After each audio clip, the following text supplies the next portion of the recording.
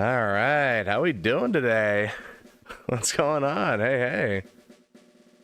Oh, it's been a little while, hasn't it?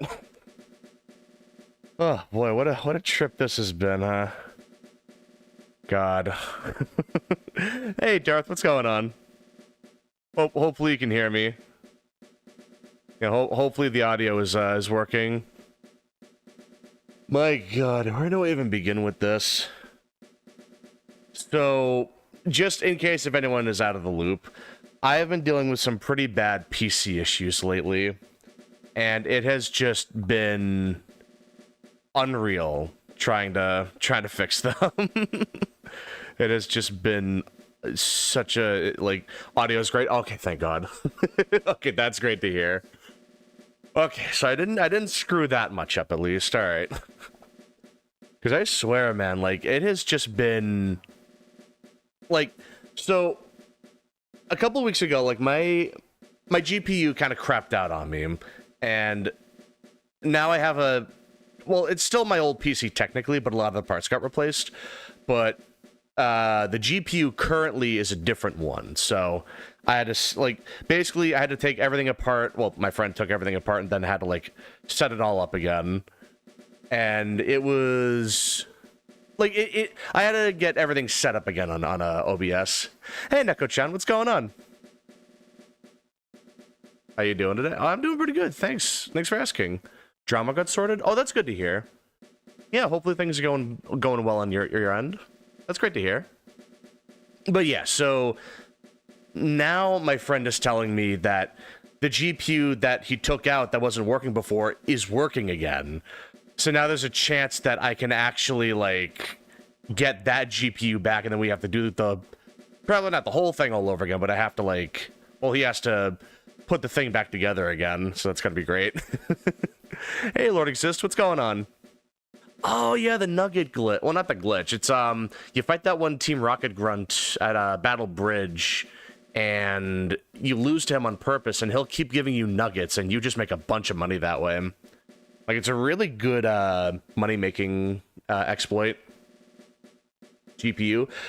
Yeah, so it's I had a 4060 Ti, like an NVIDIA 4060 Ti. That kind of just crapped out, and now I'm using, what is it? Hold on, I'll pull up the thing. A Radeon RX 580 series. So it's not terrible, but, you know, definitely a bit of a setback. But I mean, you know, it is what it is. What are you gonna do about it? Mainly here for the shiny Deoxys. Yeah, I heard about that. They're adding new well, they're bringing back the old events that you couldn't do before. So it's like you were only able to do them through time-limited events, and now they just added that into the game for free, basically, which is really nice. I think that's the main reason why I started playing this, to be honest. I didn't have to buy this, but, like, as soon as I heard about that, I got really curious, and it's only 20 bucks for one game, so I just thought it might not be a big deal. And yeah, I've been really enjoying the, just the idea of playing that. Old game had glitched. I played this 20 years ago. Oh yeah, dude. The Generation 1 games, like, those had so many glitches. Like, cheating at a Pokemon game is insane. It's like, just Generation 1, like, it's basically just one big cheat of a game. Like, you can do so much in that game, it's insane. Gonna fight Misty? Ooh, nice. Ooh, getting a Gyarados? Yeah, that'd be a really good one. Yeah, dude, Gyarados is really strong. He's a bit of a project to get powered up, because, you know, Magikarp, but it is really good. It's impossible to play the original Gen 1 games without experiencing any glitches. I mean, honestly, yeah, kinda. Like, it's hard not to. I like DS1. Ooh, yeah, I was thinking about playing that soon. Once I beat Silksong, I'm probably gonna jump on that. You know, I'm gonna move the text box a little bit. Hold on. I don't want to get in the way of the game's text box. That should be good. Hey, Mama, what's going on? Catch a Fearow? I probably will, actually. Honestly, Fearow's kind of goated. He's unironically pretty strong. But yeah, what's going on, man? How you doing?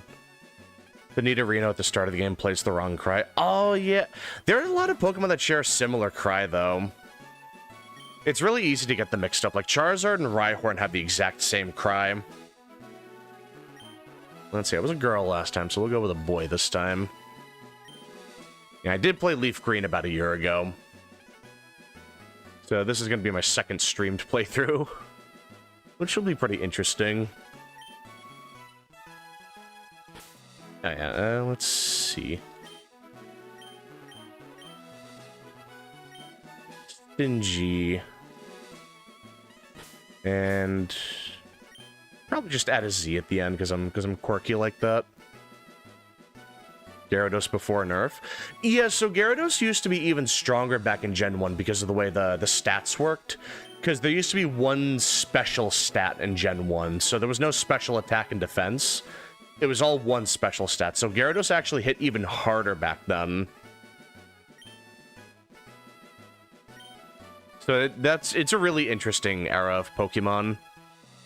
The greatest spawn ever. Yeah. Now, Fearow's pretty cool, man. I like him. Yeah, we'll call you cringy. I know I did that last time, but why not? Going back to my roots.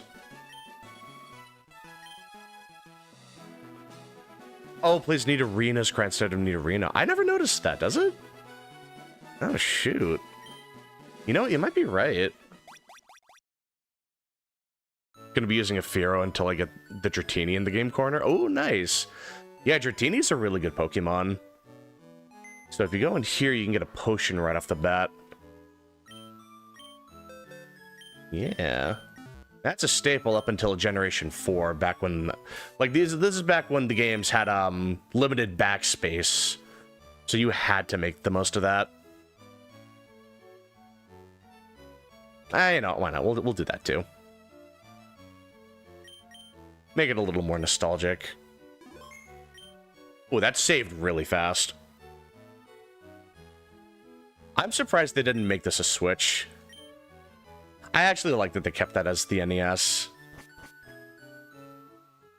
I think that's great. Don't remember playing Leaf Green and Fire Red. They're very different from the original Red and Blue. Like, it's weird. They're very faithful, but at the same time, they are very different. Like, it does it in a very nice way. Low legendary catch rates. Oh, yeah, like, Generation 1, it's a lot easier to catch a legendary. Catch rates were a lot more forgiving in Gen 1. Gen 3 and onwards, they get a lot tougher. Even, like, Gen 2 and onwards, they get a lot tougher. In Pokemon Red and Blue, the Nidorino plays Nidorino's cry. Yeah, alright. They'd have to remove the game corner. Yeah, like, they're not going to change too much. I mean, to be fair, at Heart Gold and Soul Silver, they took out the game corner for the Western release. I believe the game corner is still there in the Japanese release, but Western release, it's, the Voltorb coin flip instead. They should do this with Crystal, Emerald, Platinum. They should. Honestly, I'm surprised they haven't remade... Well, not remade. Like, I'm surprised they haven't ported any of the Pokemon games to the Switch before this. I feel like that would have been an easy cash grab opportunity. Hold on, I'm going to increase the size of the subtitles. Okay. I had to change so many settings. Still trying to get used to it all, don't mind me. Ultra Sun and Moon. I would love to play Ultra Sun and Moon. I haven't touched that in a dog's age. I've pretty much completely forgotten about it. Too easy of a cash grab, I know, right? Oh, jeez.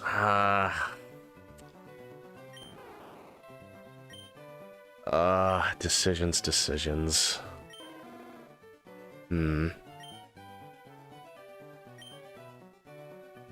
You know what?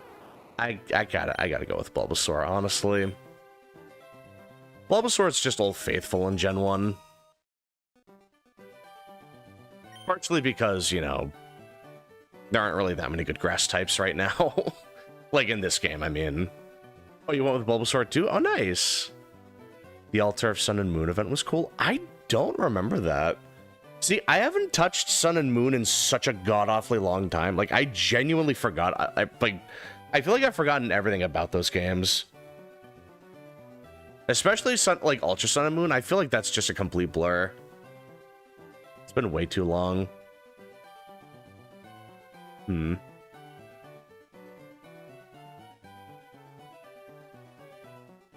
What to name Bulbasaur? Literally can't get another grass type until right before Misty. Yeah, so it's either Oddish and Fire Red or Bellsprout and Leaf Green. Which is really good that you get them right around Misty, because she's a pretty tough fight in this game. Like, she is nasty. Like, Water Pulse is a really good move at this point, like at that point in the game. Yeah, we'll just go with Bulb.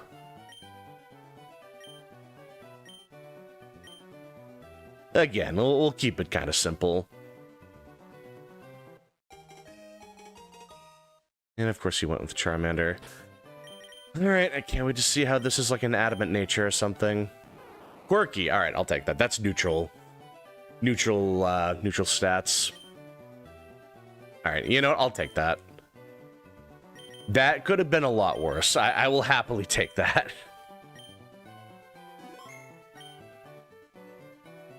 Yeah, because if you go Charmander is secretly the worst starter in this game.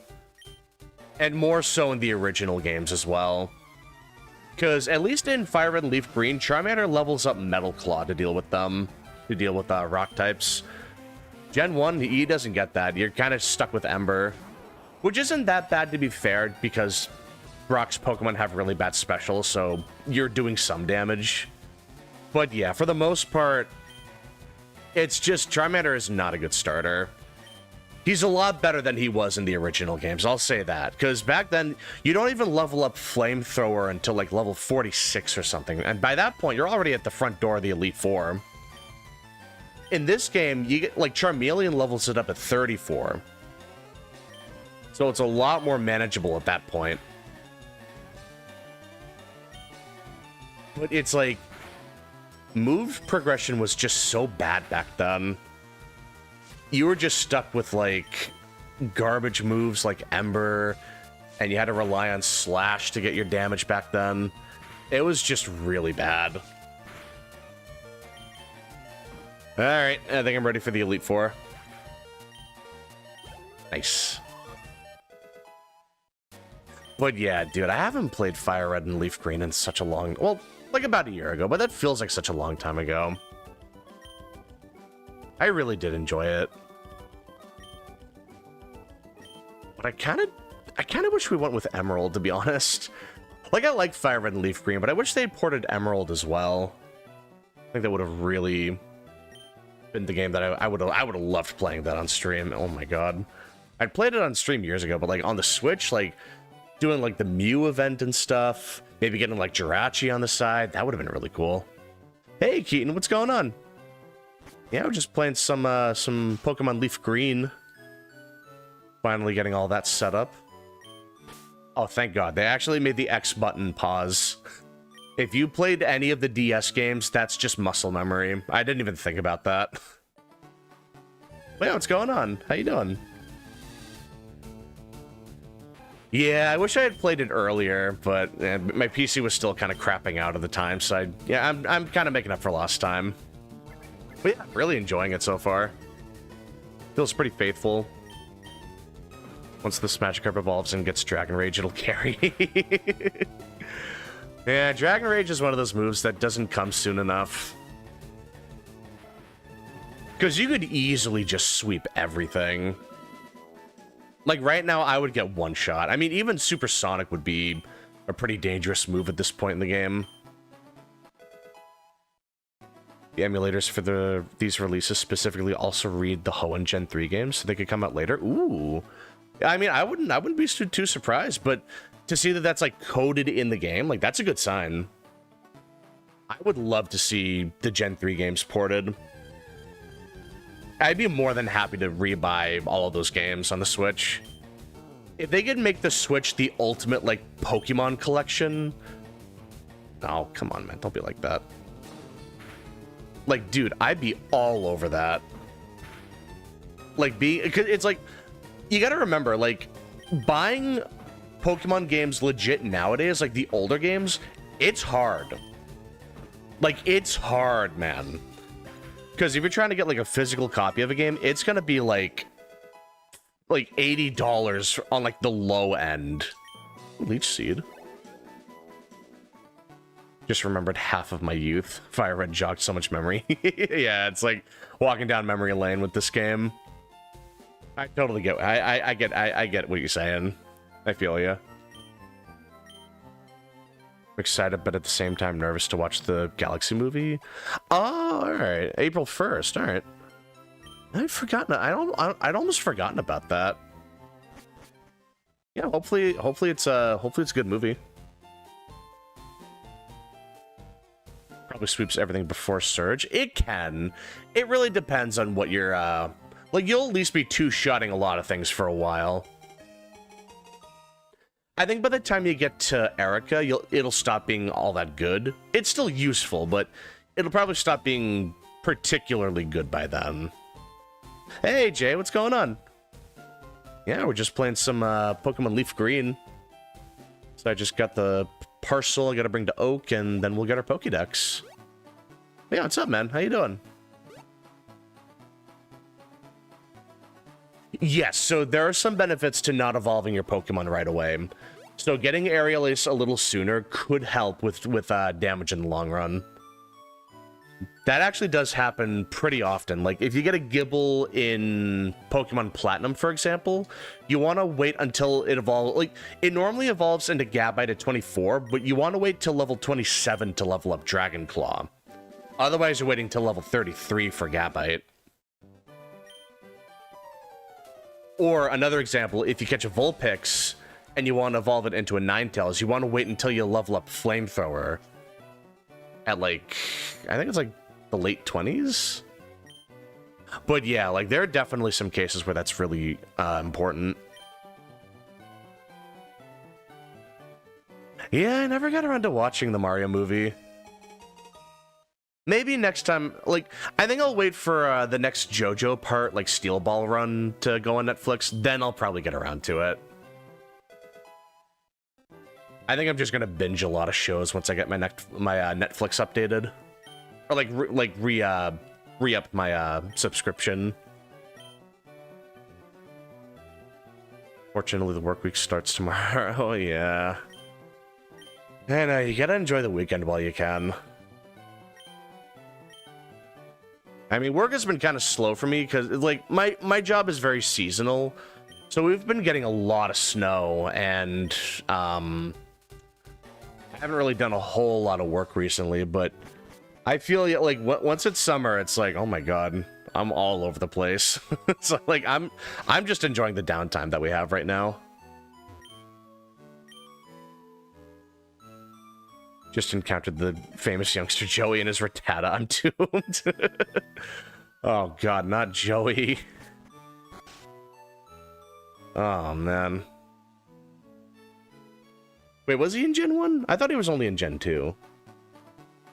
Like, there's the kid in Gen 1 that's like, I like shorts, they're comfy and easy to wear.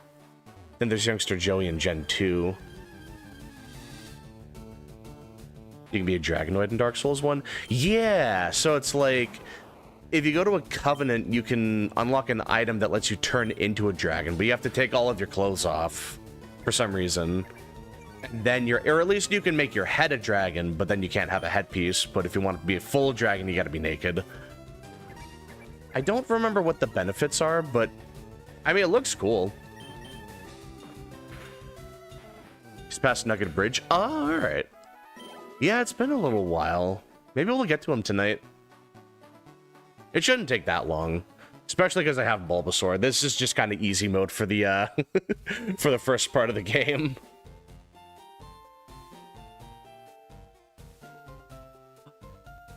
Hello, old man.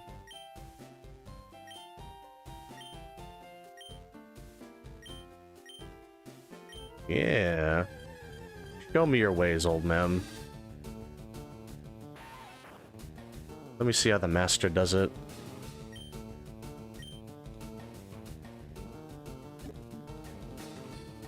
This is so nostalgic, man. I haven't done this in such a long time.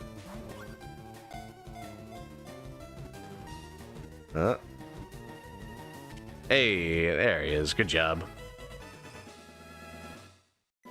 Work a factory job and have a fair bit of repetitive stuff I do. Sometimes as good as I can just shut off my brain and do it. Other times it makes the day drag on. Yeah, like, being able to shut off your brain is an important skill. It's what makes dealing with certain jobs bearable. Oh, I just saw that item.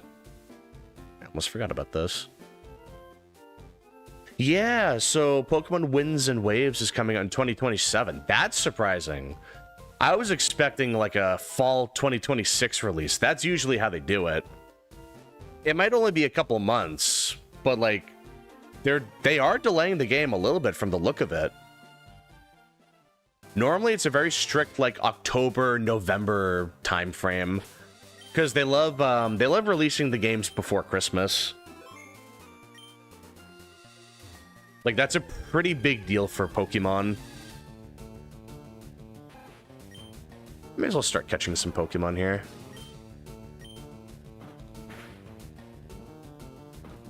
Let's see. We could get a Mankey here. That wouldn't be a bad idea. But yeah, I'm really happy to hear that they're taking their time with the games for once. Even if it's only by a couple months. Just seeing that they're trying to take it a little more seriously this time. Like, that's a really good sign. And the game looks good, too, for what I saw. Really? You know what? I'm gonna Leech Seed. We're gonna whittle you down. But yeah, I'm really excited to see them, I'm excited to see how Winds and Waves turns out. Because, like, the game looks a lot better than I thought it was going to. Like, it's super weird. Because we went from, like, Scarlet and Violet and Legend ZA to all of a sudden getting that. It's like, God, like, talk about whiplash, right? Like, actually insane. Yeah, I guess they just want to wait next year. My female Pikachu not having the heart tail is so weird. Yeah, so the physical differences with genders wasn't a thing until Generation 4. So this is the generation just before that. It would have been cool if they brought that back just for this game. But yeah, it would have been a little odd.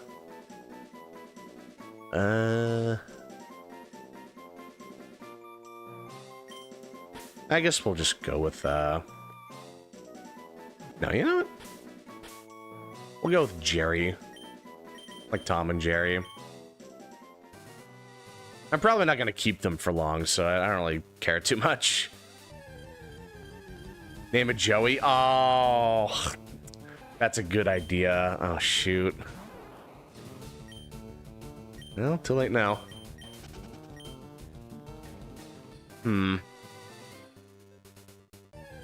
Maybe the next one. Maybe if I find Eradicate. Guess after the backlash with Violet, they're being more careful not to... Yeah, like... Those, like, the Switch era has been very rough for Pokemon. I feel like they really need a slam dunk for their first, like, Switch 2 exclusive Pokemon game. Oh, Spearow, there we go.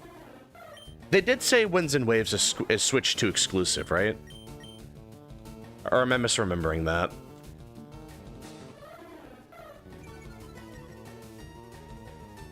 Ooh, Tom, if I get a Meowth or a Persian? Ooh, that's a good idea, actually. I can get behind that. Yeah, with the backlash in ZA, like, that was especially bad for them. Like, that was rough. Like, that was just absolutely brutal for them. I heard they're actually reconsidering maybe stopping the Legends series because it just didn't sell as well as they wanted. Like, I'm pretty sure it only sold 8 million copies, which is still a lot for the average game, but like for Pokemon, if they don't hit 10 million even, like that's a big problem for them. Like that's the kind of stuff that, you know, the black and white games are going through for some reason. I don't know why. Like those games were great, by the way, but because they didn't sell that well, they had to completely change their whole like strategy. That's why with X and Y there was so much Gen 1 pandering.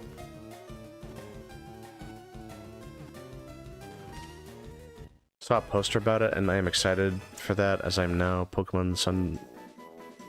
Oh, yeah. I feel like it's going to be very Sun and Moon inspired. I feel like it's going to be a region pretty close to the Alola region. I think so. Come from an alcoholic Christmas drink? That sounds about right. I don't remember what that drink would be exactly, but that sounds pretty on brand. Tom and Jerry. That sounds like an alcohol brand.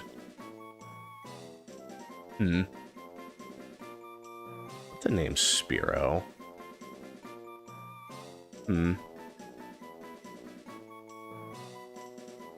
Ah, jeez. Why am I so bad at nicknaming my Pokemon?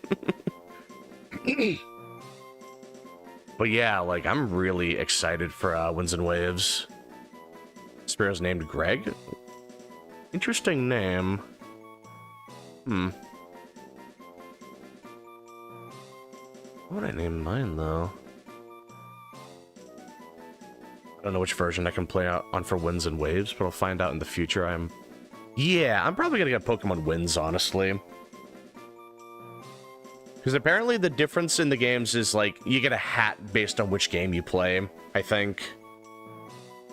So that would be pretty cool. I like the hat for Winds. Forgot my female Houndstone was named Greg. Shocked maybe like the OG Spearows in the show. Ooh.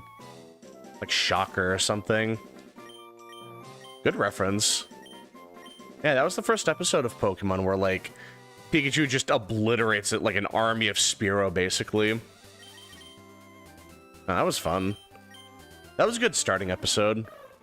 Serious, naughty? Alright. Interesting. Oh. My god, I forgot the shoulder buttons do that. Like, they'll pull up like a tutorial. I'd completely forgotten about that. We'll do a little level grinding just to fight Cringy. Magikarp learned Tackle and he can finally defend himself. God, it's all over when Magikarp learns Tackle. Then it's just hell on earth. Hey, Cookie, what's going on? Yeah, it's been a little bit, man. I finally got my PC up and running. We're finally back on track for playing more, like, doing, like, more streams from now on. But yeah, what's going on? How you doing? Hey, Sam Frozen Squid, what's up? Yeah, I kept doing that in emulators. Yeah. You could probably just disable the buttons, honestly. Since that's all they do. It's like they're only there to pull up the little menu thing. But yeah, what's up? How you doing? I think the best part of the Indigo League is when Charizard slept during the match because he's too strong. Yeah. It's funny because Ash had all the badges, but Charizard was still disobedient. I didn't really think about it before. So irritated, though. He would have definitely won. Yeah, but Charizard's very prideful. He doesn't like fighting things that are weaker than him. Like, I remember the when Ash went to Johto first. Like, when he first got to Johto, and he fought a trainer, and he had a Charizard with him, and just obliterated everything. Like, he basically just one-shot everything. And I'm pretty sure that was the fight where Ash is like, I'm not going to use my old team. They're too strong. I'm pretty sure that fight is the reason why Ash changes his team every region. Doing all right? Just woke up? Oh, nice. Yeah, I woke up I think we have different time zones because I woke up a while ago. Might get Fire Red, but really hoping they'll do some DS ports. I would love it if they did DS ports. I know it would be a little bit of work because they would have to deal with the whole, like, double screen thing. But, I mean, BDSP did it, so I don't see why they wouldn't be able to. I was really hoping for Caterpie. You know, I can go into Viridian Forest. So I'm pretty sure we can still do the rival fight up until we beat Brock. Then it's at that point is when he leaves. Ooh, wow! Like right off the bat, how about it? Not too shabby. It's like 8:30 a.m. for me. Oh, nice. Yeah, it's 7:30 p.m. for me, actually. So we have pretty different time zones then, damn. If it was Ash, I wouldn't change my team. Carrying around a raid boss would be so funny. I know, seriously. That'd be awesome. They could just have the bottom menu be half the screen. That would be an interesting take. I think that'd be interesting. Possible. If not, then might look at the new DS-based system that was made. Yeah, apparently like someone made a like their own custom DS style Switch, I think, or something like that. Name it Ash. Ooh, that'd be a good idea. Assuming I can actually catch it. Oh, perfect. The first thing I see in Viridian Forest. How about that? That's crazy. I'll take it.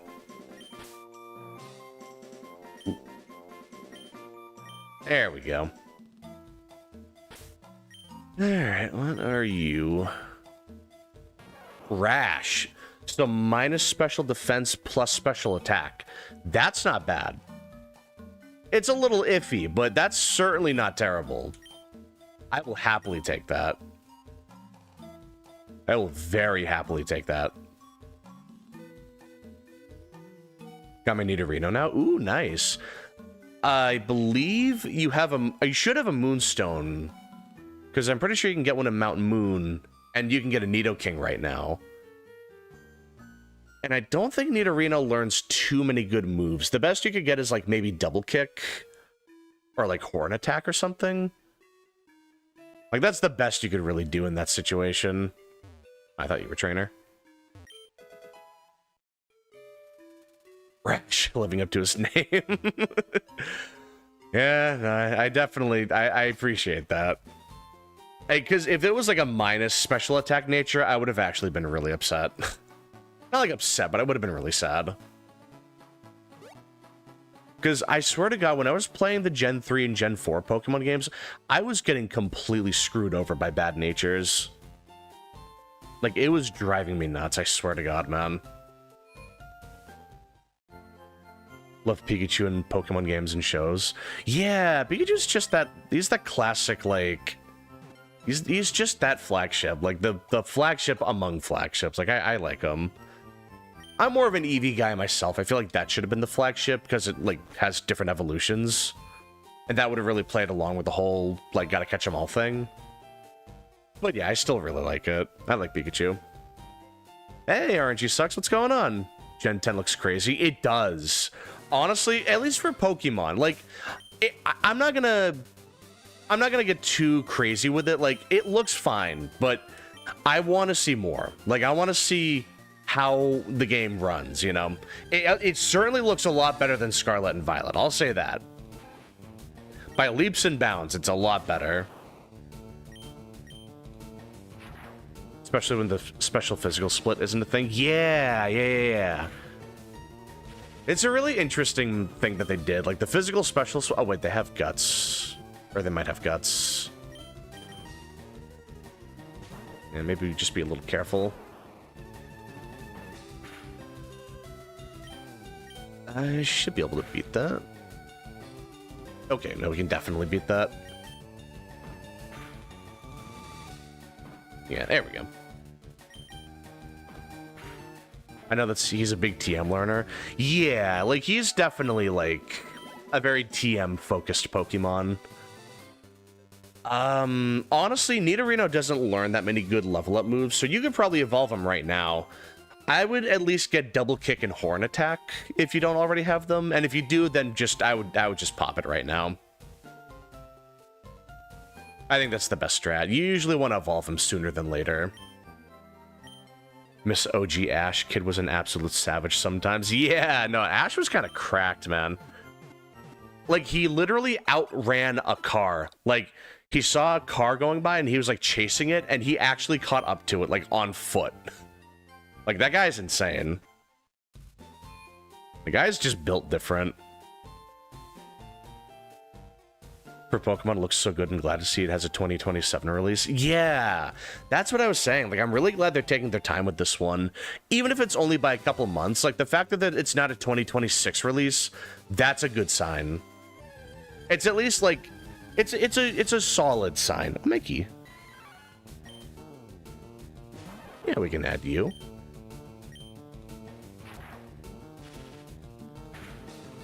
Assuming I don't, like, one-shot you. Or two-shot you. Wasn't the original plan to have Jigglypuff as Ash's partner? Was that the plan? That... I have a hard time seeing that. I genuinely don't even remember that being a thing that they mentioned. Was that like in an interview or something? That would go kind of hard, actually. Just Jigglypuff slapping everything to death. That'd be pretty dope. That would also explain why Jigglypuff was in Smash Brothers. Maybe they had, like, the intention of, like, expanding on Jigglypuff. That would be really interesting. Pokemon partners. Love to have it with me for 6 of them. Oh, yeah. Oh, yeah, dude. Like, if you can get, like... If you can get a Charizard in this game... Charizard in this game is actually pretty good. Horn Attack is 22. Oh, okay, so I would wait till level 22. Just so you have, like, a halfway decent move for a while. Because until you get some good TMs, you're kind of stuck with stuff like Poison Sting and Double Kick. So the more moves you have, the better. You know, we'll call you Honeycomb.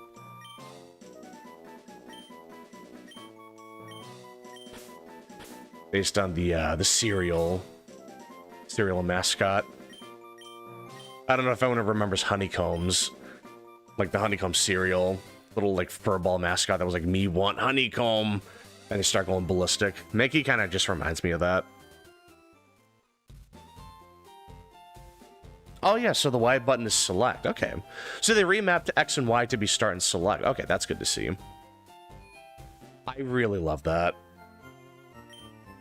That's actually super nice.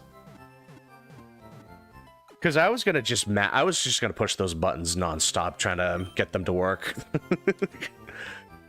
Oh man. If they follow the same pattern, then we might not get it for another year and a half. Honestly, I'd rather them take as long as they need to. If they keep us busy with Pokemon ports, I think it'll be fine.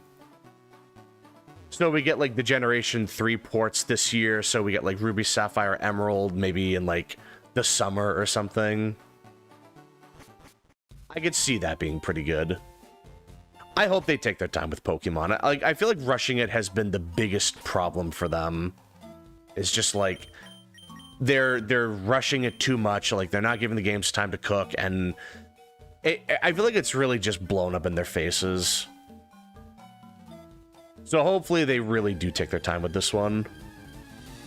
I know what you're talking about. Okay, good. I thought it was I'm old, but I'm not that old. Like, hopefully. Oh man. Remember hearing that was my Jiggly showed up in the anime so much? Yeah, I mean, Jigglypuff I think was going to be like a mascot of sorts. Maybe like the anime mascot. But it was interesting that they they focused so much on Jigglypuff. It was an interesting choice. Love Trico as well for Pokemon creatures. Yeah, Trico's a cool starter. I like him. Honestly, I used to pick him for the longest time whenever I played Pokemon Emerald. He was one of my favorite starters. Like, he's really fun.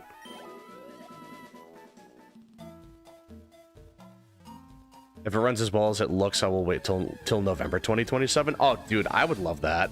Like, honestly, if they take their time with the next Pokemon game, I feel like that would be a really good sign. Like, they're actually slowing down for once. Like, they're actually taking their time and, like, thinking about what they want to do and, like, actually fleshing out the games. Like, that's the best thing. That is a great sign. Clefairy was going to be the mascot. I can see that. Honestly, I totally see Clefairy being a mascot as well. Because, yeah, I remember there's this really old Pokemon art with, like... It's like a Clefairy evolution that looks like a Hitmontop fusion. And then there was, like... They showed Turtauga way back before it was actually a thing. And also showed, like, Tyranitar, I think. Yeah, Gen 1 was a hell of a time back then. That was the Wild West of Pokemon. Like, literally anything could happen at that point. Like, it was really just anything goes, like, way back then. Honestly, with the current Nintendo CEOs being non-gamers consumers, explains why everything went downhill. Well, yeah, I mean, it's like, at the end of the day, they're just trying to make money. It's really annoying. Like, I get it. Like, they need to make money. They gotta show constant growth, cut corners to sell games sooner. But it's like, that's the kind of stuff that kills a company over time, you know? Like, over time, that stuff does bite you in the butt, and then it just... You kind of fall apart at some point. Clefairy was Red's partner in the manga? Oh, he didn't always have Pikachu? Uh-oh. I never read the Pokemon manga. I had, like, I think one book of the manga. And I don't even remember what was in it. I just know the manga was completely different from the anime and the games. Which is really cool. I like how they made each thing, like, its own separate universe. Like, I really appreciate that. Especially because the manga actually gets really dark. Like, there's blood, there's death and stuff. Not, like, gratuitous amounts of death, but the fact that they're not afraid of showing that is, like, really, really nice. Showed what way before its time? Oh, Turtauga. So, there's Turtauga and Caracosta in Gen 5. There's like a drawing of a Pokemon that looks like Turtauga from Generation 1. Like, there's a drawing back then of something that looked like Turtauga. And I guess it was a scrapped Pokemon until they, I guess, revisited it back in Gen 5. Like, it's, like I said, man, Generation 1 is an interesting era for Pokemon. Like, it was just so unsure of what direction to take itself in. And you can really tell with the way they were, like just throwing darts on a board and seeing what's stuck. Now I love Palpitoad, Swampert, Totodile, Garchomp, Tyranitar, and Typhlosion. Ooh, nice. I do love me some Garchomp as well. And Tyranitar. Those are some of my favorites.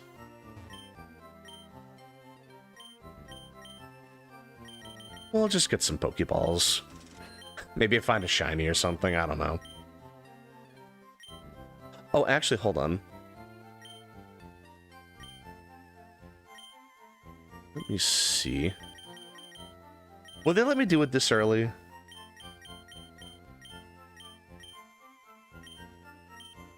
Would they let me do Link Together with all this early?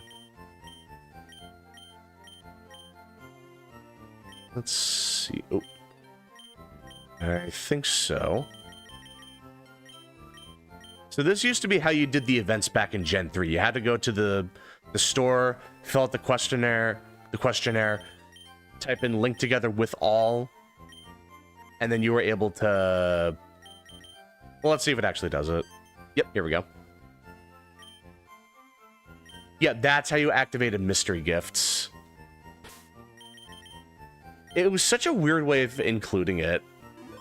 They could nowadays it's just baked into the game, like at the menu, like at the start screen. But back then in Gen 3, you had to do that to activate it. It's really weird. But I really liked it. For some reason, I was thinking Togekiss. Oh. Yeah, like Turtoga, Togekiss. It sounds kind of similar.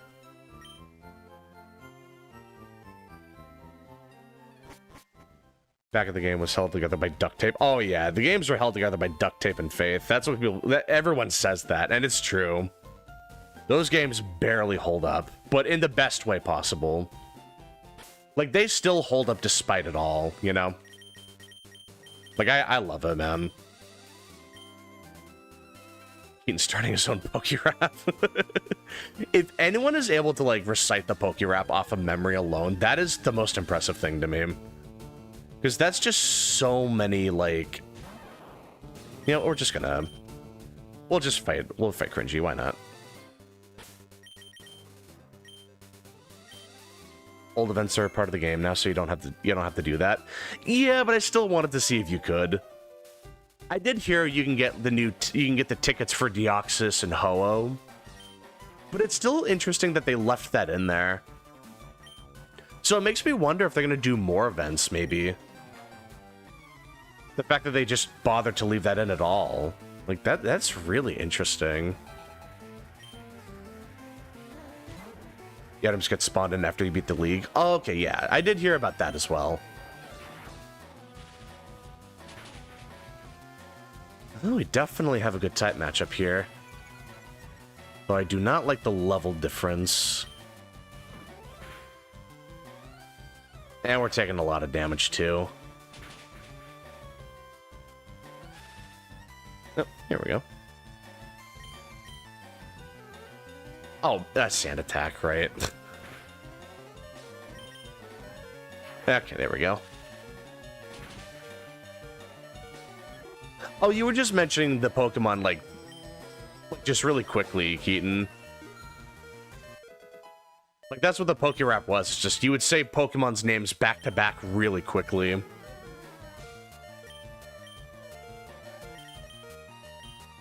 Am I actually able to do this? She's stronger than I thought she'd be. Well, yeah, that's what type matchups do. They are a big help. And a crit. Oof. Well, I got Leech Seed. So we can at least just drain them over time. They might not have Ember for some reason. Which, I mean, I'm not complaining. I'll take what I can get. Okay, I'm not ready for Misty. Yeah, Misty's a tough fight. She's kind of the wall of this game. Because Starmie just has such high stats for that point in the game. And Water Pulse is such an annoying move because it confuses you. Like, she's a really tough fight.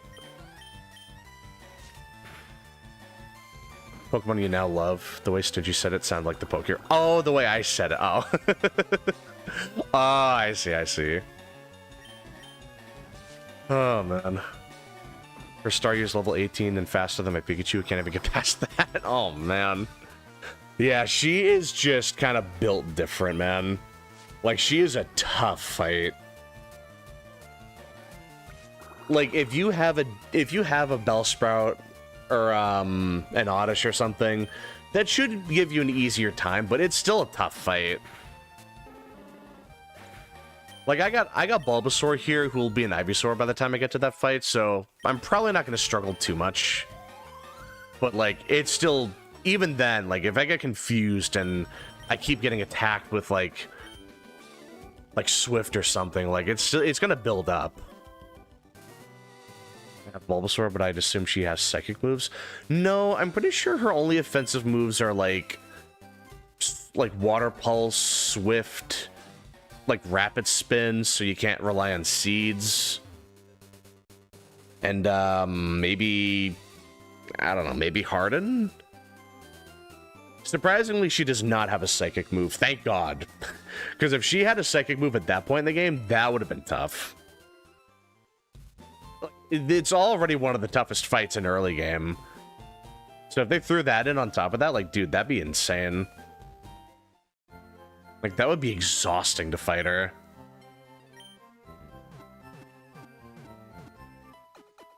But yeah, seriously, like, there's no shame in losing to Misty. She is just kind of the wall. It's funny because they made her even harder in Fire Red and Leaf Green. I feel like she wasn't that difficult in Red and Blue. She's still tough, but not quite as difficult. I think it's just because Water Pulse is a thing. And Rapid Spin can also be annoying if you try, like, using Leech Seed to cheese her. Just soft reset after I saw the damage against Pikachu. Honestly, fair. Yeah, Pikachu's a pretty squishy Pokemon. Even when you evolve into Raichu, like, he's still kind of squishy.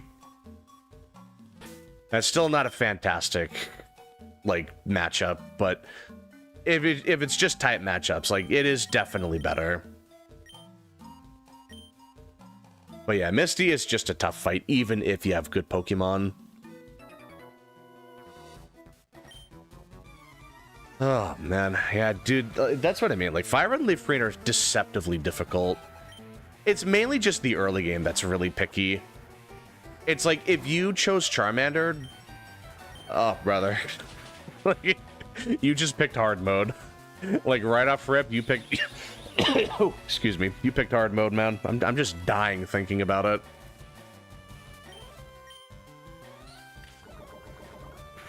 You picked Squirtle, it's not that bad. Bulbasaur, the first two gyms are kind of just easy mode.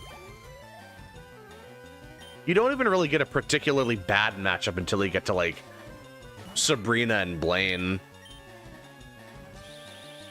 Then the SSN rival fight can be annoying. Yeah, it's like, that fight can be pretty tough, because that's when, I'm pretty sure that's when your rival gets Kadabra. So if you don't one-shot that, you might be in for a rough fight, because that thing's strong. Bulbasaur is good for the first three gyms. Yeah, because you... Like, the first two gyms are weak to grass, and the third gym, you resist electric, so that's pretty solid. Maybe Erica, because, you know, grass on grass. So that could be a little iffy, but... Yeah, I feel like it's really around Sabrina and Blaine that the game gets kind of tough for you. Oh, and Koga, too, actually. Yeah, it's the latter half of the game that really curb stomps grass types. But the first half of the game, grass types are really good. Which is harder, Leaf Green or Platinum? Oh, Platinum, easily. Misty's a tough fight, but she's got nothing on Fantina. Dude, Fantina, back in, like, Platinum, she is just an absolute curb stomper. Like, Miss Magius with Shadow Ball and, like, Magical Leaf and... like Confuse Ray, and I think Shockwave? Yeah, she's kind of just overtuned for that point in the game. Like, Miss Magius is a really strong Pokemon at that point. You don't really have that many type options to work against her. It's like, your best bet would be maybe, like, I don't know, if you got absurdly lucky and got, like, a Munchlax from the Honey Tree, and then learn, like, Bite or Crunch or something. Not even sure if it levels that up soon enough. Ooh, Kakuna, that's just free EXP. Yeah, and then there's the Perugly from Mars. Yeah. No, dude, that's a tough fight, too. Because she has Fake Out. Like, it's your first, like, fully evolved Pokemon. It's like one of the first trainers that has a fully evolved Pokemon. So that thing is surprisingly strong. Like, if you don't have a fighting type at that point, it's a tough fight. Even just having Rock Smash can be a big difference, just because it's like you're lowering their defense over time. And that does help. But yeah, she's tough, man. Like, Platinum has a lot of strong early trainers. It's like a dang truck. Exactly. Dude, she's tough. Remember it not being that hard, but I also had a Crobat with Crunch. Well, yeah, I mean, if you have a Crobat with Crunch at Fantina? In Platinum. I mean, you can get a Crobat by then, but you can have Crunch by then? I mean, you can have Bite, but I think Crunch is, you level that up a lot later. You can also fight her in Diamond and Pearl much later as the 5th gym, as opposed to the 3rd gym in Platinum. So if it were Diamond and Pearl, I could maybe believe Crunch, but that seems a little early for Crunch, if it's Platinum. Lost a Nuzlocke or two from it? Oh, yeah. Like, I was doing a Nuzlocke back in Pokemon Blue a while ago, and I just kind of... I kind of just stopped for some reason. I think it was just too easy at some point. Like, if I can just level up to be at the appropriate level for any fight, like, yeah, it kind of just becomes a curb stomp. Why is Bill a Clefairy? I thought he turned himself into a Nidorino. It's different from game to game. So the first games and then the Let's Go games, he's a Nidorino, but for some reason in Fire Red and Leaf Green, he's a Clefairy. Like, I don't know why. I guess they just decided to change it for some reason. It's really interesting. They made a lot of changes in this game. Should I go back and heal? Probably. Oh, you know what? I need to level up Bulb, actually. Yeah, because I need to get Vine Whip for Onyx. For Brock and all of his Pokemon, really.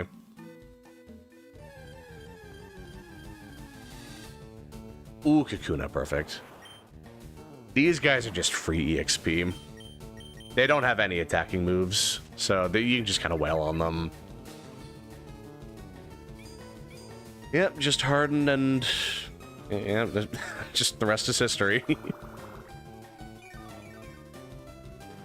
But I think the hardest Pokemon game is actually Pokemon Coliseum on the GameCube. That game... brother, that game is tough.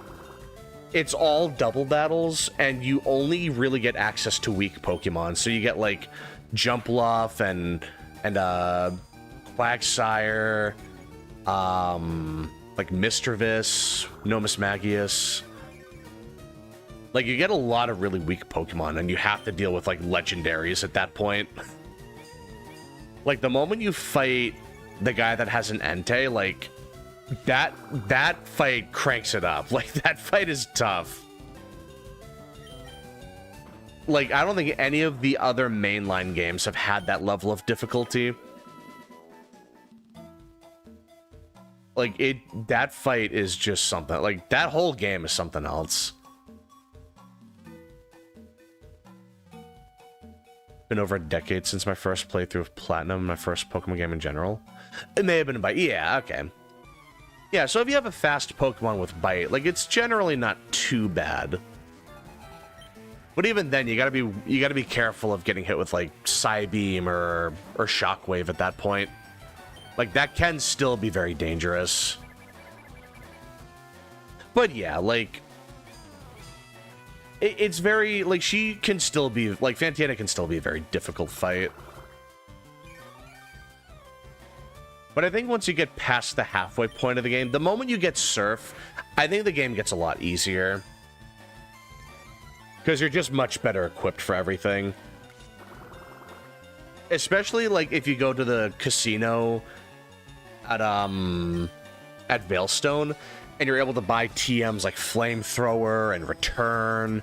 Like, those completely change the way you play the game. Like, one of my favorite things to do is get Flamethrower when I get, like, a Houndoom or something in Platinum. That's just immediate gratification. Like, it feels so nice. My god, it's like... Platinum is the game that really... I feel like there was a pretty noticeable, like, spike in difficulty with the series by that point. Because Pokemon were getting a lot stronger at that point. Like, back in Gen 3, we had the Hoenn Special, where everything was just, like, mixed attacker, and none of the stats were good. But by Diamond and Pearl, like, I was noticing a lot more Pokemon that had, like, concentrated stats. Oh, perfect. I think you level up Vine Whip at level like 13 or 14 in the original games. So that's really good to see.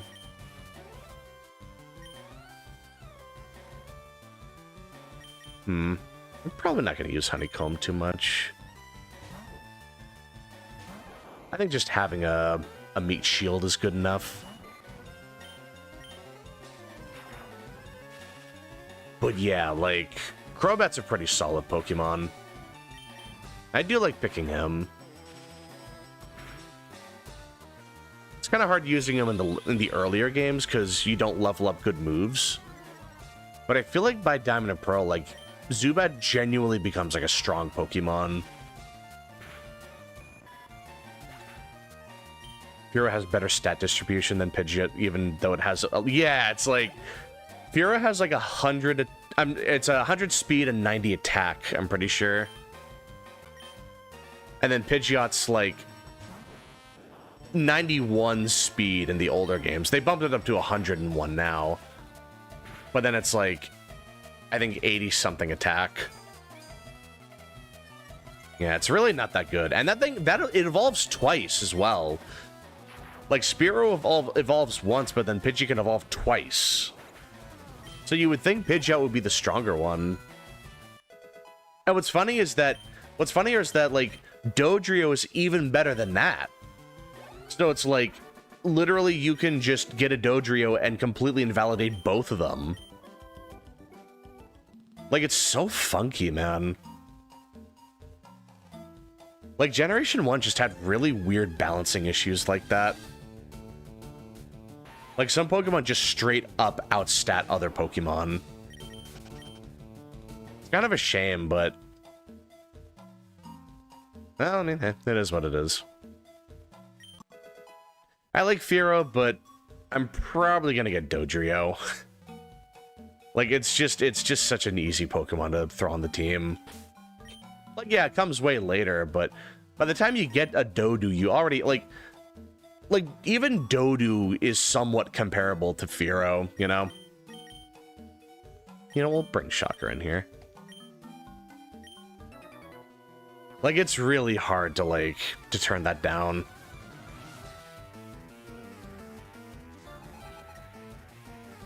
I mean, I still like Fearow, but...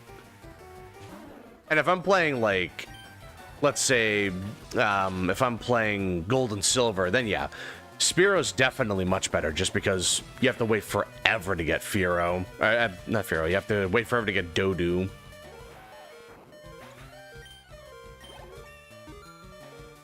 We're not looking too good. I don't know, maybe we should be... oh yeah, that was the only Pokemon too. But yeah, Generation 1 was really weird about its balancing. But I mean, Pokemon's kind of always been weird about that. Like, we have had so much power creep over the years that so many Pokemon, even just back in, like, Gen 5, are low-key kind of invalidated now.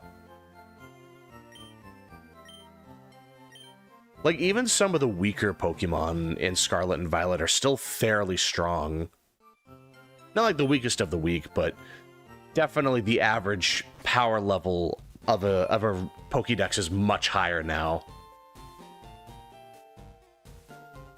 And having things like the Paradox Pokemon kind of prove that, because, like, they are significantly better than the average legendary. Like, looking at Suicune, it's like, that thing just doesn't have anything over Walking... what was it? Like, Walking Wake?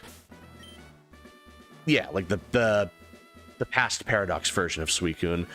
That thing is cracked, man. It's not even comparable. Oh yeah, the Light Years kid. God, there's so many memorable quotes in this game.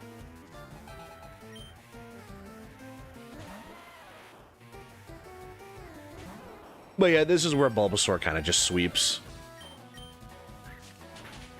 Yeah, we're kind of just dominating here. We're probably going to get a couple level ups here. You know what? We can do switch training, actually. I definitely want Ash to get powered up a little bit. We do need a good electric type for the next gym. Yeah, just thinking long term, it's going to be really important. And this should just two-shot. Yeah.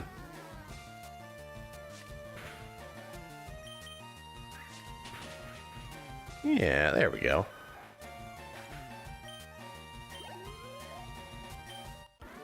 No, no level up quite yet. Yeah, God.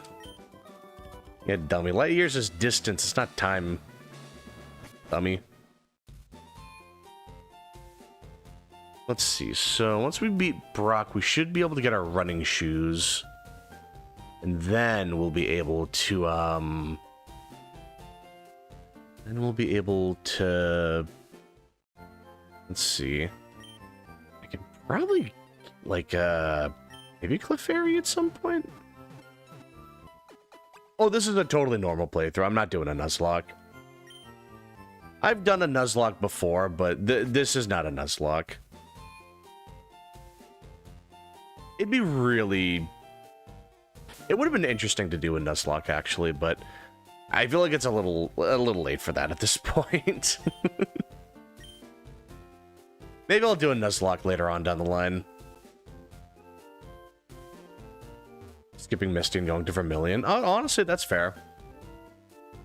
Because, yeah, that's the cool thing about Gen 1. You can put off a gym until you go, like, you can come back to a gym later. Like, I really do like that design philosophy. It's like, you know, it's like Misty's giving you trouble, then that's not a big deal. Just go down to the SS Sand, go to Diglett Cave, just do some training, and, you know, you're good to go.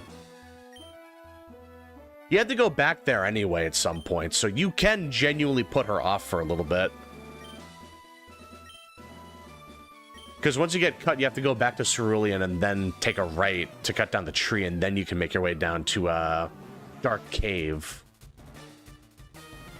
So it kind of works out in the end. Honestly, one of the easiest to do. Yeah, like, I know Nuzlocking gets kind of... It's, like, easy for the earlier generation games. But it's, like, weirdly difficult for the middle games, I think. I imagine it's really easy for, like, the Switch-era games as well, because of the EXP share. And the 3DS games as well, probably. But yeah, like, imagining doing a Nuzlocke in Gen 4 or 5, like, God. I'm sure it's doable, but, like, I can only imagine how long it would take me to do it. I think that's the thing I was worried about with doing a Nuzlocke, is I get too attached to my Pokemon. Like, I know you kind of have to nickname your Pokemon, so you build that, like, emotional attachment to them. And then it's like... Then it, oh my god, I don't want to lose anyone, you know? like I was doing a Nuzlocke of Pokemon Blue, and I lost a Meowth, and it's like, dude, that sucks. Like, I actually really wanted a Meowth on the team just to have Payday. I know you can get Payday as a TM back then, but, like, just having it at that point in the game would have been nice. Also, Persian is actually low-key kind of good, just because of the way crits work back then. First badge down. Feels pretty good. Lost almost my entire team to Primal Groudon in a Nuzlocke. Oh, damn. Even Gen 7 was tough with the EV trainers. Yeah, because Gen 7 is weirdly tough. I do remember that. It's like, they weirdly have good IVs on all the Pokemon. And then some of them also do EV training. Only some of them, not even all of them. Some of them are just disproportionately strong. Like, even if you're using the EXP share, it kind of just breaks even at that point. Because the difference between a Pokemon with, like, bad IVs and no EVs, and having, like, maxed out EVs and IVs, I think it's like a 15-ish level difference in some cases. Like, it's a lot. Mostly the island kahunas. Oh, so like most of the major fights. Okay. But I mean, still, like, a lot of the key fights are still going to be really tough then. Hey, we got the shoes, nice. Just gonna try to farm Primal Groudon for EXP. I didn't know it didn't respawn. Yeah, I'm not too surprised it doesn't respawn. Legendaries are pretty picky about that. His Masquerain is very strong. Damn. Well, yeah, it has, like, Intimidate that can weaken you. Maybe it had Quiver Dance or something? Thought I had to catch a Primal Groudon for the plot. Yeah, I feel like some Pokemon, it's like you don't have to catch them necessarily. But I feel like it becomes more common in the later games that you have to catch them. Oh, they didn't make it so you can run indoors. Oh, that stinks. You still have to walk indoors. That's a shame.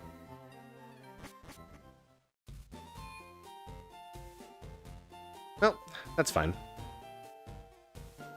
Let's see, was there an item up here?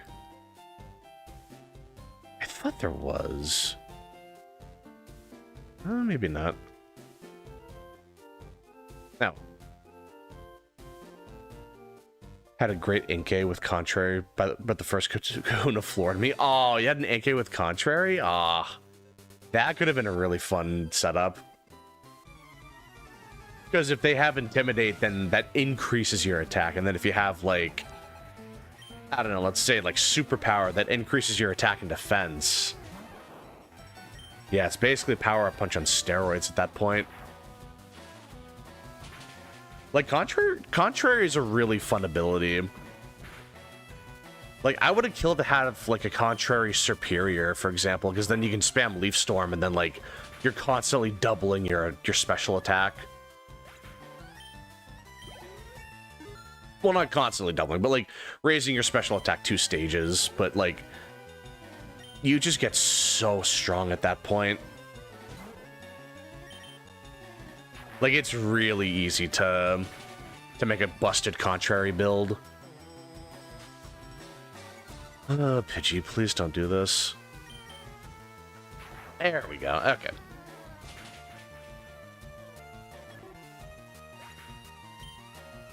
Yeah, I know with Ultra Sun and Moon, at least, I know Magnezone is really good. If I were to do a Nuzlocke in Ultra Sun and Moon, I would definitely want a Magnezone. Because I hear he's really good for Ultra Necrozma. Because that thing is the run ender, if you're doing a Nuzlocke. Like, I remember that fight being tough, but, like, I've heard that it's just straight up the run ender for any Nuzlocke. Fighting the evil Butterfree right now. Aw, Stun Spore and Supersonic. Ah. Yeah, we call that Parafusion, where you're paralyzed and confused. That's rough. It's 2 chances of not being able to attack, and it's like, it lowers your speed as well with the paralysis, and it, like, the confusion, you might hurt yourself. It's a really annoying strat. If they had a flinching move on top of that, that would have been so nightmarish. That was a busted strat with Jirachi, actually. Because it has Serene Grace, so it doubles the odds of status, of, like, secondary effects activating. So with Iron Head, it's normally a 20% chance to flinch, but Serene Grace makes it a 40% chance. And it learns Thunder Wave as well, so you can just, like, you can just para-flinch everything to death. Like, actual nightmare fuel. That is still one of the most annoying things I ever had to deal with competitive Pokemon. That was a very common thing in Gen 5. That's when Jirachi was kind of a menace. That thing was just evil.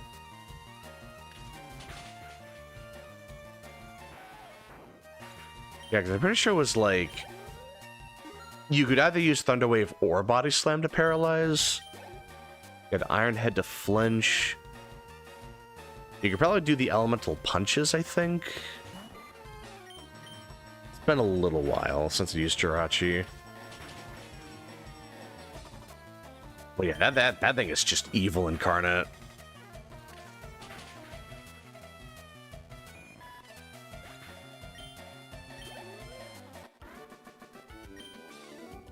You know what? The train was going by just now. I don't know if that came up on the audio. I was looking at the audio and I don't think it went up at all. Oh, the shorts guy. Delightfully comfy and easy to wear. My man living his best life. Yeah, I was also tinkering with the filter, the mic filter.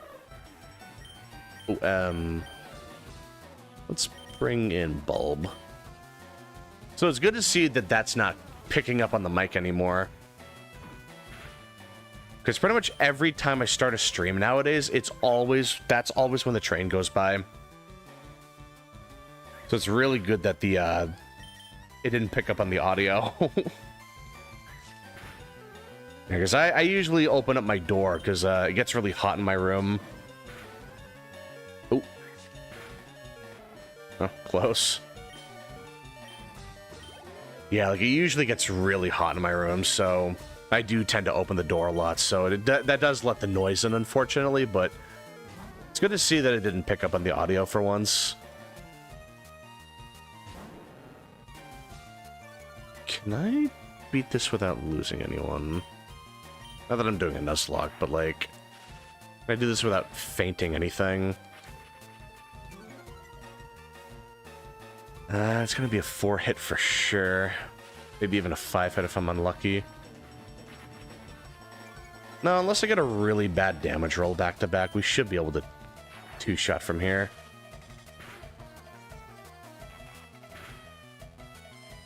No, okay, no, we're good. Yeah, we're all set.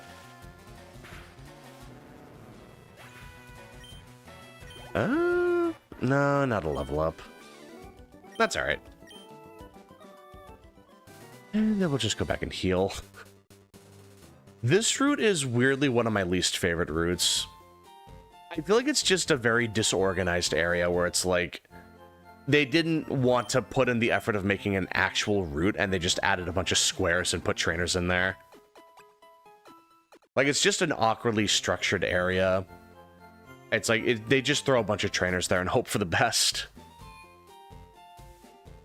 Like, I swear, every time I come here specifically, I always do, like, 2 or 3 runbacks to the Pokemon Center.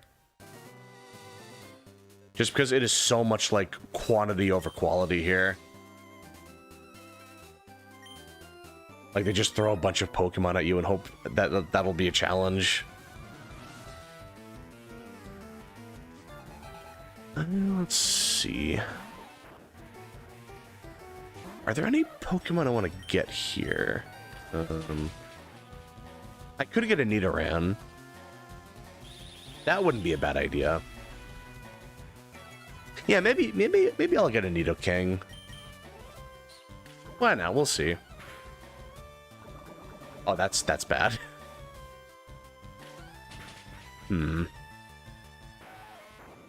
So Shocker's probably gonna die.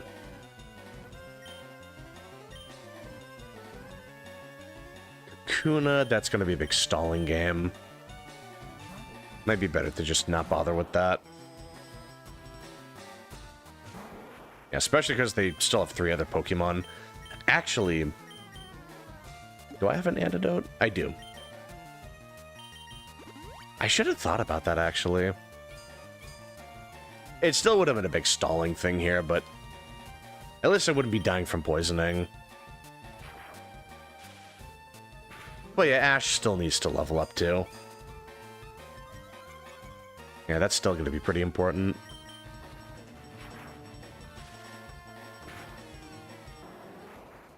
There we go.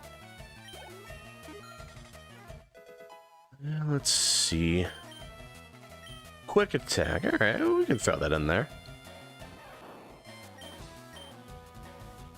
Do I want Growl or Tail Whip? I mean, they're both pretty bad. I'd rather just go with Growl. At least with Growl, I can try to, like, stall out with Leech Seed or something. just lower their attack and try to outstall them. I'll bring in Shocker again. It really doesn't matter either way, but that's just early Pokemon for you. That's just early game in general. Ooh, and we dodged those. Not bad. But yeah, it's like... Growl does genuinely... Like, Growl and Tail Whip do genuinely help early game. With, like, certain fights. It can absolutely help. It's just very, like, situational.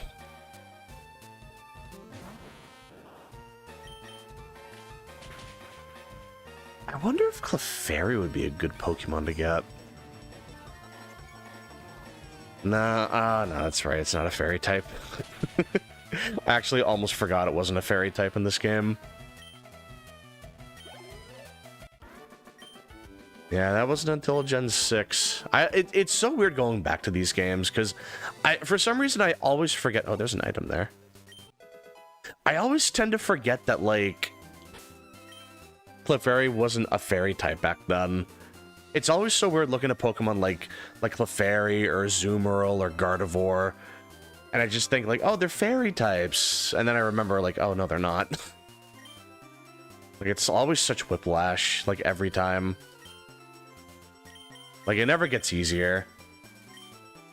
Because I would love to use Azumarill, but then I remember it's not a fairy type, so that kind of, like, messes with my team build.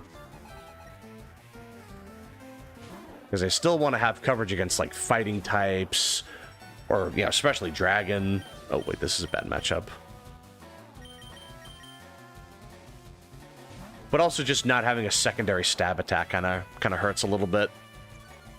Like, granted, Azumarill is still a pretty strong Pokemon, but, like, you know, not having, like, a top-tier typing kind of hurts in hindsight. Don't do this to me. Come on, man. Don't do it. You have some shame. Come on, man.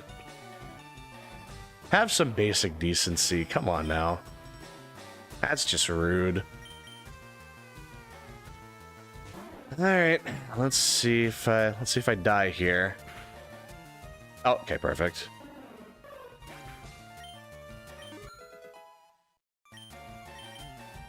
I mean, and that was their only Pokemon too. That's what I mean, though. Like, it's so easy to die in a Nuzlocke, just without, like, thinking about it, or, like, just taking a risk you didn't need to. I think that's probably the biggest reason why I don't do Nuzlocks. I play very recklessly, because I know I have a bunch of healing items and I can just revive. I can revive if I need to. But yeah, like, it's very, like, different doing a Nuzlocke. Remember the fight going very differently in the anime. Yeah. I also remember there being a couple hundred of them. And Pikachu's just one-shot every single one of them. Yeah, I guess Spira had their revenge, huh? Wait, are you going to be... No, you should be you should have, like, Pidgeys. Maybe Nidoran, actually. Oh, Rattata, alright. That's not bad. You've just electrocuted the Onix. Well, we gotta turn on the sprinklers first. Then we can one-shot the Onix with Thundershock. It's like, it makes no sense in-game, but, like, I love how there's, like, actual logic in the anime. Even though that would never be applicable in-game, but it's still really cool. Also, Ash shouldn't have won that at all. He got unbelievably lucky there. And Brock just kind of pitied him at that point. He was like, you know what, man, I feel bad for you. I'm just going to give you a badge.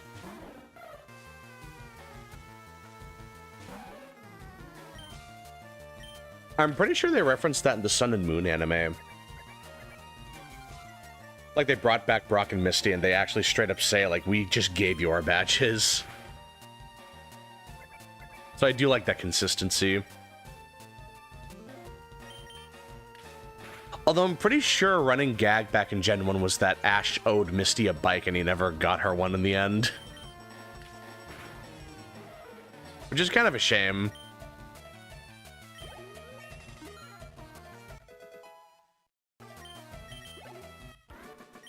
There we go. Oh yeah, Gen 1, yeah, I think Pikachu does get double kick. Maybe that's in Let's Go. No, I think that should be in Pokemon Yellow actually as well. I think. Oh, oh my god, I can't even remember now. Oy vey. Ash owed several people bikes. I imagine he racked up quite the debt. He may be 10 years old, but he knows how to rack up debt. That's for sure. Like the property damage and just overall, like, just the lunacy of it all. Because that guy just straight up destroys so much shit.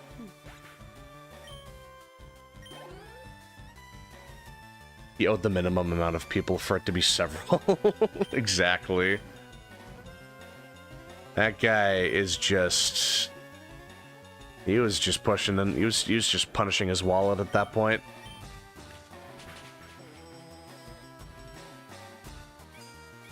Also didn't Red beat Brock because Charmander used Flamethrower or Caterpie strings on... Oh, is that what happened? Yeah, because Onix was covered in string shot and then Flamethrower, or maybe it was Ember, like, increased the damage of it. I have not watched Pokemon Origins in so long. Oh my god. I actually completely forgot about that. It was only Misty and May? Oh, really? Wasn't like one more person? Huh. Really? Well, I mean, still, like, Ash does find a way of getting into trouble all the time. I wouldn't be surprised if he broke more stuff that I'm just forgetting about. A Jigglypuff. And that should be fine. Never watched the Johto anime? I only vaguely remember the Johto anime. The Johto anime was pretty good, though. That's when they were starting to really think about the choreography with fights. Because the old games, it was just like, use this attack, then use that attack. But, like, at some point, they actually started, like, strategizing. I think it may have been, like, the Orange Islands, actually. That's when they started using, like, actual strategy.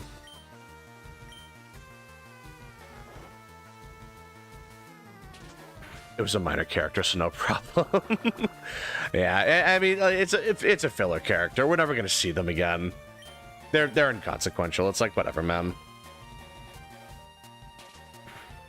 But yeah, I remember like they actually started doing strategies back in like Orange Islands.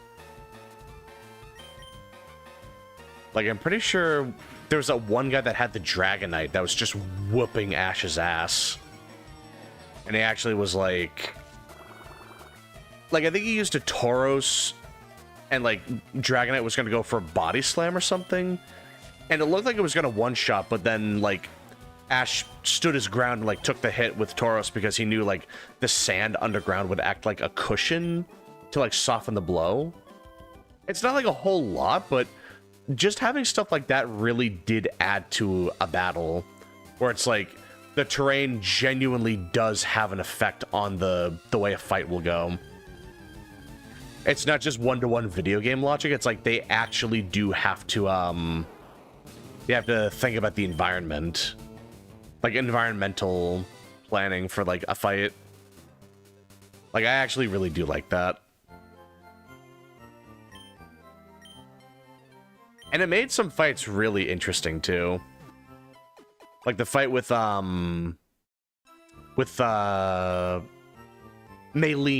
I think it was. Where, like, I think think it was Ash's Weasel fighting her Lucario. And because they destroyed the roof, like it started to rain and that activated Weasel's Swift Swim. Like stuff like that's really cool. Pokemon using Yu-Gi-Oh! PS? Oh god, Yu-Gi-Oh! PS. God, like the whole like dueling island saga, like that was just like, they had like terrains and shit in it. That just made no sense. Like it was absolute nonsense. Oh, Duelist Kingdom, that's what it was. God, that was just a great era. Like I love it when they do that though. It's just like it's always something out of left field. Like, oh yeah, if you land that attack, Yugi, the blast will knock me off the sledge. Alright, it's not my problem. Alright, later, Kaiba. I barely knew you. My god, but that's what I mean. Again, it's like, it's not just like a matter of beating someone in a duel. It's also like, if I beat them in a duel, they're gonna die. Because they're being dramatic. Oh yeah. I'm not attacking your monsters. I'm attacking the moon. Like the moon that he himself put down as well. Which is super ironic. And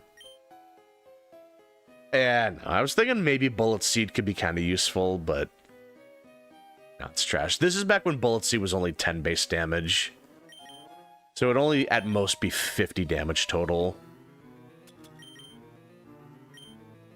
Yeah, so it's not like modern Pokemon rules.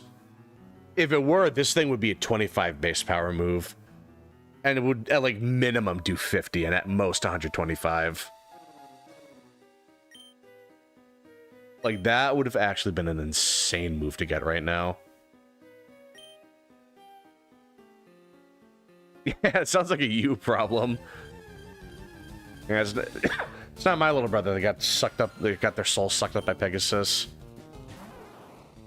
If anything, yeah, like my grandpa's soul got sucked up too. I got things to worry about too. You don't see me being dramatic about it. Oh, you know what? I actually have to fill out the Pokédex, don't I? Because you need to have at least 60 registered Pokemon in order to get the national dex. That's right. I completely forgot about that. You know what? Maybe I should go back and catch some more Pokemon, actually. No. I can go back and get more anytime. That's not even a big issue. Also had several Pokemon spin to use a move to make barriers. Oh my god. Do you remember that one episode when Ash is fighting Tate and Liza, and he has Swallow and Pikachu shoot, like he has Pikachu shoot Thunderbolt in the sky to like shoot the Thunderbolt back at him and Swallow, and then it just creates some like electric barrier? Like that, you can't make that shit up. That is just peak writing right there. I mean, wow. I mean, just absolute masterpiece. Like, holy.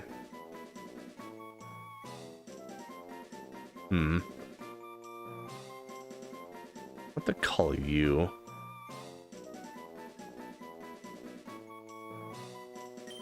Robin. Yep, there we go. Let's keep her. So I remember that shit. It was so goofy, man. I love that. Like, that's just like, it's so bad that it's good, you know? Like, it's one of those things. Like, I can't help but smile when I see that. It's like, this is so stupid, but, you know, I'm in it to win it. Like, just so over the top, but, like, in the most, like, entertaining way possible. God, it is just so silly. Okay, I thought they were going to poison me again. Oh, you know, maybe I should buy antidotes.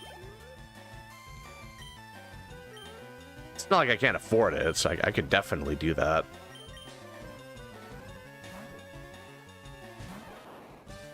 Yeah, I think after this fight, I'll go back and get some healing. We're also getting close to the point of no return for a little bit. At least until we get cut. If there's anything I want to do now, this would be the time to do it.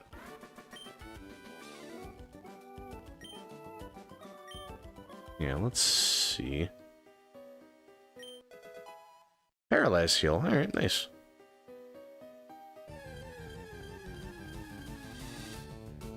Another Zubin, alright.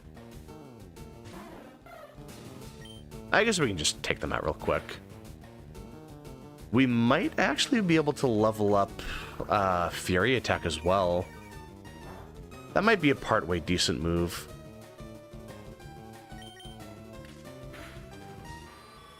Or was it level 14, actually? Oh, it was 13. Okay. Yeah, that's what I mean, though. Like, I've been playing these games for so long. Like, I just have that shit unlocked. Like, I have that memorized, like, super well at this point. Not like every attack, but I just know so many attacks and, like, when they get leveled up by certain Pokemon.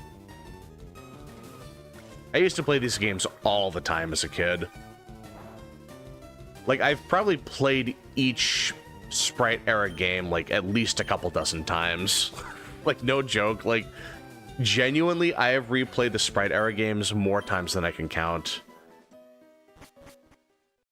But by the 3DS era, I just kind of didn't play them as much. Part of it was, like, I was going to college and, you know, I was just busy. But I also genuinely wasn't as attached to the series at that point. I did like a handful of playthroughs, but then like my Sun and Moon, I think that's when I did like one playthrough of each game, or like I did on my second playthrough of Pokemon Moon. I was like, man, I'm bored, and I just stopped. Ultra Sun and Moon I played once, and then I was just kind of done with it. Yeah, that's weird. Hey, Viola, what's going on? Mega Rayquaza, Arceus, Mega Mewtwo, Y, and Mewtwo. Those are some strong Pokemon. Yeah, those are some of the strongest Pokemon in the series. Mega Rayquaza especially is really strong, because it's the only Mega in the whole series that just... like, you can give it another item without giving it a Mega Stone. So it's like, it can Mega Evolve without a Mega Stone. So you can give it like a Choice Band or something. And then you have, like, Outrage and Dragon Ascent, and, like... It just hits so hard, man. Like, just unbelievably strong at that point. Oh, they didn't do the Premier Ball in this game? I forgot about that. I guess Premier Balls were only in Emerald. Oh, shoot. Well, I probably didn't want to waste that much money then, but that's alright. I guess one escape rope would be fine. Just regular repel isn't going to be worth it. I'm not going to bother with it. I don't think that's super important. Let's see. God, I need to get a bike. I keep instinctively pushing select to, like, well, I'm pushing Y, but like I keep trying to pull up a bike when I don't have one. That's just that muscle memory right there. I was trying to see if maybe there was like an item I can get. I guess not. Oh, actually, hold on. Because I rested at the other center, if I faint, it's gonna default to that one. So we'll just go back and... So if I do faint, it should just take me to that one. Let's see. What else?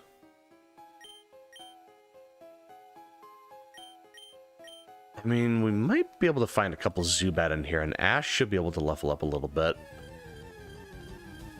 Oh, actually, this girl has a Clefairy, doesn't she? We'll just go with Bulb, then. That didn't one-shot, really. I'm actually pretty surprised. Alright. Nice. And a level up, not bad. Let's see. Yeah, I'll just bring in Bulb. I might rename them to Bulb, like Bulby or something. I feel like just Bulb doesn't roll off the tongue very smoothly.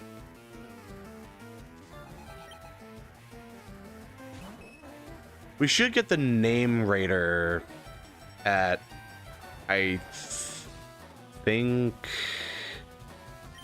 Oh shoot, when did we get the name raider? Was that in Cerulean or Celadon? No, I think it might be Cerulean. Oh my god, it has been a while, hasn't it? I don't even think I had to rename them. Lavender Town. Oh, okay, I see. I see what you're saying. Wait, what's going on, Ian? How you doing? Well, yeah, no, it should be in Lavender Town. You're right. In fact, that's what it was in Gen 2 as well, wasn't it? Yeah, I should have remembered that. Pretty sure I did use the name raider back in Gen 2.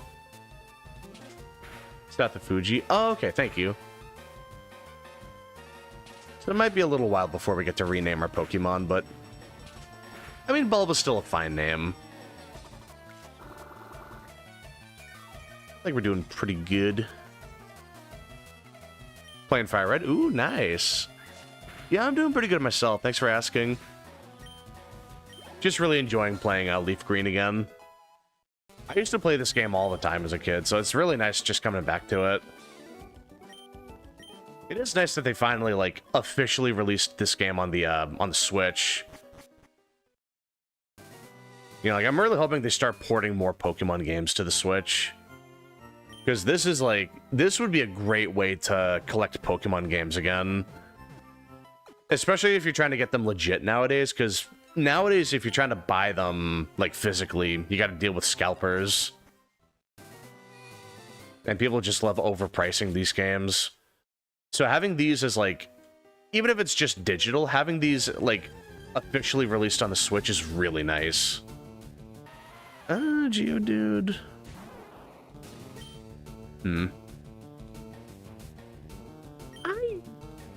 Yeah, I mean, we have plenty of Pokeballs. I may as well catch it. And I need to fill out the decks anyway.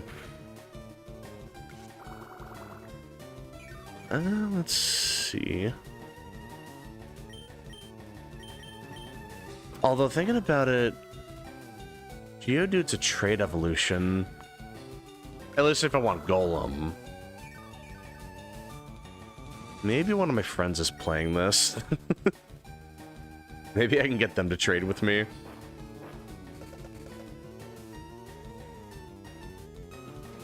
Wish I raided the DSE shop before it closed down. Yeah, I know. It's such a shame they closed it down.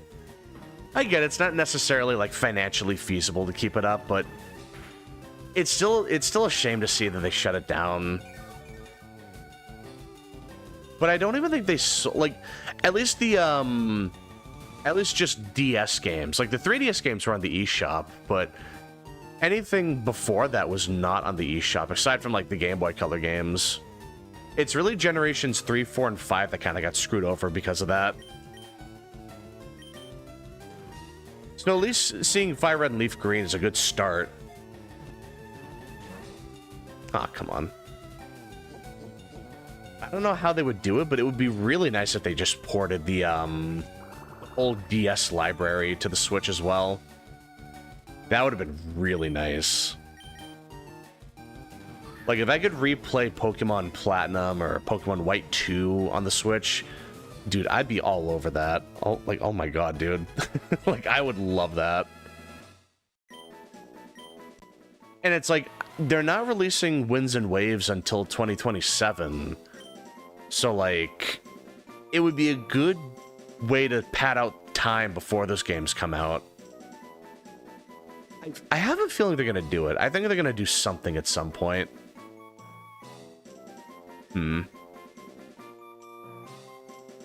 What's the name of Geodude? I don't really plan on using them.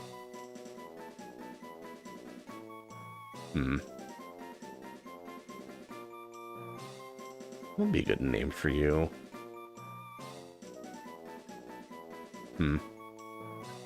We'll go with Flint. There we go. That should be fine. But yeah, it's still really nice seeing what, like, there's like a chance that they could bring back the old games.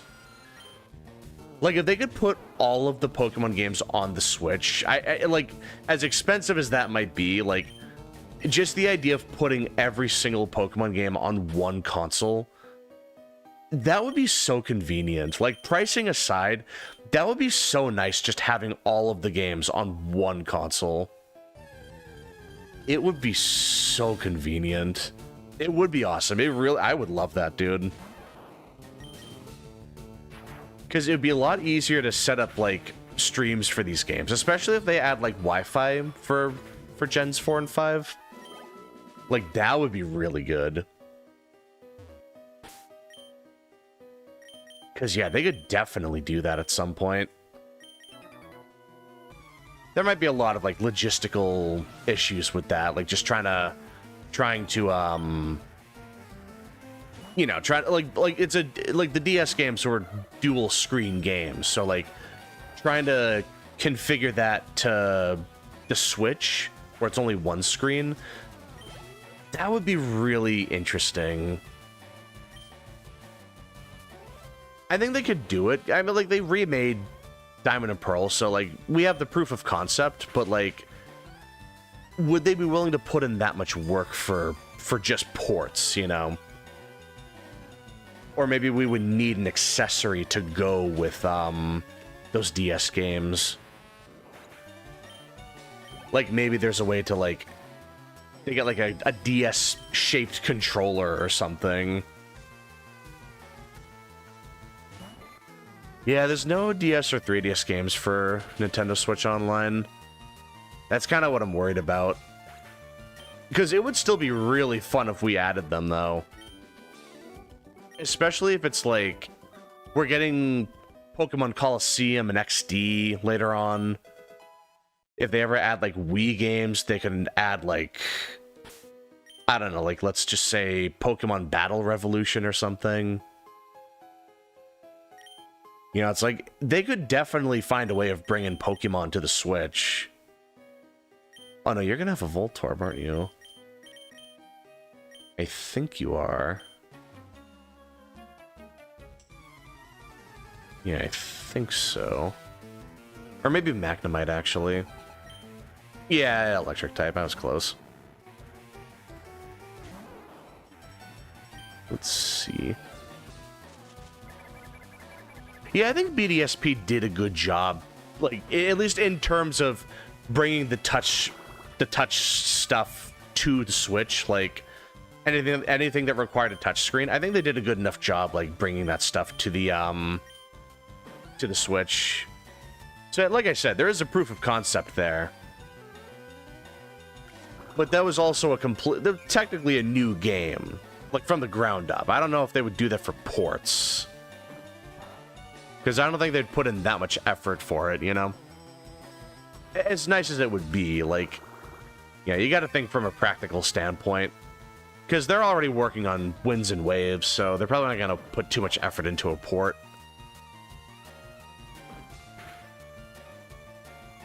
But yeah, it's like, if they did find a way around that issue, like, I think the DS titles would be a slam dunk. There's so many good DS games. Not even just Pokemon, like, a lot of good DS and 3DS games in general. And if they add that to the Switch Online, like, expansion pass, like, dude, that would be absolutely incredible. I think if they pulled that off, like, the online expansion would actually be worth the $80. Like, for sure. It's already kind of like... It's already, like, doing a pretty good job for me, but, like, just having that, I'll just, stay in. Hey, Gorilla, what's going on? Yeah, we're just playing some, we're playing some Leaf Green. We're in, Mountain Moon right now. We're just trying to get to, Cerulean City. Oh, yeah, what's going on? How you doing? But yeah, it's like, the Switch Online is already, like, like, $50 is kind of expensive, but I think we get enough out of it at this point. But if they added 3DS, like, DS and 3DS games to it, on top of, like, Wii games, like, oh my god, dude. I'd be all over that. Been messing up some Fatalis hunts in FU because I'm still ass at World Fatalis. Yeah, World Fatalis is a tricky fight. He is absolutely one of the tougher fights in the game. I'd even say maybe the toughest fight in the game. It's a little debatable. Doing real good, thank you. How about you? Oh no, I'm doing pretty good, man. Thanks for asking. Yeah, hopefully your eyes are feeling a lot better now. Oh, I don't know. I'd rather have sleep powder. You know what? Poison powder's cute, but sleep powder would be a lot more useful. Even just one turn of sleep could make a big difference.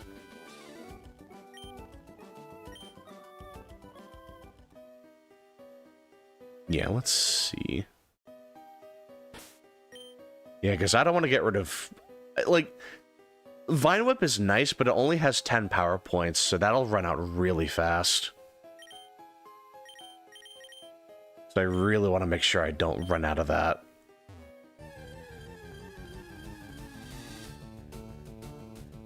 Another Geodude. I don't need that. Getting good at Great Sword Versum, but Manus hitboxes are still ass. Yeah, the hitboxes are really weird. He's got a lot of funky moves. Like, the way he charges at you can be kind of weird sometimes. And then there's the big Fire Cone, and that is just a nightmare move. Like, absolute nightmare fuel. If you know how to position yourself, you can actually make that a somewhat consistent movie spams, and then you get really big openings for that. But if it catches you off guard and you're in a bad position, you're kind of just done. You're cooked. Like, it's rough. Snippy 2, no more unbearable heat at all times. Just so it is cooling down for you. That's good to hear. Yeah, I'm glad to hear that you're feeling better. But yeah, like, Fatalis is a really tricky fight. Because it's a fight that's just so dependent on, like, head sniping. Like, you have to head snipe Fatalis to actually do good against him. Because otherwise the fight drags out way too long, and you only have 30 minutes to fight him, too. Like, it's surprisingly... that can kind of, like... That is kind of pushing it for time.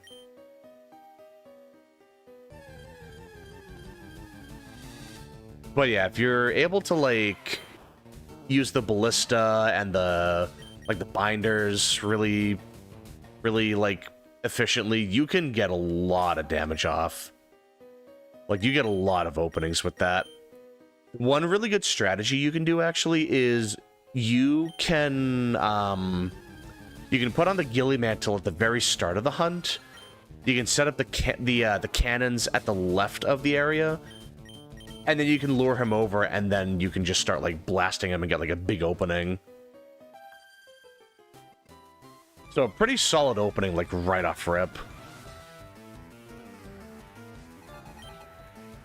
It's a really, like, it's a really easy start. Like, it's not the most fun way of getting a fight in, but, like, if you're just trying to not, like... If you're just trying to get something going, like, that's a really simple start. Like, yeah, it's boring, but it is very efficient, because I'm pretty sure he'll charge at you every time to get to the cannons. It's either, he'll either fireball you or he'll charge at you. So it's at least somewhat consistent to, like, get that opening. And if you hit enough cannons and ballista, you just got a free knockdown.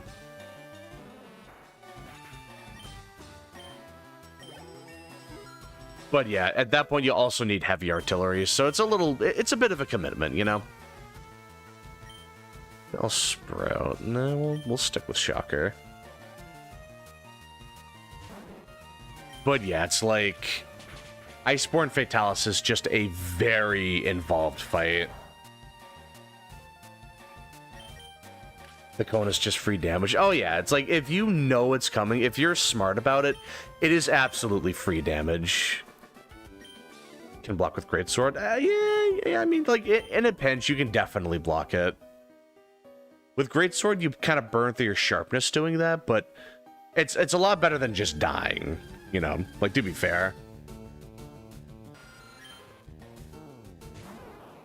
Let's see. Bulb should evolve at level 18, so he's going to be a little while. I think Ash would be good here. But yeah, that is one thing I like about Greatsword. It's a very good, like, it's really nice because it has a block. So you're able to kind of get, like, a get-out-of-jail card with that. So it's not necessarily a big deal if you're, like, in a bad spot, because it's like, you can block an attack, you can shoulder tackle something, you know, it's like, it's a really flexible weapon defensively. And then you have, like, Wild's Greatsword, where you have, like, a guard point, basically. And you have, well, not a guard point, but you can, like, block and get, like, a perfect guard, or you can use your golf swing to get an offset. Like, it's kind of busted in Wilds, honestly. But yeah, I feel like Greatsword is a very good, like, beginner-friendly weapon. Which is funny to say, because I still suck at using it. But yeah, like, it is just a very, like, simple weapon to use. Just a very high skill ceiling.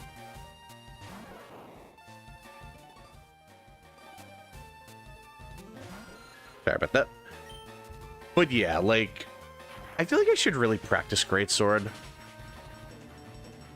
Like, I really need to get better at that thing. Because it's a really fascinating weapon. I just really suck at it. I'm just too, like, brain-rotted with dual blades and sword and shield. Just gotta mash my way through a fight. Oh, is this where the Team Rocket fight is? I think so. Yeah, here we go. Oh, this isn't the guy with the really strong Raticate, is it? Uh-oh. I mean, I got potions. I'm not, like... Oh, yeah, I forgot about this animation. Yeah, that was really interesting that they added that. But alright, let's see. I'm pretty sure this was Eradicate in Pokemon Blue, and this wiped out half of my team in the Nuzlocke. Okay, this was not the Eradicate guy. Okay, fair enough.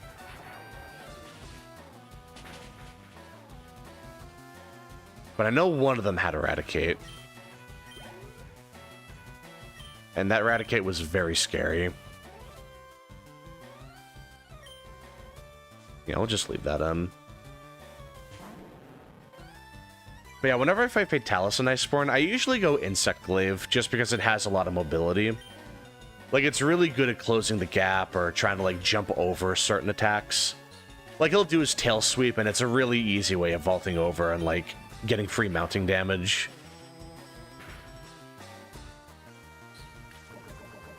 Funny enough, I don't think it actually lets you dodge the fire cone. It's weird. It's like, it looks like you have enough height, but I don't think it actually gives you enough. Or at least it, like, barely gives you enough, and you have, like, half a second to avoid the attack. Oh, nice. We got Thief. I don't think anything needs to learn it right now, but we have it as an option.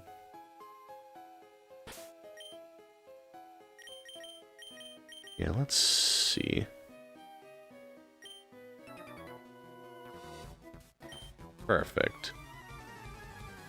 When you get to that point and we beat him, I'll use Longsword for a whole day. Don't tempt me. I might take you up on that. I mean, remember what happened with Behemoth. I might follow through on that. You never know. That's not a bad idea, honestly. No, I'm probably not going to do that. That would just be a lot of work. That's just not a great matchup for me. Like, if I'm fighting Fatalis, I need something that's fast at reaction. You'll be playing with me, so your chances are lowered. Aw, you're gonna throw for doing good? Ah, damn. But we should definitely, if I'm just using any weapon I want, we can definitely take Fatalis. He is a pretty fun fight for what it's worth. You need like 13 evil eyes. Yeah, you need a lot. Oh, I thought it was level 18 that he evolved. Huh. Man, I am rusty. I know he evolves at level 32 into Venusaur, though. That one I do remember. Ivysaur evolves at level 32. This point I want to collect all his weapons. Ooh, nice. That took me a very long time to do that before. That was a very time-consuming, like, extremely exhausting process. I just remembered I wanted to get Nidoran. I completely forgot about that. If I join, then you don't have to worry about throwing. I'll just get murked. No, we'll beat him first try. Come on. No, we can definitely take him. Nah, he's an easy peasy fight. Come on now. We can beat him blindfolded. No, but seriously, that fight's tough, man. No shame if anyone dies to that thing. Like, that is just a brutal fight. Like, full stop. That fight is just unbelievable. Even if it's not, like, difficult, it's very demanding. It's a very demanding fight. Like, it's a lot of memorization. It's a lot of, like, you know, trying to stick to a script. Like, you gotta avoid every AoE he does, like, every big nuke he does. You have to set up the ballista. You have to get, like, the smoke bombs to make the most of the ballista. Like, it's really easy to mess that stuff up. You have to soften the chest just before he goes to phase 2 so you can get the most out of the Dragon Razor, I think it's what it's called. Not the Razor, but like the little like machine gun on the tracks. And that might be the Dragon Razor actually. But yeah, like making sure all of that is set up is just like, it is just very demanding.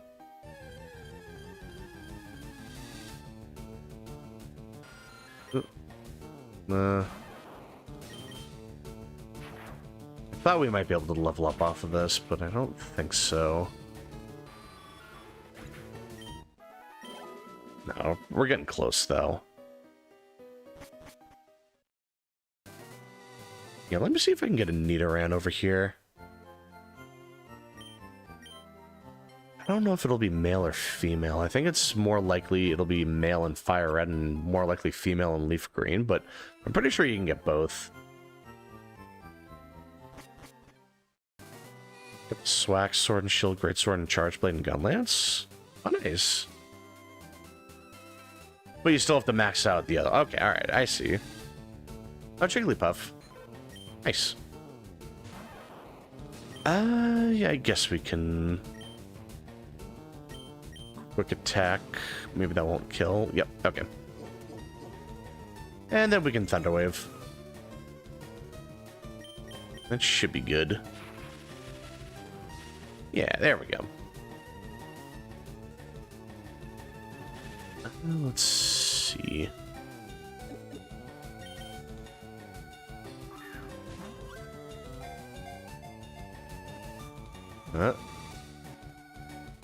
Yeah, there we go. Wait, I feel like Insect Glaive has a really good matchup on Fatalis. Just because it's a mount on command weapon, so it's like, even then, like, the first mount still takes a minute, and the second mount takes forever, but, like, getting a free opening on Fatalis is really important. And it's not really the kind of fight where you can just get a KO with Hammer, because I'm pretty sure he's immune to KO. So yeah, any CC you can get on him is really, really important. Yeah, let's see. Puff, puff. Perfect. Just need to get Glaive, Heavy Bowgun, Light Bowgun, Dual Blades, and Longsword, and with Bow and Hammer. Oh, nice. Yeah, it sounds like you're a little ways off, but you're not doing bad at all. You got a little headway on that. That's really good to see him. But yeah, we definitely have to try to beat him soon. Be excited to have your PC back. I'm pumped to have my PC back. Honestly, I'm really happy that I got my PC back. Like, I'm telling you, man, this was just really good. I have been waiting a while to get back to this, and it feels really good to be back. Oh, nice. So you know what's funny?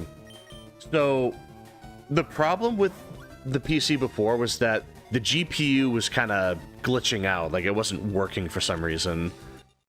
So I got it replaced, and now my friend's saying that it's working again. So like I might be able to get it back like within like a week, hopefully. So things should be back to where they were before. So hopefully that works out. I missed you, homie. Yeah, I missed you guys too, honestly. I was still doing some streaming every now and then, but it didn't really feel the same. So it's really good to finally be back in full force. I'll just name you Pudgy.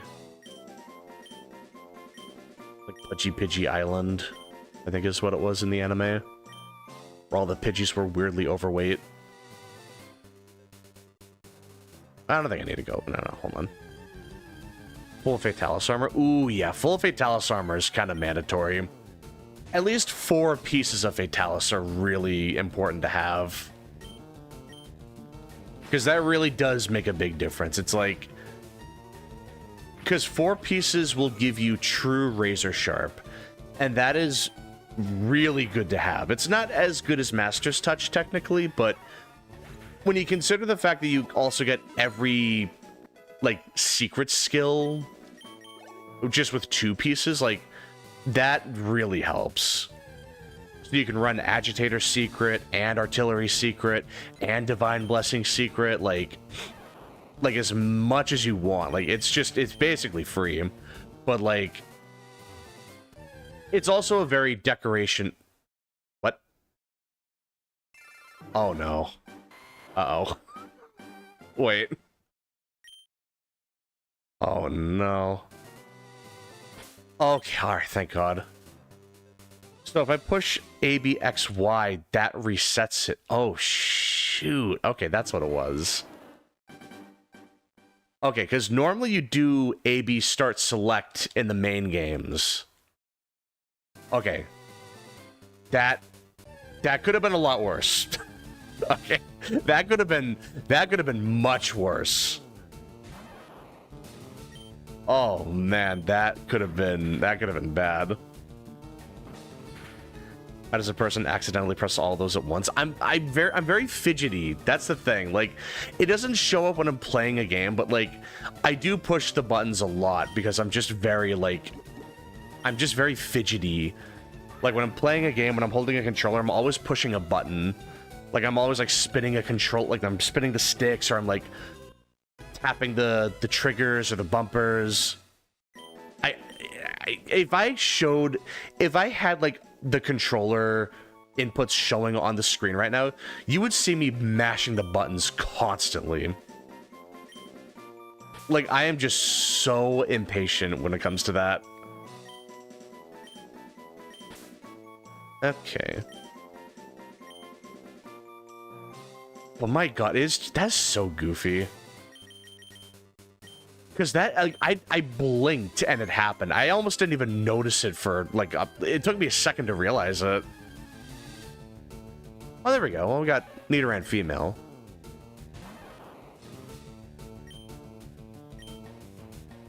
Yeah, let's see. Let's see. Also maxed out Agitator. Got Divine Blessing Secret. Oh, nice. Yeah, like that just, it's like, that's the best part of endgame, like, Fatalis gear, is like, it lets you do comfort and DPS. Like, it gives you the best of both worlds. It's like, you can get 100 affinity, you can run crit boost, and still have plenty of room for other offensive skills. You actually run out of offensive skills to put in, you can put so many in. Like, you can do attack boost, peak performance, agitator, crit boost, weakness exploit, crit eye. And you still, like, that's around the point where you kind of run out of, like, relevant skills. And then it's like, I guess Coalescence. It's like, you run out so quickly. Like, it's really funny. But then you still have room for, like, defensive skills. It's crazy. We'll call you Never Cry. Because Queen never cry. There we go. You know, maybe I'll do Nidoqueen. You know what? Maybe we'll do that. I always do Nidoking. We may as well just see what we have.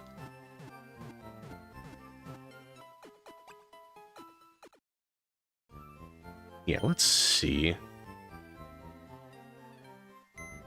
What else? It might be possible to get Nidoran male. Modest. I'm conflicted on that. If this were Generation 4, that would have been really good.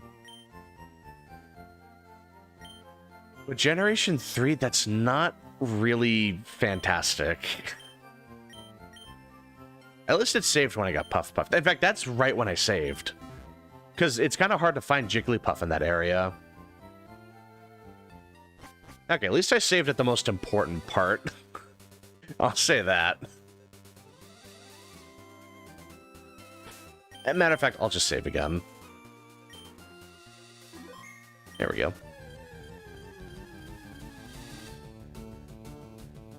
Now, let's see. I forget if we can get... Yeah, I'll look it up real quick. I forget if we can get Nidoran male in here. Maybe it's a little later. Yeah, let's see.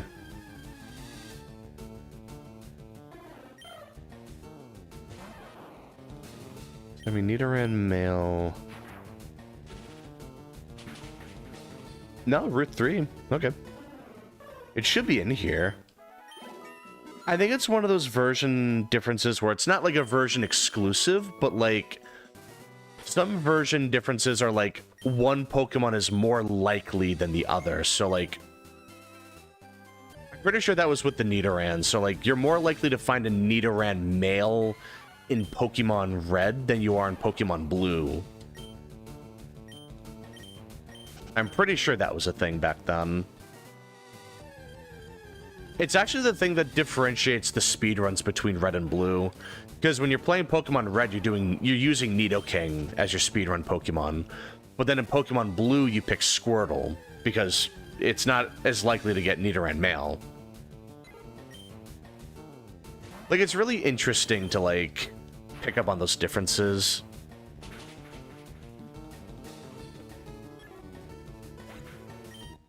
Yeah, let's see. Because if I get Nidoran Male, that would be pretty nifty. It's like one of the few... it's one of the few downsides to picking, like, one of the very few downsides to picking Leaf Green over Fire Red.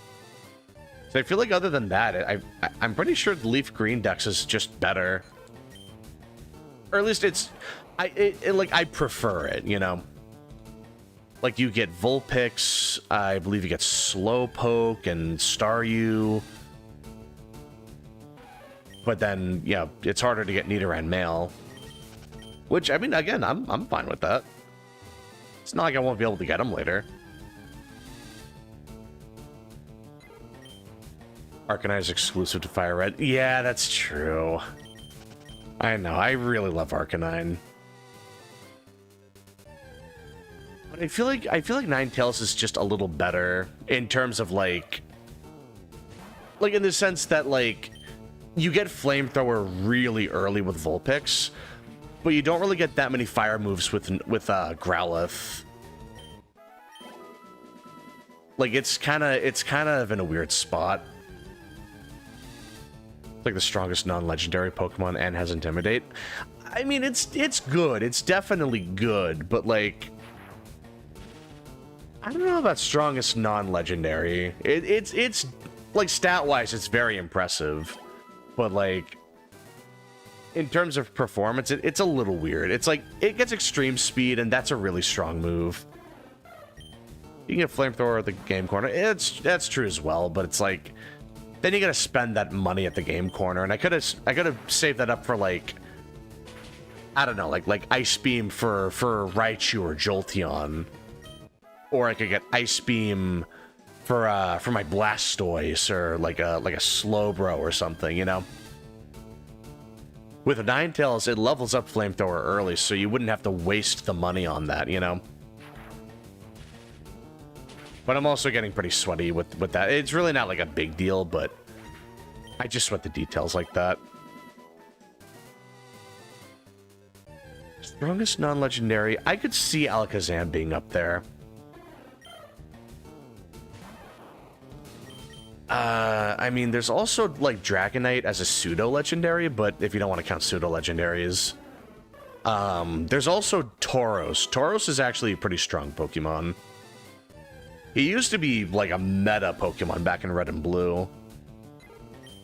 Like, he was very, very strong back then. Snorlax as well. That's another top contender. Snorlax is kind of just nasty.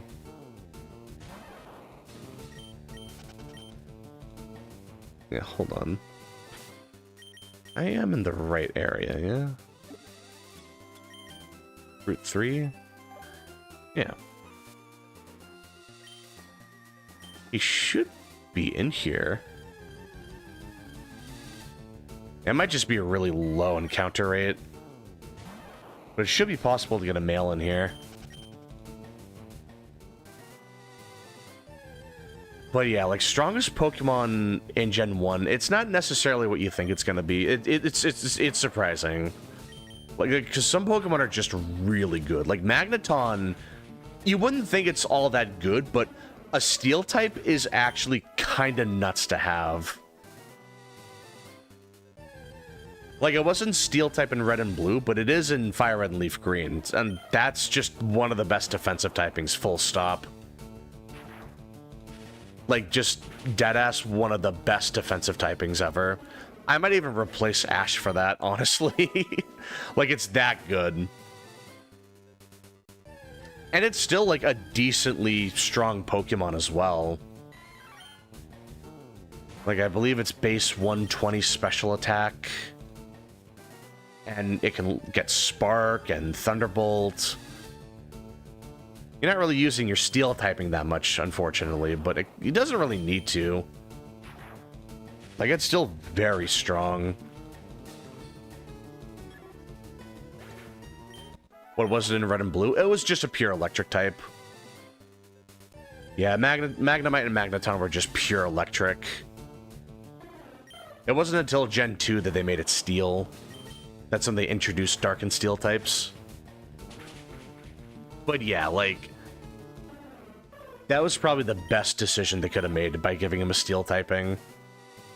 Because he went from, like, being okay, like, he's useful, like, he's usable, and just made him insanely good. And by the time we got, like, abilities, he got, like, Magnapole, which just traps steel types. That made him even better. That was an easy way of just beating steel types, because you could give him, like, Hidden Power Fire, and then you could just beat Scizor and stuff. If you're fighting Skarmory as well, that was a really popular one. You could just one-shot him with a Thunderbolt. It was just really good. Like, it was genuinely, like, super, super good. And I feel like it's only ever gotten better over time. I feel like it kind of capped out in recent generations, but it was a Pokemon that was just getting so much better over time. Because, like, Generation 4, we got Magnezone. And then we got more, steel moves for coverage, like Flash Cannon. Like, it really was a big, really big upgrade. Alright, I'm just gonna look for 3 more Pokemon, and if I don't see Nidoran male, we're just gonna move on. I don't want to waste too much time on this.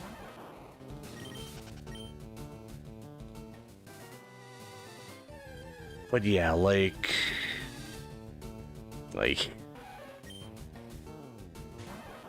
Come on, get me a Nidoran male. Come on now. I guess we can make it work with Nidoran female. It's not like a big deal.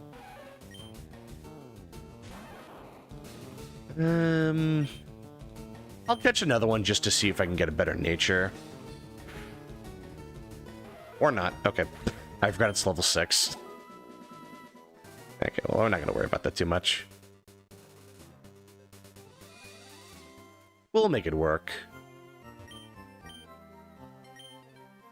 I mean, I'm probably not going to use it too much anyway. But I can at least add to the Pokédex, right? Yeah, let's see.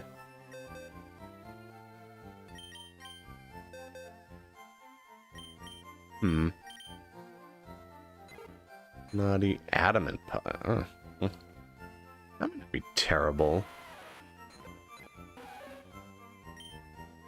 Modest, though. That's a really...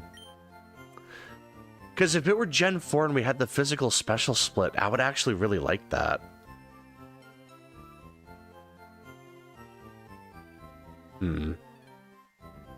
It's probably the best option for it regardless. Like, we're still not in, like, a great spot. But I think we can make it work.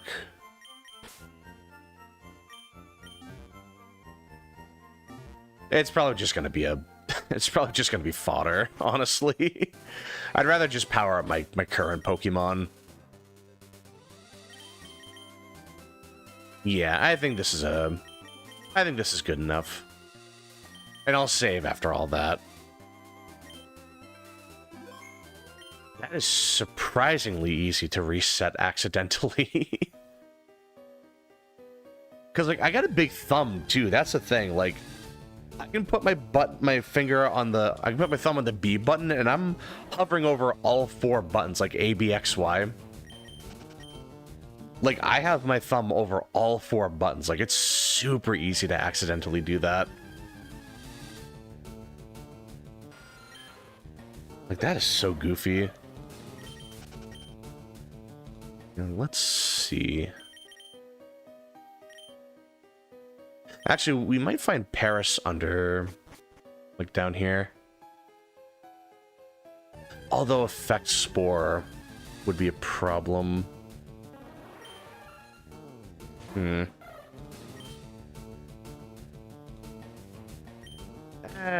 We'll risk it. Why not? Yep, I knew it. I knew it. I should have known. At least I don't have to worry about any other status from Effect Spore, so that's not even, like, a big deal. I don't like it, but it's not terrible. It's not the worst thing that could happen.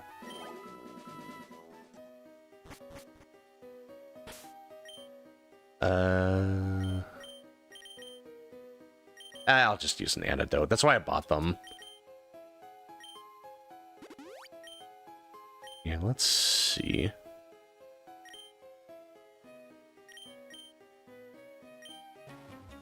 Yeah, let's see how Chakra does here. Love how goofy Team Rocket is. Like, they're just comically evil. Which is obviously the intention, but I still appreciate that. Like, they are just silly for the sake of it.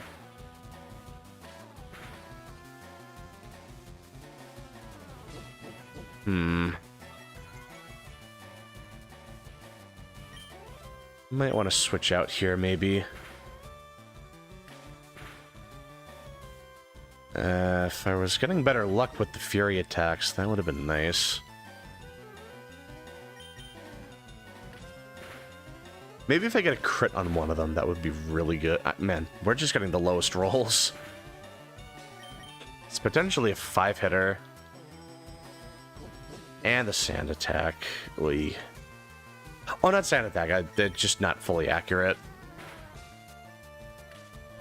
Whenever I fight a Sandshrew, I just always assume it's, like, using sand attack on me.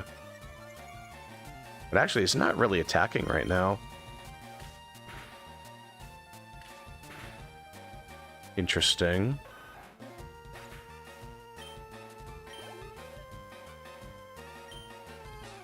Yeah, we'll stay in on Rattata. Why not? Maybe I'll get 5 hits on this one. Oh. Always off by 1. See you later, $1 short.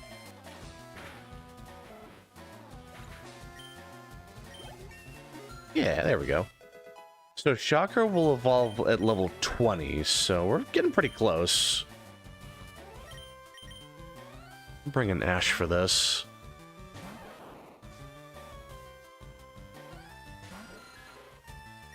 Are there any other Pokemon I want to get?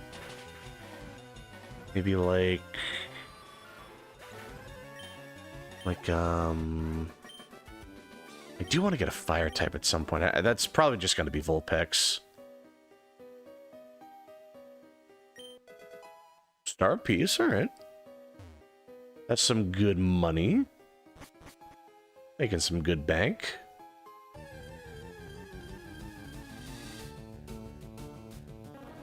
I should actually catch Paris. You know what? Let's bring in Ash. We can at least paralyze with Thunder Wave. Or Static does that for me, so okay. In that case... let's bring in Bulb. I should have used Sleep, actually. Because a Pokemon that's asleep or frozen is easier to catch than the one that's paralyzed.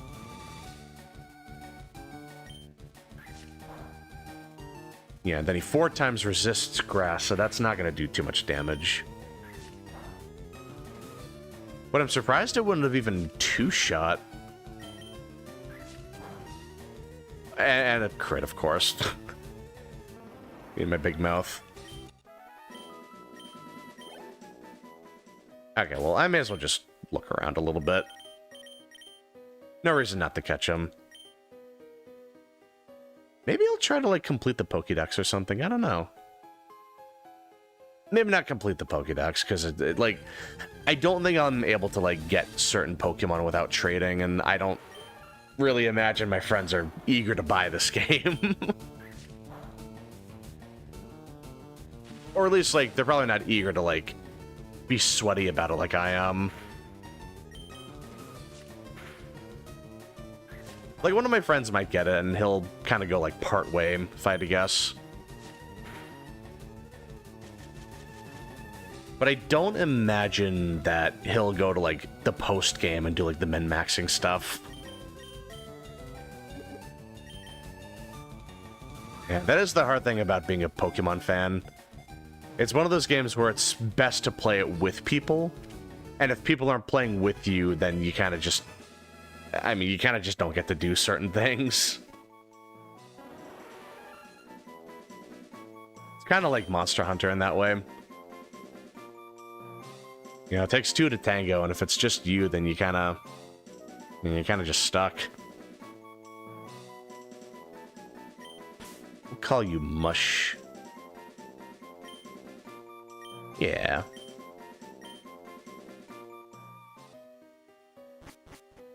I'll take it. We'll put Ash in the lead. We're seeing a lot of Zubats, so this is a good chance to, like, do some EV training. This should be the last time I heal at the center, and then we'll just go all the way through.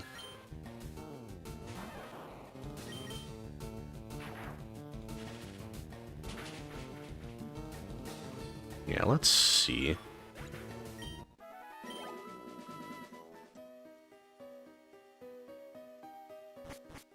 Well, yeah, I didn't really plan my team out this time around. I have a list of what my teams are going to be in the later games, but I was not expecting to play Fire Red or Leaf Green as soon as I did. Or, like, I wasn't expecting to play it again so soon.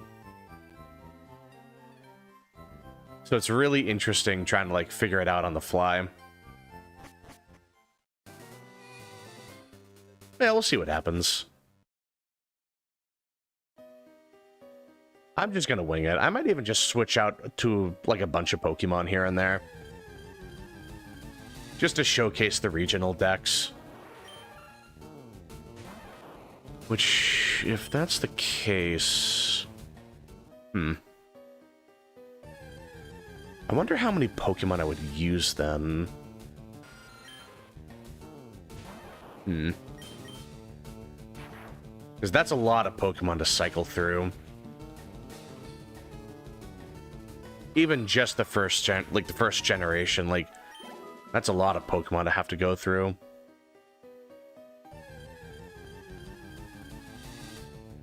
Maybe it'd be easier just to, like... yeah, maybe not get so, like, bold with that. It's usually better to just stick with a core group of Pokemon.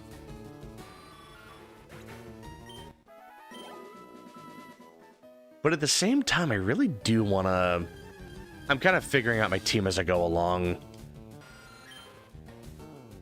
I still need to think about that. Let's see. I mean, Zubat's not really a great option, just because it's like... it takes a while just to get Wing Attack. So you're kind of just waiting for... for just anything. Like, I used a Zubat back in, like, Pokemon... what, Pokemon Silver or something? And that was miserable. Because I was stuck with, like, Supersonic and Leech Life. I only upgraded to, like, Bite and Confuse Ray, and it was just, like, waiting for any... like, waiting to get Fly was a nightmare. Like, that was just rough.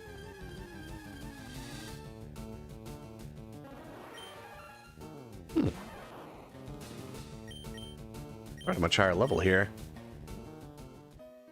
Yep. Revive, that'll be good. I don't have one of those yet, so that's actually really important.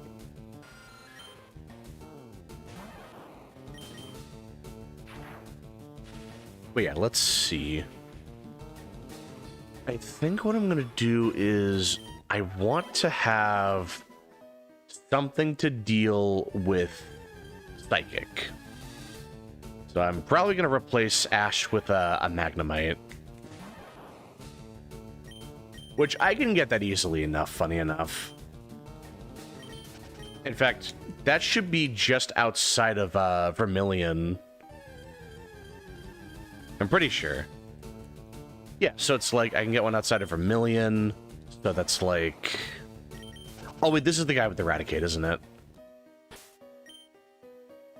Yeah. Hold on. We'll save here as well.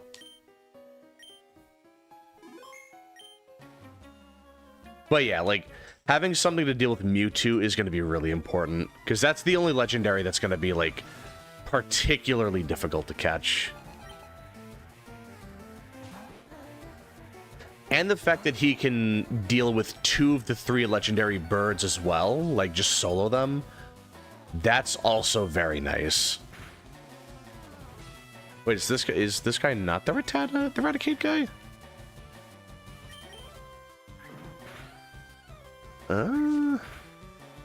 Maybe. Well, we got a level up, though. Stand true. Now we'll stand.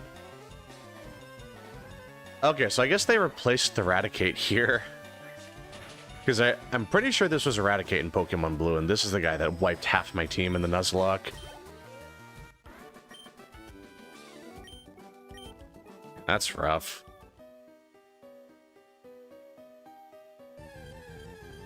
Unless there was one more trainer over here. I don't think so. I don't know about that.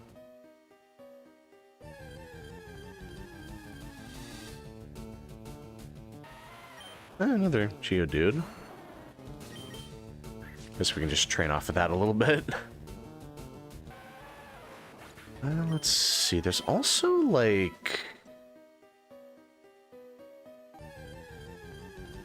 I guess I could get a Meowth.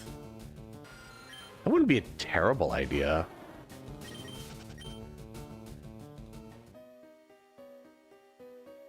Oh, there was... Oh, is this the guy? Eradicate guy? Oh, yeah, they're here looking for the fossils. That's right. Yeah, that's why they're here. Trying to strike oil for the money. Actually, I don't even think that's why they mentioned that. Do they even know there's a guy that can revive fossils? Or are they just trying to take the fossils to get fossil fuel? You know what? I didn't think about that before. You know what? I hadn't thought about that. Hold on, I'm going to move my guy again. Where do I want to put them? I think it's just going to make them smaller. Just not as in the way. Maybe? Or is that too small? I think it's too small.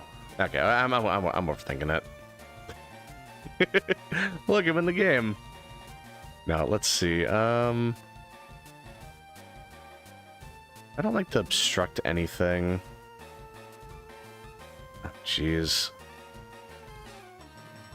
I should have thought that... I'm just gonna have to shrink him. Yeah, I think he'll be fine over here. I think my little guy will be fine just over here. No, but I kind of want... I don't want him to be that small. I think this is the best I can do, honestly. Yeah. Okay. It's blocking some important information, but it's probably the least intrusive place I could put him. I think. Yeah, let's see. And this guy should have the Magnemite and the coughing. So this will be a somewhat annoying fight. Not like terrible, but it'll be a little rough, but Bulb can stall them. Bulb should be able to solo. Matter of fact, you know what, actually? I could lead off with Ash if they don't have Magnemite and the lead. And then I can maybe, like... I can maybe deal with the coughing? I think so. And we get a level up here as well, so we're even more, like, prepared for this. Perfect timing. Yeah. Let's see. We'll just save here. Alright, buddy, calm down.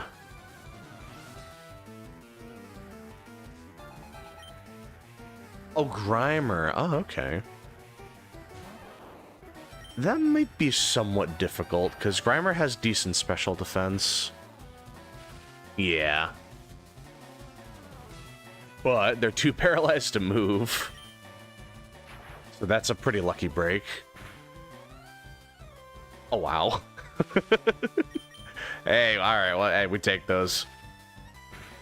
Ash sweep, let's go. Okay, here's the coughing. Okay. This is what I was worried about.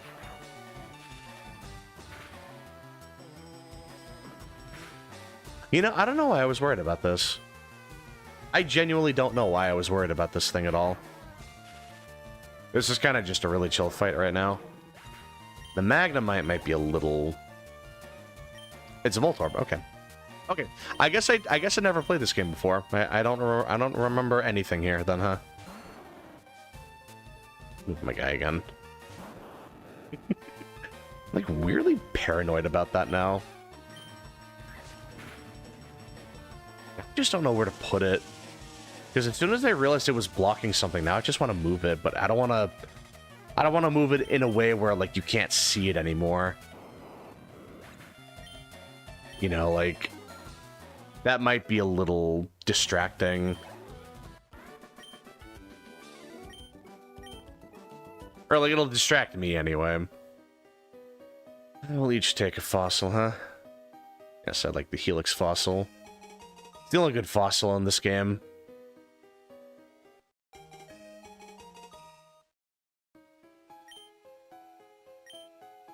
Yeah, so in Cinnabar we can actually get our fossil Pokemon. It'll take a long time to get that. It'll take a steaming hot minute, but that would definitely be worth it. Another antidote, alright. Not a terrible prize. Oh yeah, we can get Mega Punch and Mega Kick here. Yeah, those two karate guys up there. I'm just looking around. I don't think I have anything on my team that really needs that. Nothing that I'm really going to keep for very long, but yeah, you can talk to them and they'll teach you Mega Punch and Mega Kick. It's cool because those were originally they were originally TMs back in Red and Blue. A lot of moves that a lot of the tutor moves in this game used to be TMs in the originals. So this is the point of no return. Once we jump over this ledge, we're stuck over here for a little while. So we'll have to be a little careful. I think we'll be fine though. It's never really like a big deal when I'm over here.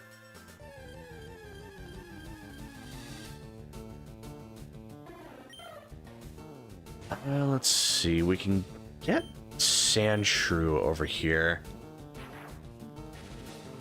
Not really, like, in a rush for that. Sandshrews kind of cool. It was definitely very broken back in Gen 1, more so than anything. Because back then, Dig had a base power of 100. So it was basically like using Earthquake, just a delayed effect. Yeah, there he is. Or there she is. Yeah, Sandshrew used to be like a decent Pokemon at least. It also got... Oh, oh wow. Oh, my throat's getting kind of dry, actually. It also used to get, It had, like, back when Slash used to be broken, like, it had Slash at a pretty early level. So it was really good. 2 crits back to back, really. You're killing me here, Ash. You're killing me, man. But yeah, like, Sandshrew used to be kind of underrated. Because Dig would make it a pretty solid attacker, and Slash was a good, like, backup move to have. Like, it was just a pound for pound really strong Pokemon.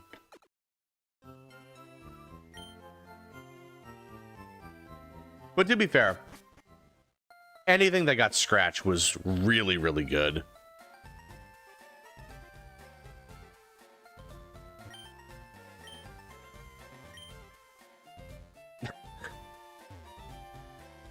Yeah, I think your guy's still over there, man. I don't know why you're not doing that one. Your guy's just sleeping on the job.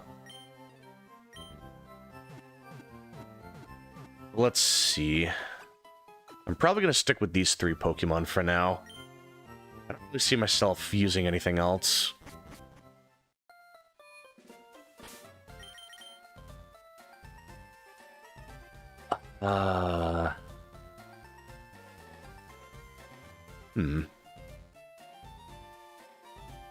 I'm just thinking... maybe I could use, like... what am I thinking? Maybe I could use Rhydon at some point. That would be a really interesting Pokemon to use. Because his whole thing is, like... he takes a long time to get, to, like, evolve. You can get Rhyhorn at the Safari Zone, but it takes a while to evolve him. It's, like, level 42. But, like... I mean, shit, man. That would be really good. Huh. Do I want to do the gym first, or do I want to fight... no, I'll fight Cringy. That would be pretty easy. Misty, I'm still kind of not sure on.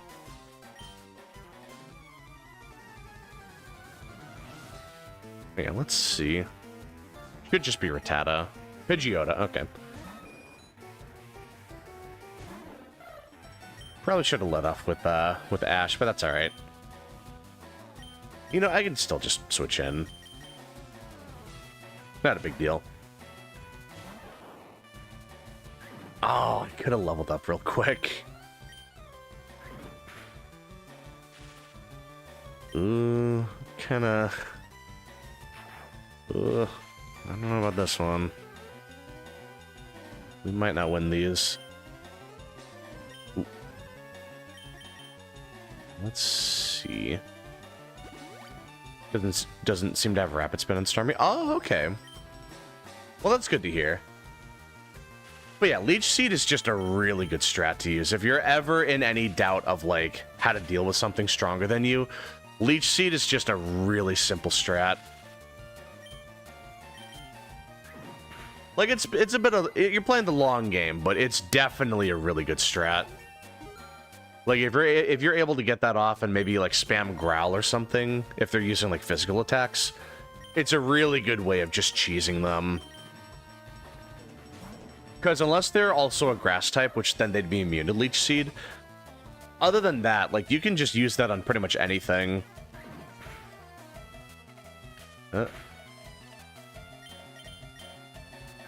Let's see. Maybe Fury Attack will get a 4-hitter.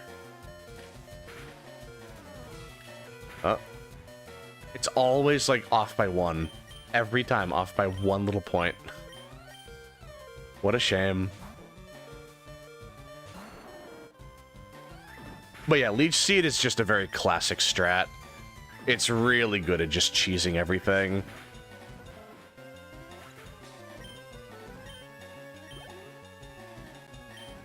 Charmander,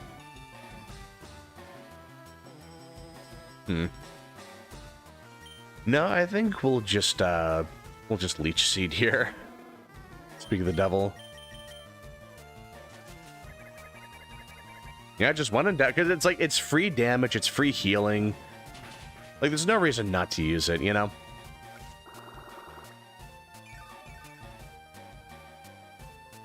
Yeah, let's see. I could probably Sleep Powder too. get a little more stalling going on.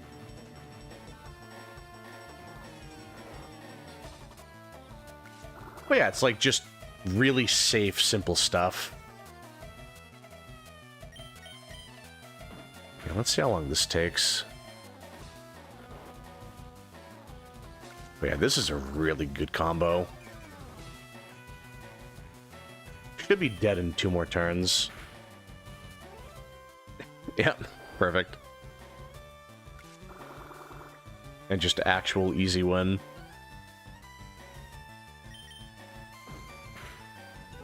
Yep. And that's how we do it.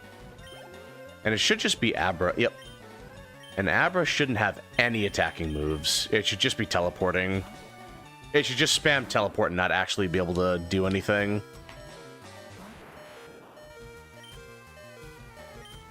Yeah. So this is just free EXP. Yeah.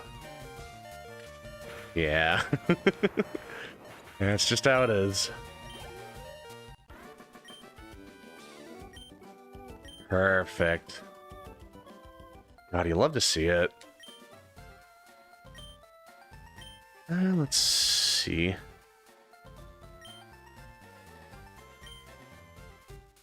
Alright, smell you later, man. Oh. I love how he just talks shit every chance he gets. Hey, Mimic, what's going on? Yeah, it's good to be back, man. It took a while to get the PC up and running again, but we're finally back in business. Wait, what's going on? How you doing?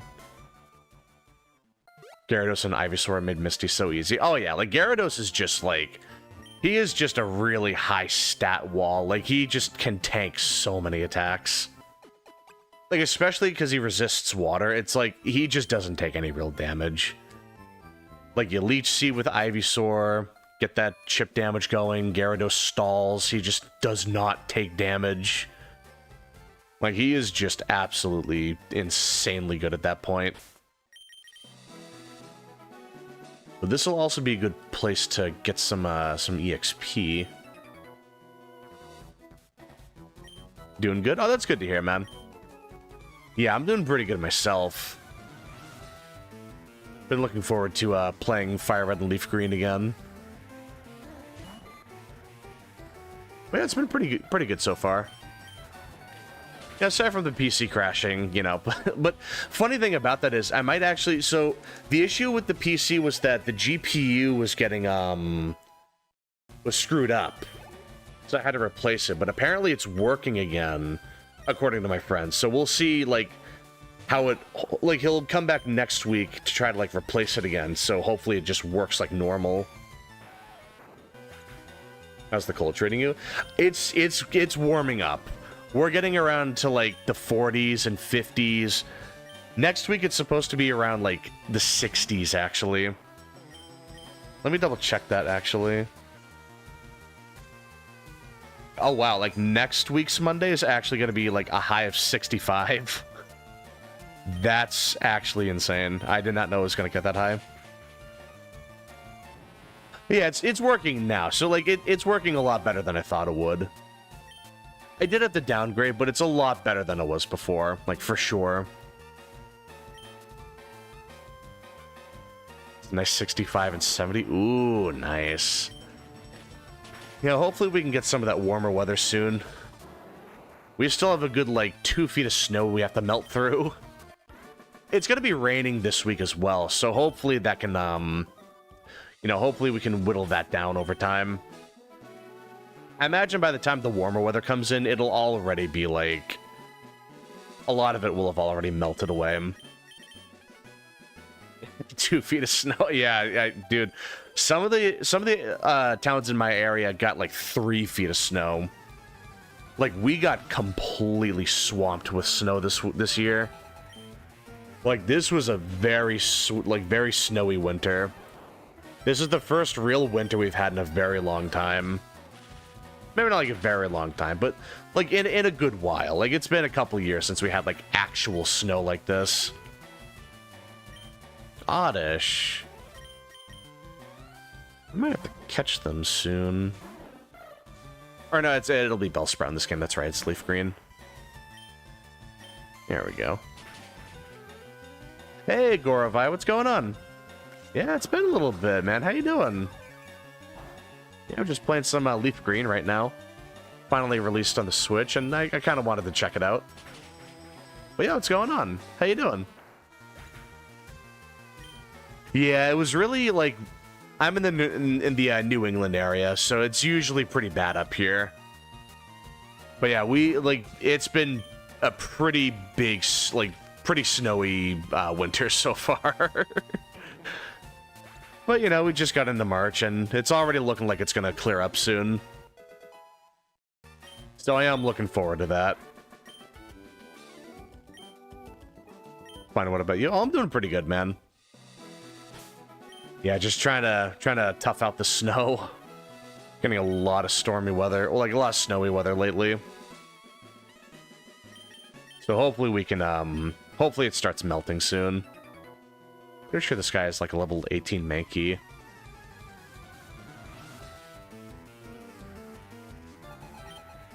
Oh, maybe not. I know one of them has a level 18 Mankey. I'll just bring in Bulb.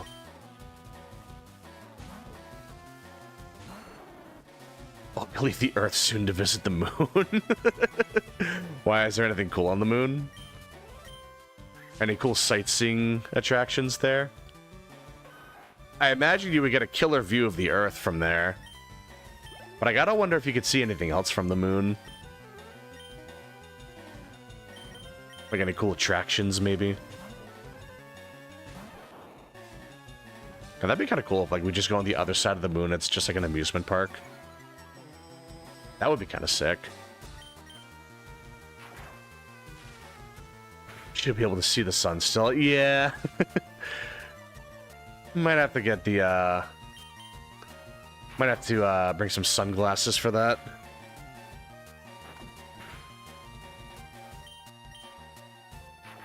You didn't get it? Oh, were you making a joke? Oh, I'm sorry. I must not have gotten it then. Oh, Dino's on the dark side of the moon. Yeah, they gotta be hiding something over there. The government's probably making birds on the other side of the moon. That's gotta be what it is. They're planning something. And I just don't know what. God, you never know what they're doing over there.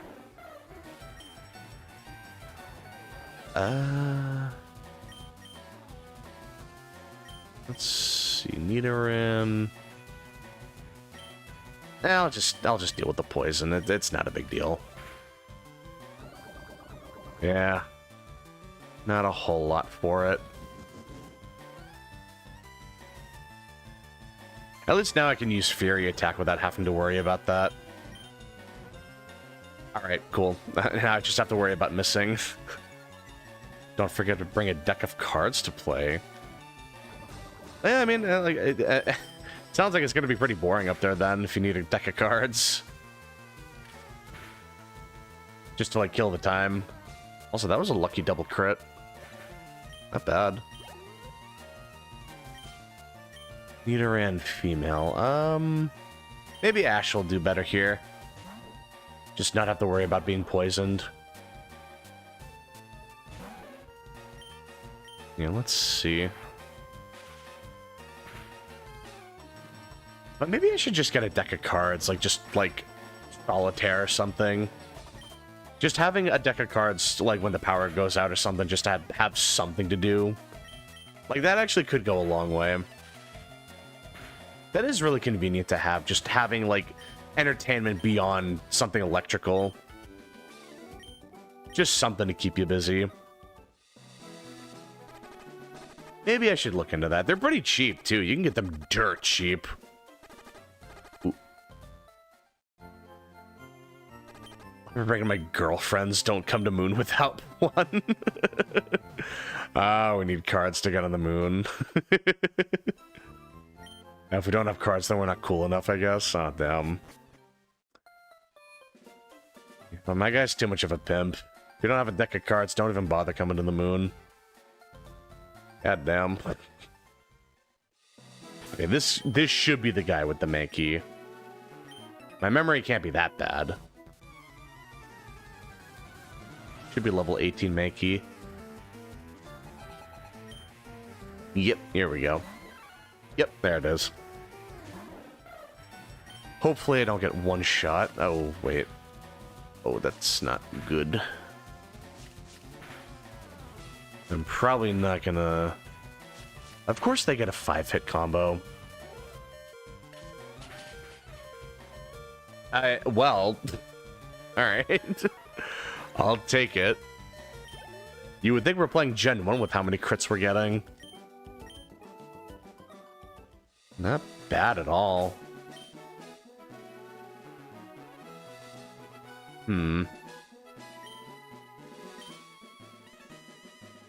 Yeah, we'll just go back and heal. Oh, actually, let me think about it.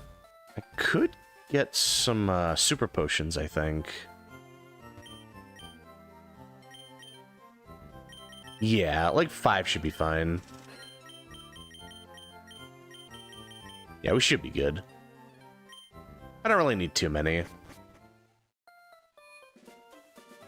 Let's see. And we'll just heal. Gonna keep you in the background, my guy. About to do my thing playing a real Pokemon. Ooh, nice. You playing Fire Red or Leaf Green too? Yeah, because I'm hearing some really interesting things about this this port. So apparently they're bringing back all the old, like, events. So, like, getting Deoxys and Ho-Oh. So that's really interesting. And I never got to do that as a kid. So that'll be really interesting. Oh, you're playing Stories 1. Oh, nice. Yeah, I'm really looking forward to Stories 3 coming out soon. But yeah, Stories 1 still looks really fun. I should probably play that sometime. Like, I played a little bit of it years ago, but then I just stopped for some reason. I think it's because I got the mobile version, because it was cheaper than the 3DS version. And then I just did not like the way it controlled at all. Yeah, it just was not, like... It was not... the mobile version was not super fun to play. But I feel like if I play it on like PlayStation or something, I'll have a much better time with it.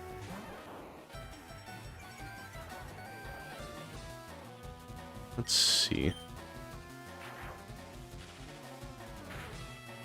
I'm gonna search for Mew under the truck. Yeah, that's a classic. That's a tale as old as time. That's one of the oldest rumors in Pokemon. God, that's the magic of Gen 1 Pokemon, like the first generation of Pokemon games, is like, there were so many rumors like that.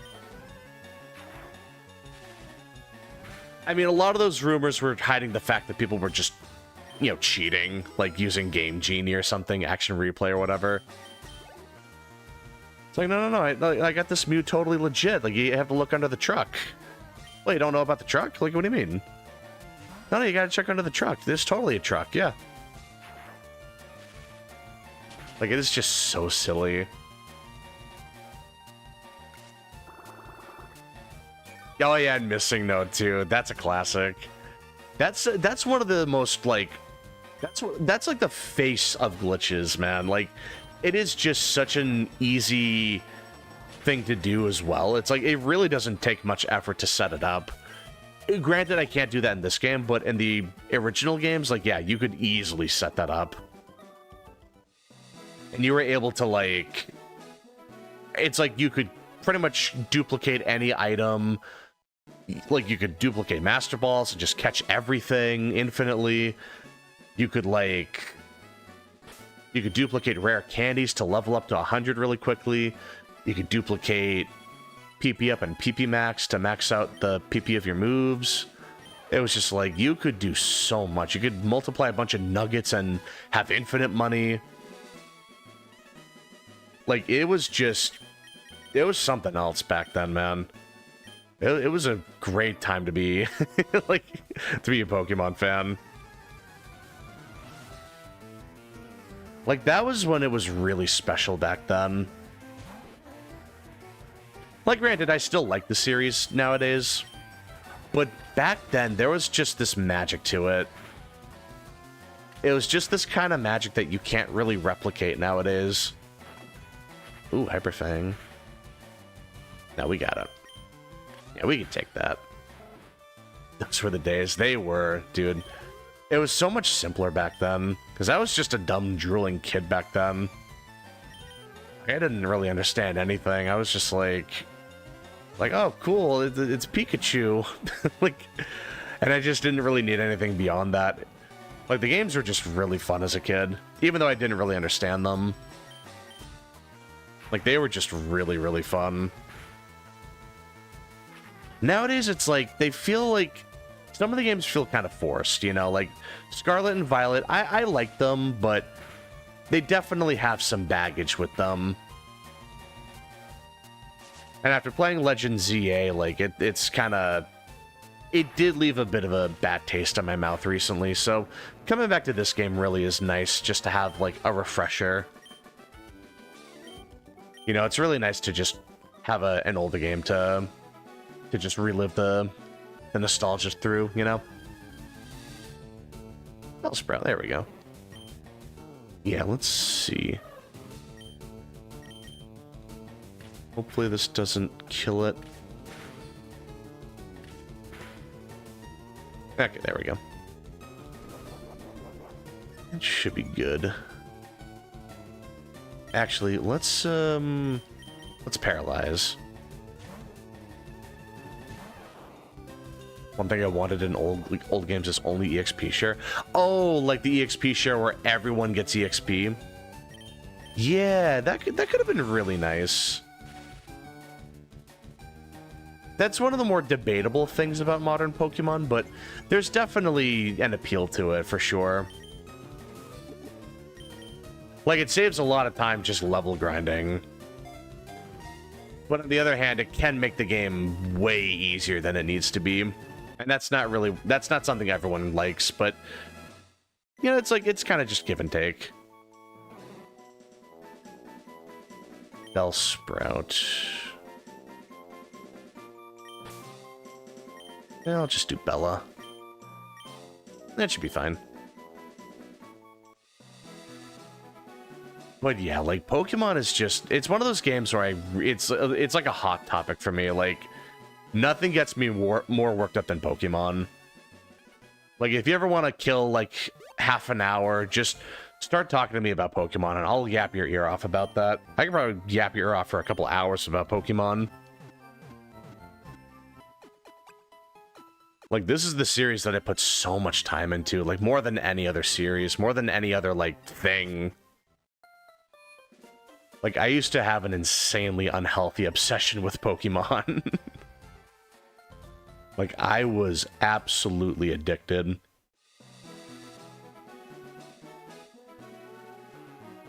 Man. God, it's just good memories, man. You know what? I could catch Abra, potentially. I don't think I need to. I could.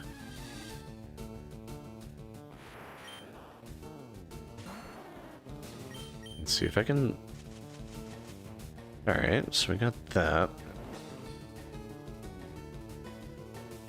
I can tackle, and if it wakes up, then it'll teleport, which is fine, I guess. Yeah. At least now I know it won't die in one hit if I try to catch it. That's not a big deal. Both have a good point, but it's way too time-consuming, but also fun as well as a pain. Yeah, it's like, in some ways it's really convenient, and in other ways it's very, like, disruptive to the experience. It really depends on how you want to look at it. Like, when you're going through the game initially and you want to have, like, a difficulty curve, like, you want to... Like, you don't want to just one-shot everything, you want to think about what you're doing, then yeah, that can get in the way, because you're just really over-leveled, but... When you're at the end of the game and you're just trying to build a new team and, like, training for like the post-game stuff, yeah, EXP share, the modern EXP share is much better. It saves a lot of time just power leveling everything.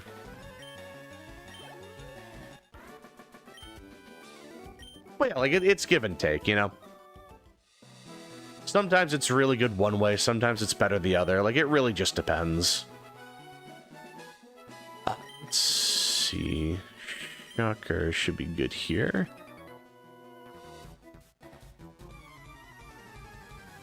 I don't remember if that other hiker has a Machop. I don't think it would be a terribly big deal either way. Yeah, let's see. Yeah, only 2 hits. Would Peck finish off here? Barely not. If I did a Peck right off the bat, that would have KO'd. Oof. Yeah, because 2 hits of Fury attack aren't as strong as Peck. Yeah, that's where I kind of hesitated. But we should be fine. Yeah, let's see.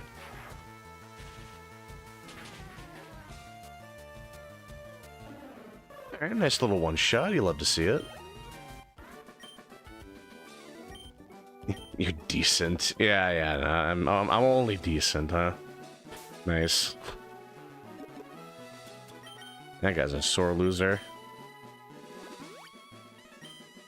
But alright, let's see. I just don't know if he has, I was surprised to see that first match. Okay, no. Definitely the Onyx guy. I know I'm gonna study soon. See you tomorrow. It's holiday tomorrow. Oh, nice. Yeah, hopefully studying goes well for you. Hopefully you have a good holiday tomorrow. But yeah, it was good seeing you again, man. It's been a little while. But yeah, I'll see you around. Have a good one. And let's see. So, I mean, I keep forgetting his name is Shocker. Yeah, Shocker will evolve at level 20, so we're still a little ways off. We're not too far off. But it is a little ways off.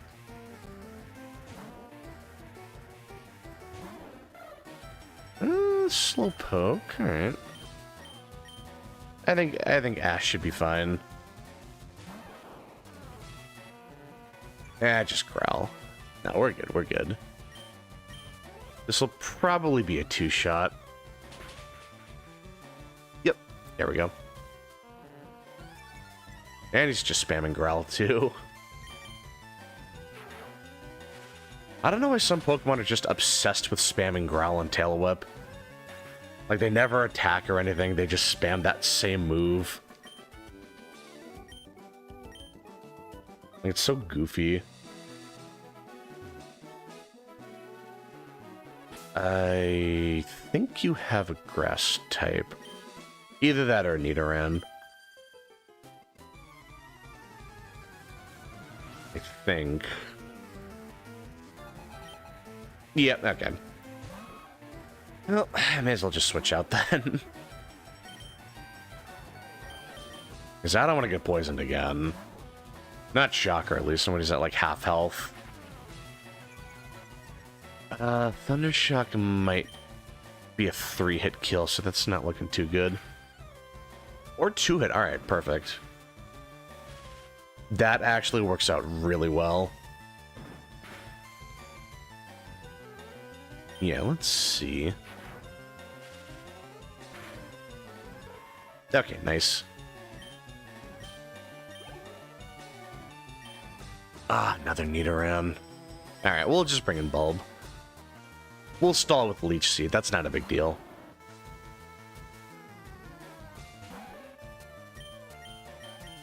God, a lot of these like early Pokemon are kind of annoying, especially because it's this is the generation that introduced abilities. So Nidoran has poison points. So if you make physical contact with it, there's a 30% chance you get poisoned. And that definitely builds up over time. So they're surprisingly tricky to deal with sometimes. Just if you're gonna be in for like a long fight. It's definitely a little like like it can get a little intrusive. But at the same time, abilities really do make the games more interesting. You know, it's like, because you can take a Pokemon that's kind of bad and then give it a really good ability. So, like, Azumarill. Azumarill used to be unusable. That thing was trash, man. Like, 50 base attack, like, that was useless. That was less than nothing. Like, buddy, that was trash. But nowadays, it's like, Azumarill is one of the strongest Pokemon out there, because it's like, it got huge power, which literally doubles its attack. So now it went from something with like base 50 attack to more akin to something that has like base 150 attack. Like, it's actually unbelievable how strong it is now. So abilities really do make a pretty big difference. Like, they're kind of nuts. Like, it's sometimes it's kind of hit or miss. Sometimes Pokemon just have really bad abilities that don't do anything. But then other times, like, they genuinely do help. And some abilities are a little overtuned, so it's like, it's kind of just, it's another layer to balancing Pokemon. But it does add a certain level of depth to the games that I really appreciate.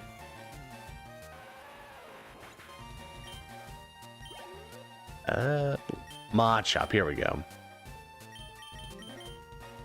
Shocker might not one-shot, actually, and I'm definitely gonna die to a hit. We'll see, hold on. No. Oh, maybe not, okay. So I guess they couldn't have KO'd me there. Alright. Okay, I feel pretty good about that. You got really lucky. Oh yeah, so normally we need cut to access that item, but if we lure this guy over here, we can actually make him walk over. Cool guy, I've got a girlfriend. Man, that just sounds a little insecure, my guy, I'm not gonna lie. It just sounds like you're overcompensating.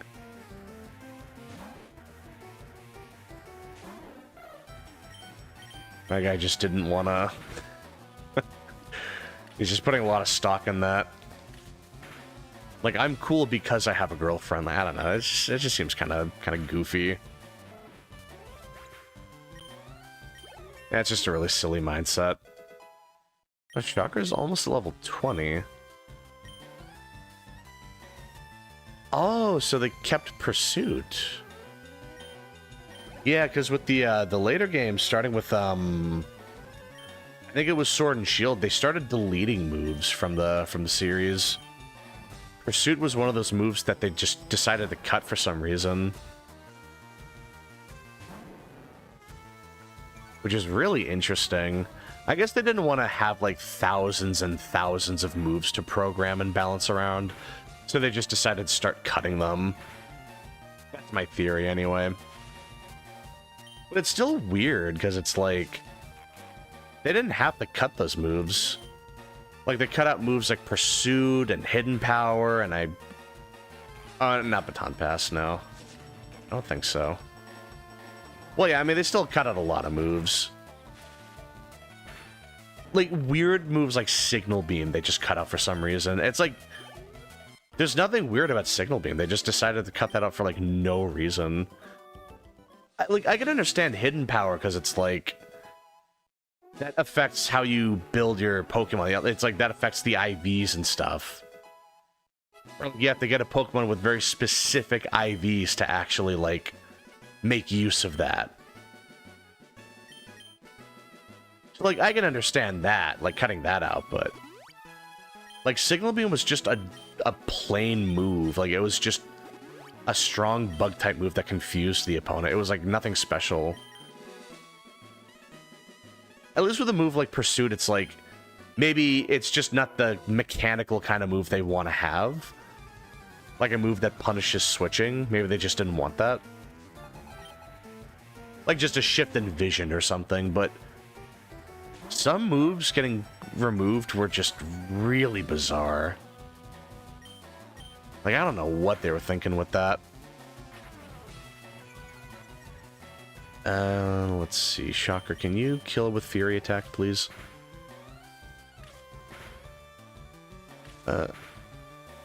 There we go. Thank you. Finally, a little cooperation. You love to see it. They're finally working with me. And Sandshrew should be no problem.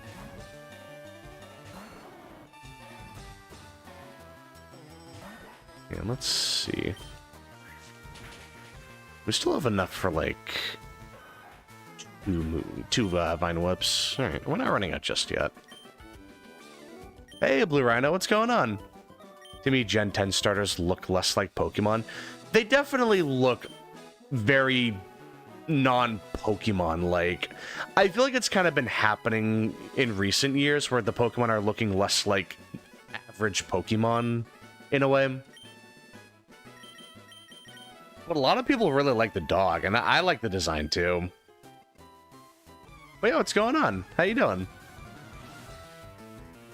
But yeah, Generation 10 is, it's looking very interesting, at least. Oh, yeah, we'll just bring in Shocker.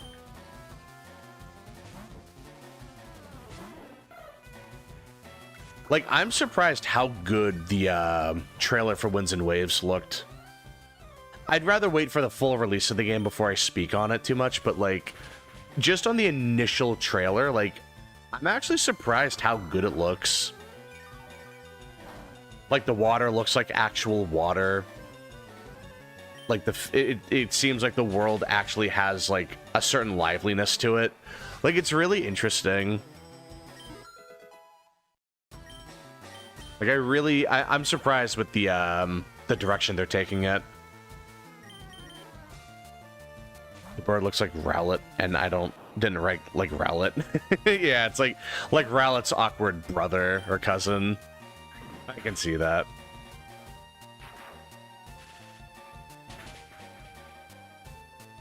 Yeah, I think I'm gonna go with the water starter. Mainly because I always go with the water starter in pretty much any new generation. But yeah, like, that dog looks really nice. I can appreciate a good dog design.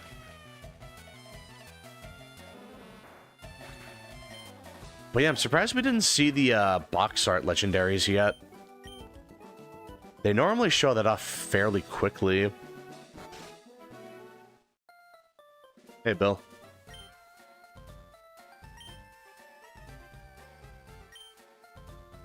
I don't like the super round proportions on starters.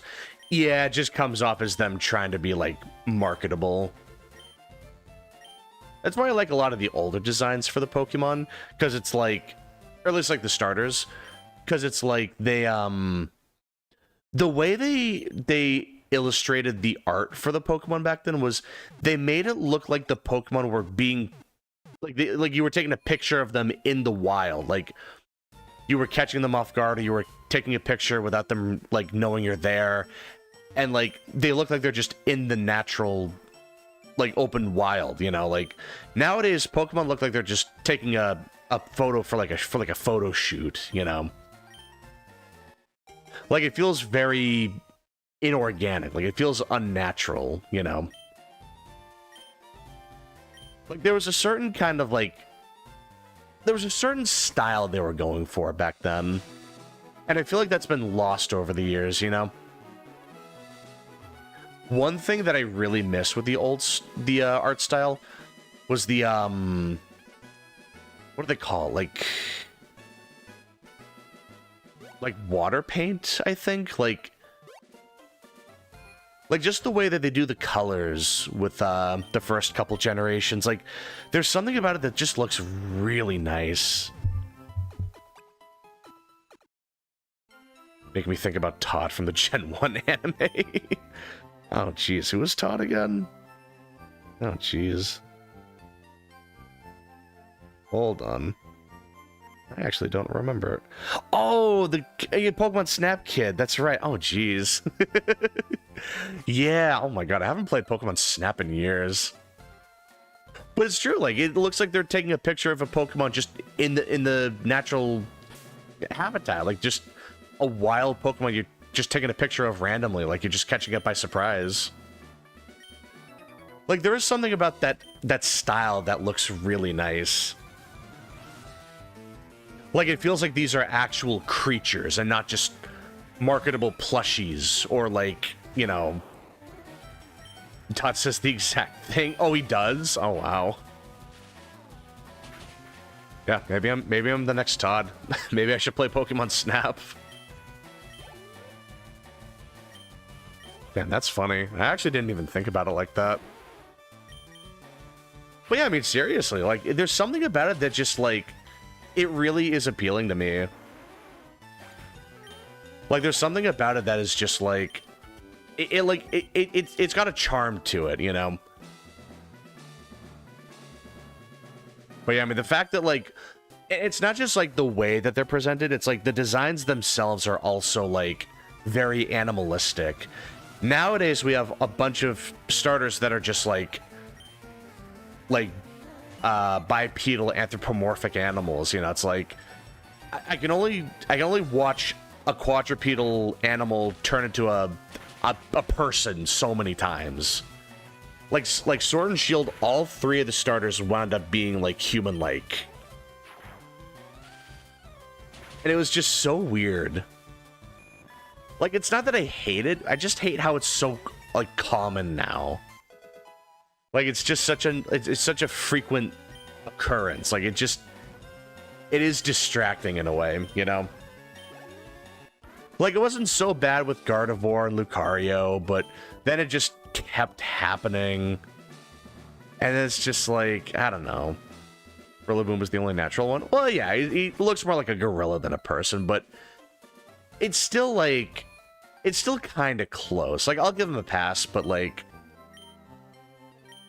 it's still weird that we just can't go back to those older styles where it's like, you can have a bipedal Pokemon, but, like, make it look like an actual animal, not just Inteleon or Cinderace, where they're just people. Like, they are absolutely people, they just don't want to pay their taxes.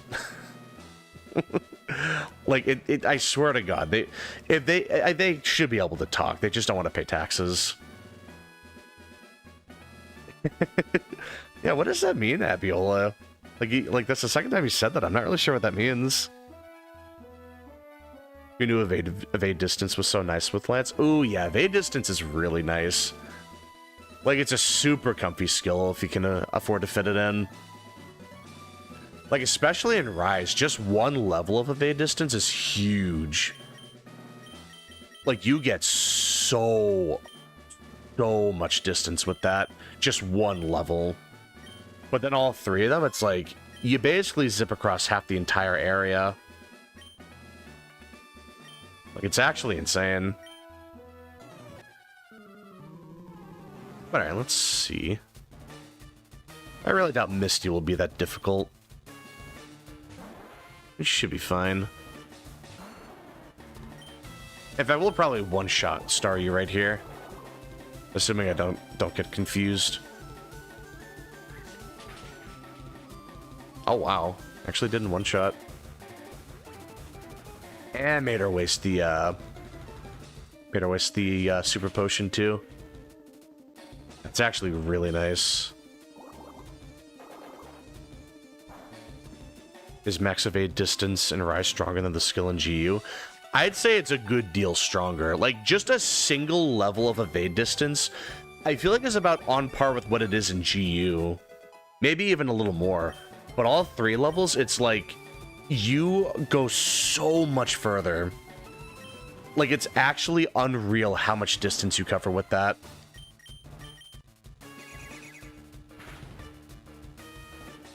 Like, it is just so much distance. Like, I really like evade distance. It's basically just... It's kind of a mandatory skill on some weapons. Like, Switch Axe, it's like... You don't need it, but it really helps. Like, it significantly helps. Could I take that? I could probably take that. Ah, not if it's a crit. Alright,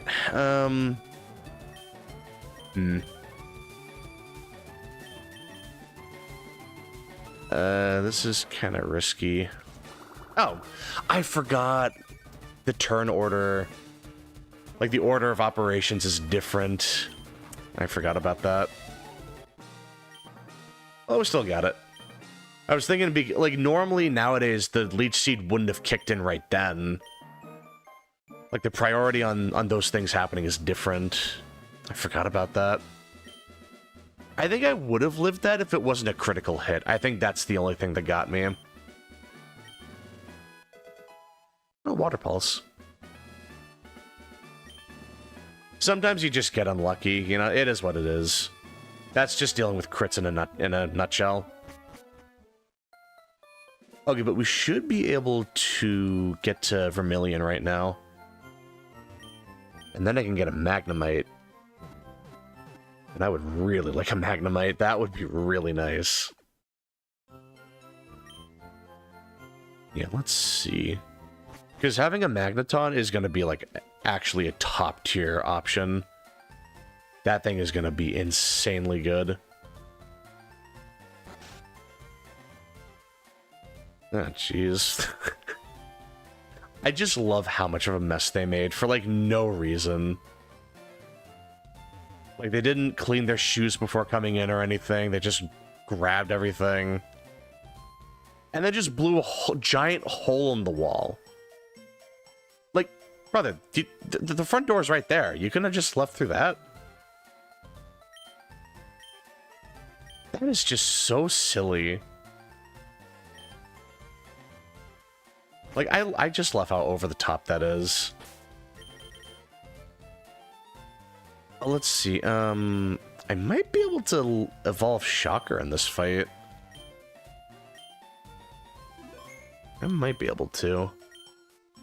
I think they have a Machop and a Drowsy. I forget if they lead off with the Machop. They do, okay.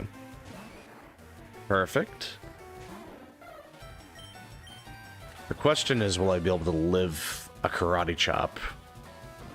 Or low kick, I guess. Alright. Kinda going easy on me.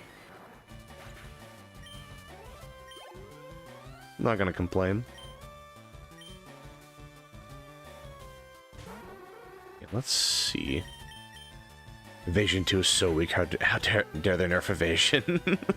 Well, to be fair, in GU, you're supposed to rely on stuff like Absolute Evade and Absolute Readiness. You got like Valor Style, Adept Style. I guess they just didn't want you relying on that too much, because it's like... You already have so many options for dealing with attacks, so...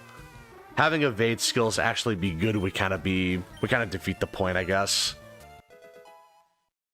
Even though I still would have preferred having... I would have, you know, liked having that as an option.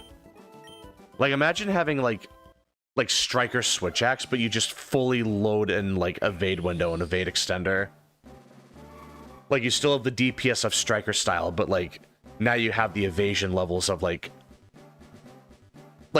close to, like, Adept or Valor Style or something. Never use evasion in GU because it's so mid. It really is. It's like, they would really have to buff it up in order to make it good. You know, it's like, it's a shame, because it could have been really nice. Like, I actually would not mind running an Evade Window, like Switch Axe, or maybe like an Insect Glaive build or something. Even Sword and Shield, I would have really appreciated that. But yeah, I'm surprised they don't do that more often. Like, I'm surprised they didn't, like... I'm surprised they did that at all. I mean, like, just the fact that, like, it's completely useless in a game where you just have, like, so many different options for avoiding damage. Like, you have 2 styles that are focused on avoiding attacks.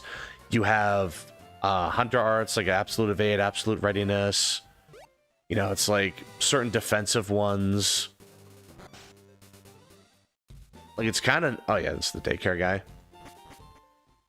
Oh, I should have checked what Pokemon were in the grass. I think I can get a Meowth here. Yeah, let's do that real quick.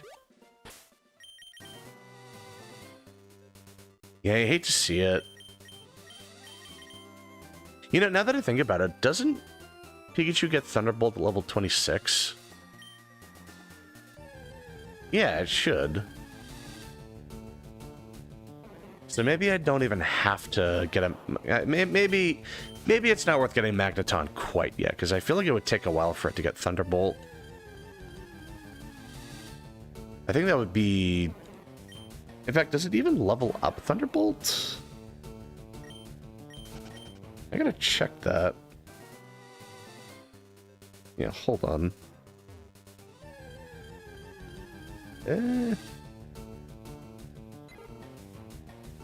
Hold on. Ooh. It does not level up Thunderbolt. Okay, I'm gonna have to use a TM for that. Alright.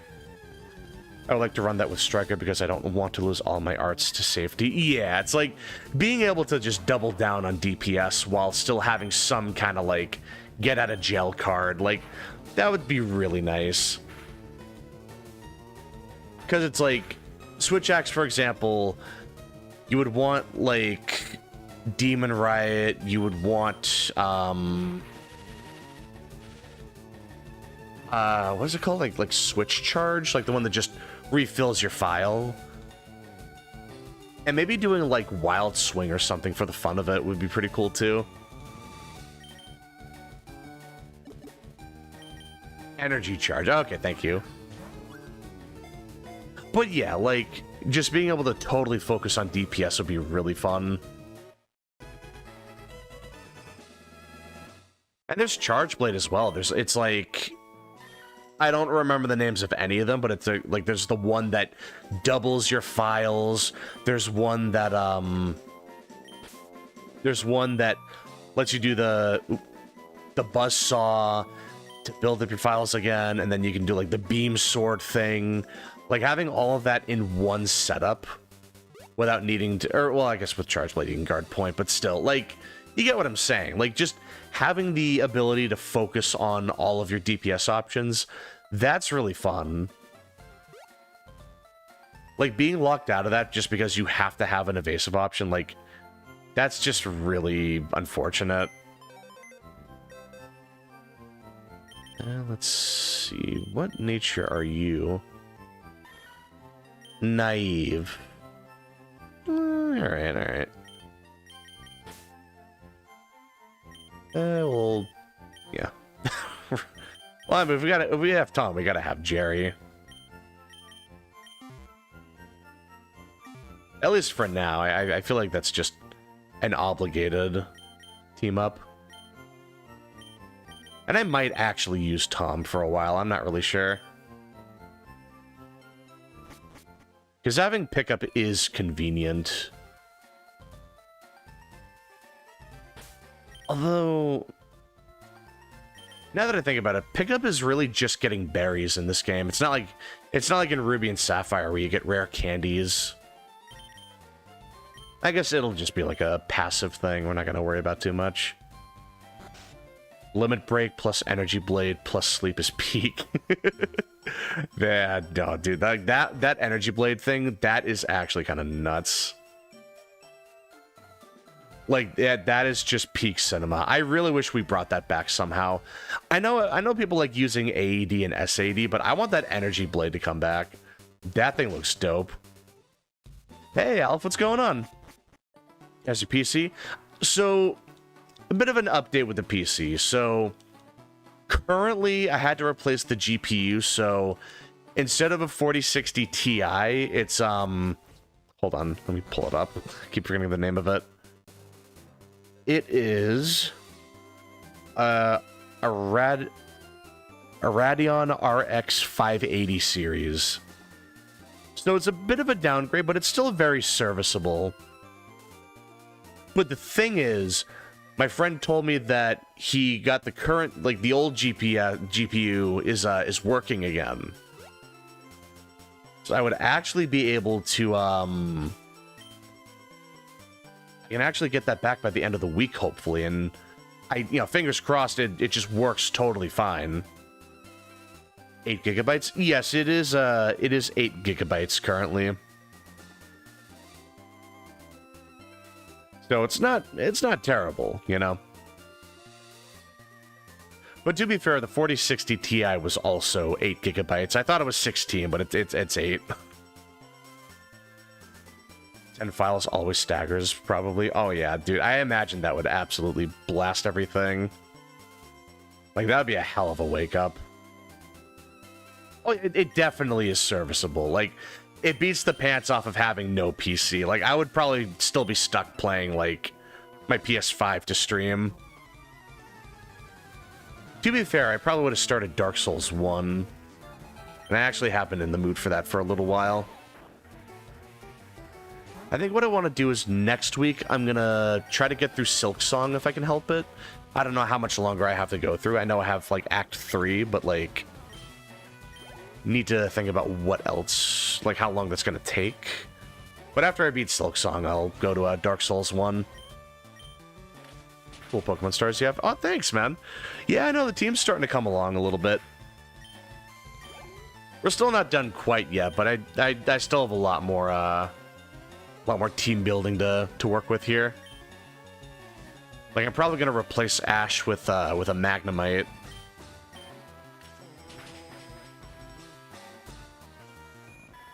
.580 can run wild if you're crafty enough. I mean, like, maybe I'm just not that crafty, because it's like, my god, I booted up wilds for all of, like, maybe 3 minutes. It was tanking. Like, I had everything set to low, and we got a recent PC update for it as well. Well, I mean, like, I think it was like a general update performance-wise, but like, PC's been getting performance updates, and it was tanking. Like, dude, it was absolutely chugging along. Oh, brother. Gonna bring back Zelda next week to finish it? Yeah, that's what I'm gonna do. I think, probably on Sunday, I'm gonna do like a long stream just to try to beat it. Act 2 is better. Oh, you think so? Were you not a fan of Act 3? Alright, I mean, I would have figured Act 3 would be, like, everyone's favorite part.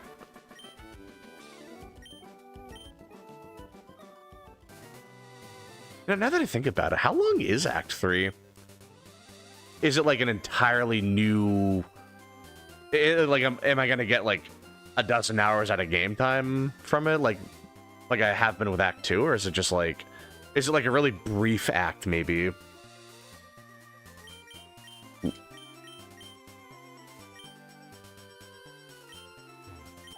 Oh, yeah, no, I'll look at that, what you sent me on Discord. Don't worry. I remember what you sent me, man. I'll be sure to look over that before I stream tomorrow, next week.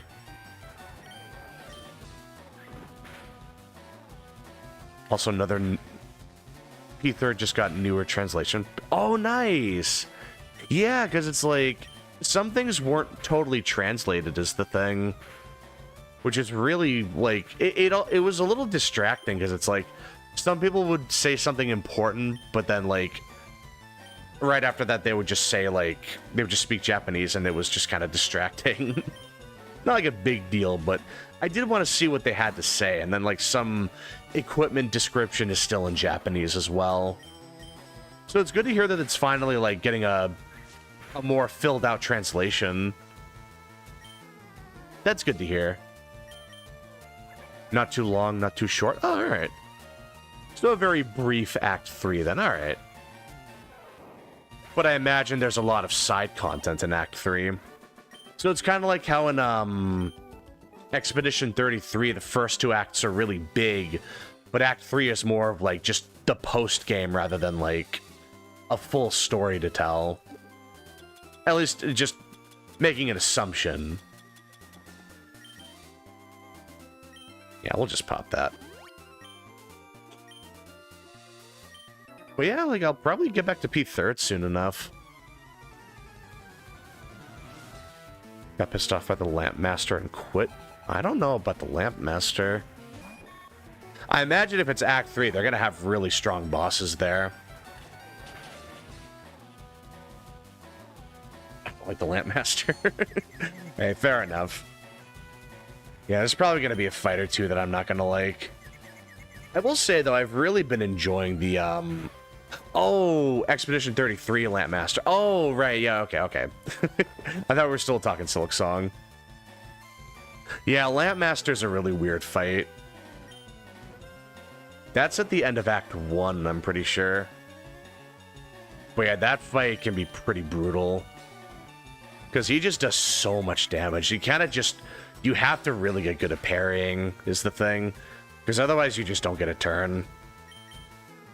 Like, that guy can be really obnoxious. I remember he had, like, one projectile move that was really hard to time the parries to, because it's, like, they come at weird angles, so it's really hard to tell when you actually parry.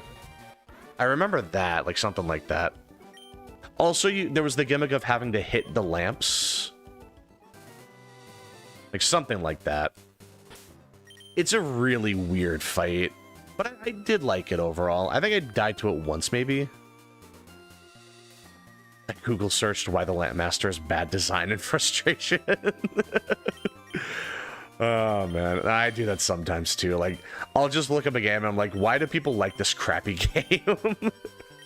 Like, oh my god, it just doesn't make sense. Like, how do people like this crap? Like, unbelievable. No one has my taste in games. Ooh, bit of a mismatch, not too bad.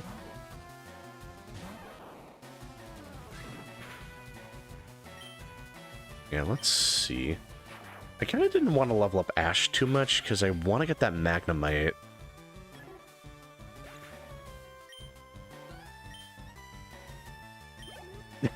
Oh yeah, when Patrick is copying SpongeBob, yeah, no, that's a classic.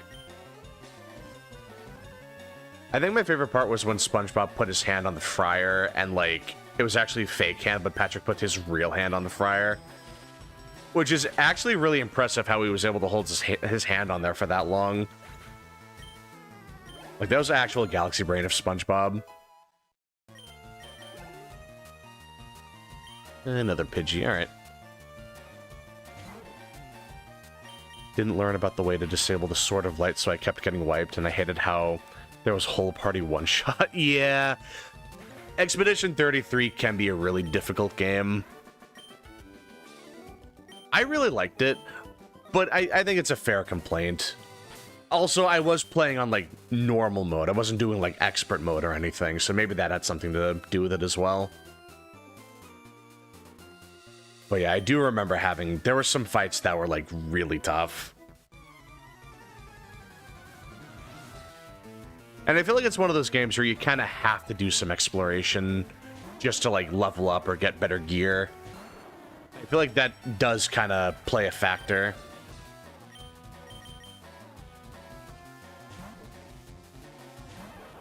Probably did expert then. Yeah, because expert mode, I haven't done that yet, but I imagine that's gonna be pretty brutal if I get around to it. Hey, Hunk, what's going on? Yeah, I'm just playing some Leaf Green. About to get to Vermilion City. Gonna see if I can catch some more Pokemon. But yeah, what's going on? How you doing? Well, yeah, let's see. So Eradicate shouldn't be that bad. Matter of fact, I can probably just spam Vine Whip. Probably don't need to worry too much about Leech Seed stuff. Yeah, let's see. Oh yeah, perfect. Sometimes the simplest option is the best. Razor Leaf, there we go. Immediately get rid of... Oh, no, we'll get rid of Tackle. Yeah, I think that's the best one.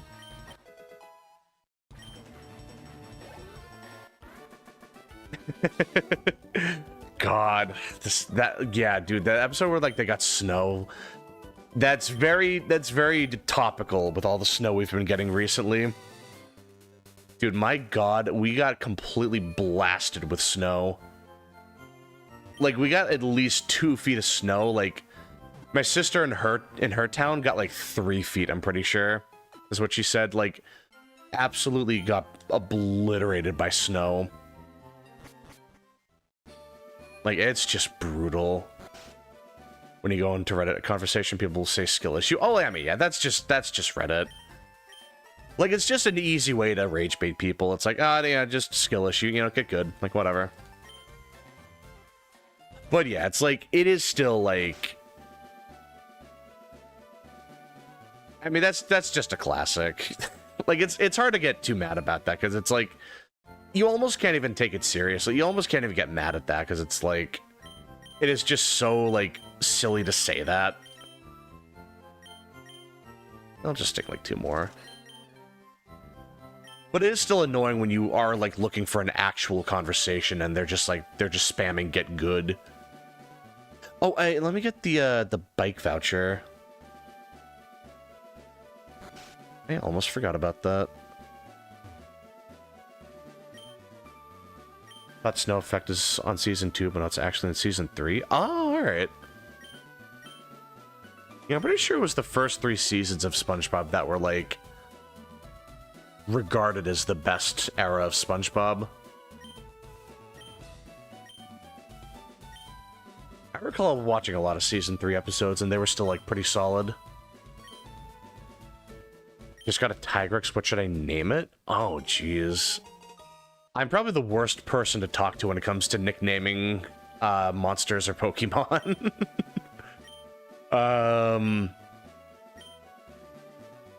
Maybe like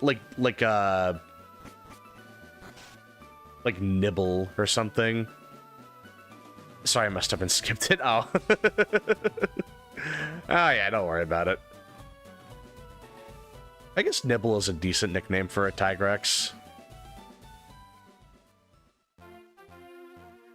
Yeah, so we should be able to get Magnemite. Man, that guy's got some pretty good eyes. Got that 20/20 vision.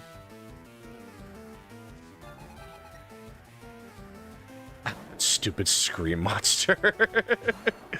Honestly, that's a pretty good name, too. Honestly, hey. Hey, Sweet Dreams, what's going on? Yep, I finally made my return. Back in full force. Feels pretty good. How are you? What's going on?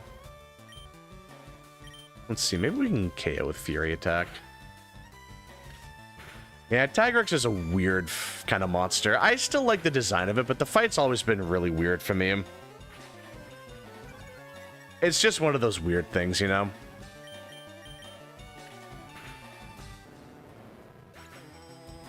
Haven't had the best few days. Oh no, what happened? Hopefully you're getting better.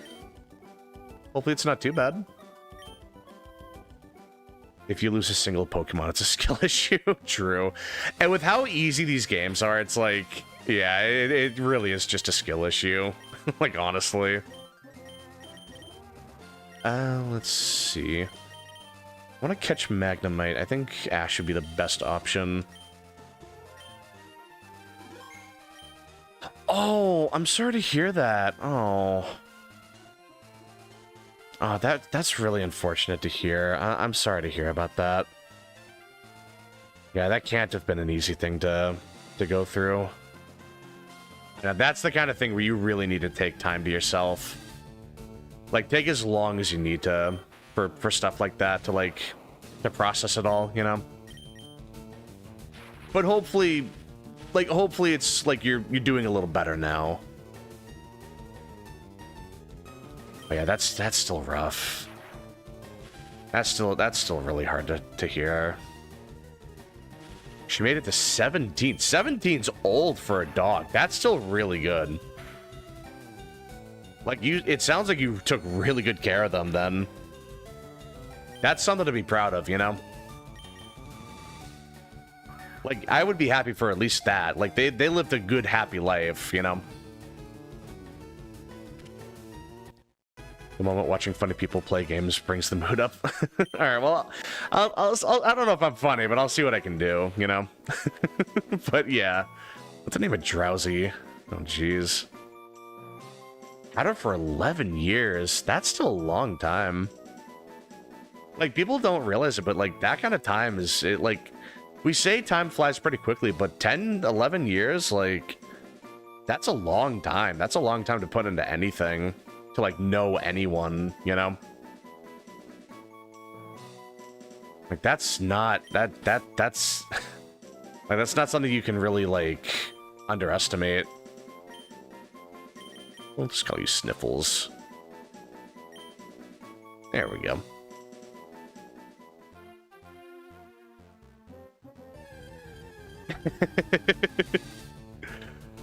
Not if I crouch down. Down here, I'm perfectly exposed. Ooh, let me... You know what?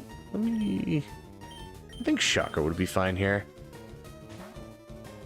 Both of my other animals have been sweethearts through it. Aw, that's really good to hear. Yeah, animals can pick up on that kind of stuff. They know when someone needs, like... When someone needs, like, help emotionally. Quick double kill from double cart from Shaggy. Oof. Yeah, Shaggy's one of those fights, man. It's just really easy to get 1-2 tapped by that guy. It's like it's so easy to get hit by the slams as well, I feel. Maybe I'm just not good at the fight, but like that is still a rough, like it's a rough fight. I was confused when we quest failed. Sometimes it just goes by really quickly. There was one time I was fighting like a Kulve Taroth in World, and we still had all 3 of our carts, and she did her like red carpet attack, like the fire on the floor thing, and we just got triple carted like instantly. Like I blinked and everyone died around me. I was like, what happened? Like what? Reminds me that she's been with them their whole lives. Yeah, like that's a nice way of looking at it. She's like they've been a part of your life and everyone else's lives for so long, you know? Like they definitely had like a big impact on everyone around them. Like I'm sure you made a lot of good memories with them, you know? Like just make sure you just got to make sure to cherish those memories, you know? Let's see. His name was with my black cat before she passed. Oh, alright. But yeah, it just means you gotta really treasure those memories. And the rage quit the hub. It's in cart, of course. Oh yeah, of course. It's always the ones that die that are the ones that rage quit, you know? It always sucks when that happens, though. Ooh. What did they name you?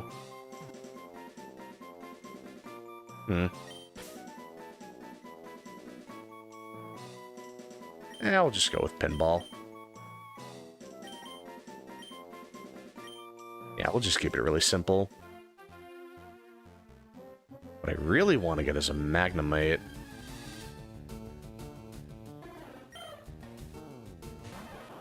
And I'm pretty sure...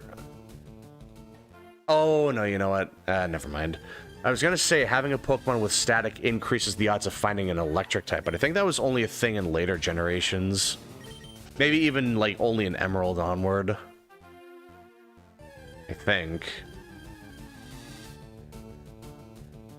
Yeah, like, I appreciate it, Keaton. Like, we'll just... Yeah, it's good to try to, like, lighten the mood, you know?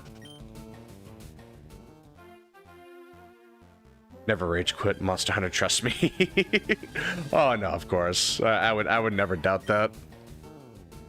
I've certainly never triple carded to a Chameleos and immediately rage quit the hub. Certainly not. It couldn't have been me. Absolutely not. And it definitely wasn't because I was trying to get, like, a high-rank Chameleos either. Nothing of the sort. Her name was Zoe, and she was a very special Gremlin.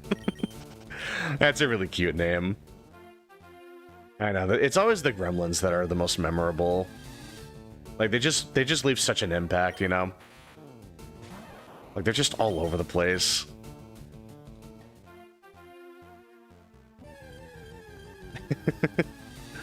Would you two stop throwing snowballs?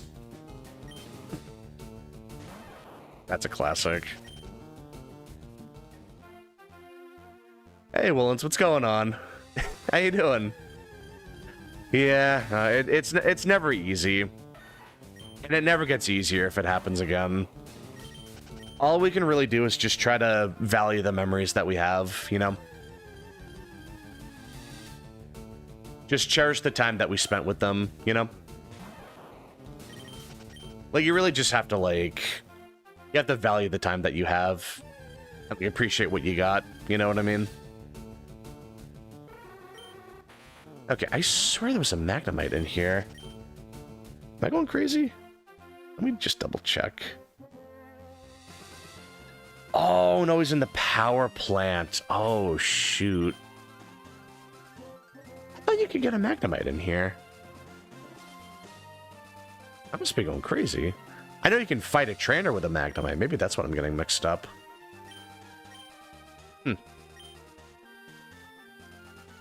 Okay, well, we're not gonna worry about that too much then.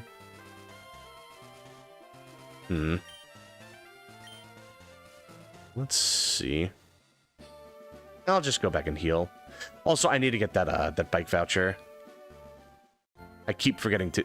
I should get the Verse Seeker, too. That would be really important. A warrior must not be afraid of his own death.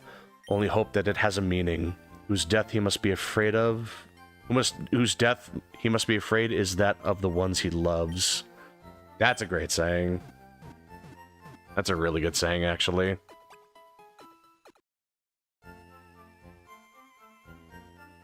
Man, you got a lot of pets. Holy.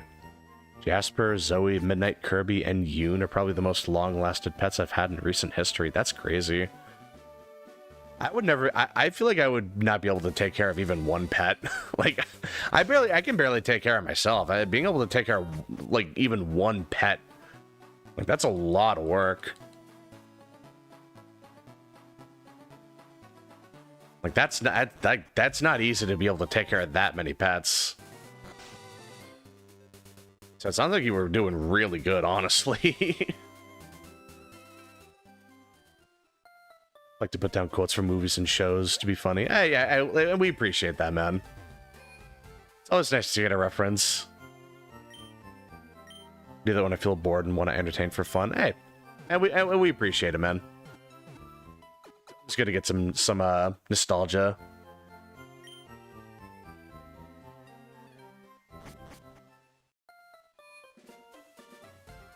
Let's see. Warts win war, Squidward. Yeah, SpongeBob knew his wars, I guess. At least when it comes to snow forts. Had 4 at a time once, 2 dogs and 2 cats. Oh wow. Hopefully you had someone taking care of them with you as well. Like, I cannot imagine raising 2 animals by myself, let alone 4. Like, my sister sometimes will have me take care of her 2 dogs while she's taking care of something out of town. And they are so needy. Like, they are so, like, attention starved. It's like... They will beg you for attention constantly. And if you stop petting them for, like, half a second, they will just jump you. It is so goofy. It's exhausting, but it is so goofy. Like, it is just so silly. My mom, I'm the one who watches them when she's out. Oh, alright. I gotcha. Yeah, you really need a team for that kind of thing to work. Like, trying to take care of it just by yourself, like, that's a lot. That's a lot for any one person to deal with. Like, that can be extremely, like, tiring. Like, you definitely need to take any kind of, like, chances you can to, like, rest. My golden doodle is very demanding with his paws when he wants attention. Yeah, like, one of my sister's dogs is a golden retriever as well, and they're very, like, they're very expressive. If you don't pet them, they love punching you, man. Like, they throw hands. You know what? Hold on. I did catch some Pokemon. Let me see what I got. Let me check my options here. Yeah, what are we working with? What about Sniffles? Nah, that's plus special defense minus special attack. That's no good. I can't say I really want that.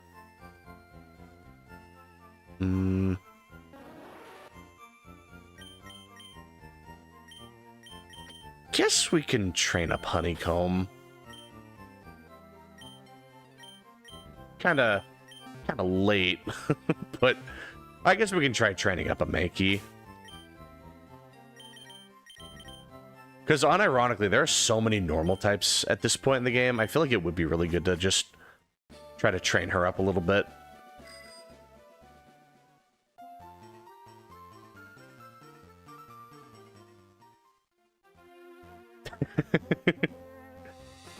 And one thing I like about Squidward is that he always gets caught up in their antics. Like, even when he thinks he's, like, on their level, he's always just off by, like, a little bit. Like, he just seems stupid to them now. Now it's, like, the other way around. Gonna get our ashes sometime soon as well. Oh, okay. Yeah, it might take a little while then. Yeah, I've never gotten, like, ashes for any relatives. We've never really done that before. Yeah, it's always really... It's really interesting. It's always interesting to hear about that. Well, maybe not, like... Yeah, I don't want to sound like... Yeah, try and make it sound like really, like... I don't want to be, like, weird about it, but it's, like... It is really fascinating to hear that, like, people really do... keep ashes. Like, it's just never something I really thought I would do myself. Like, it's always fascinating to learn about stuff like that. Love the war part from SpongeBob. I know, dude, I love that. I have a little memorial with my black cat's ashes on the entertainment center. Oh, nice. That's really good to hear. Just something to remember them by.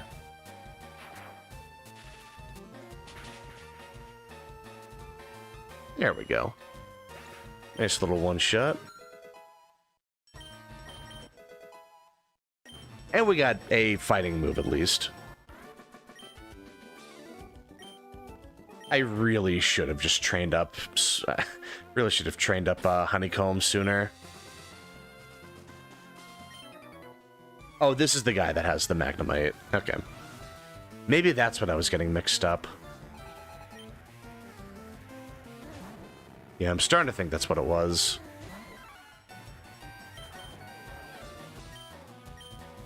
Oh, Tom got another berry, I think.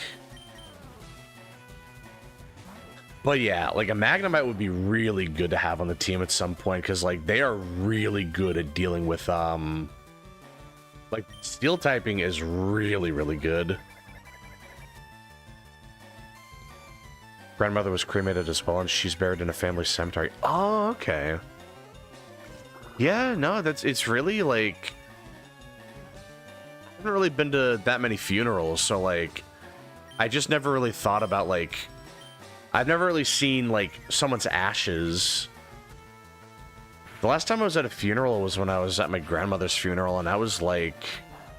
not even 10 at that time. So I really didn't understand what was happening, like, at that point.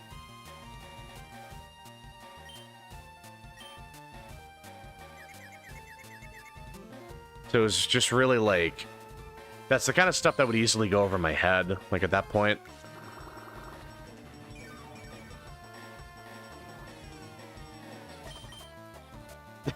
Oh yeah, when SpongeBob and Patrick just like start pelting Squidward, like just absolutely blasting him with snow, like they just turn into a Ferris wheel of snow, like snowballs. That was great. That's a really fun, that's a really good episode, honestly.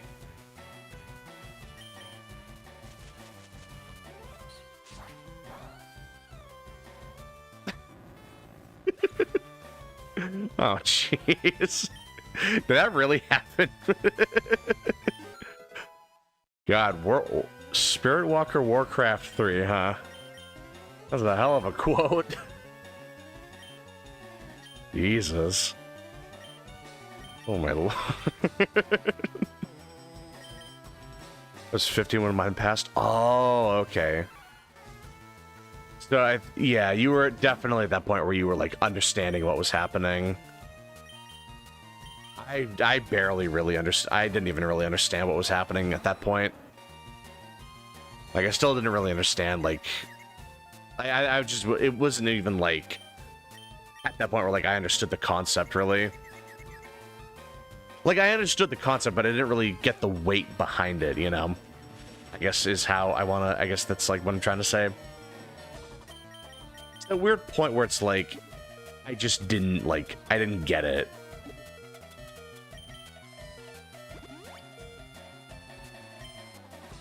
Let's see.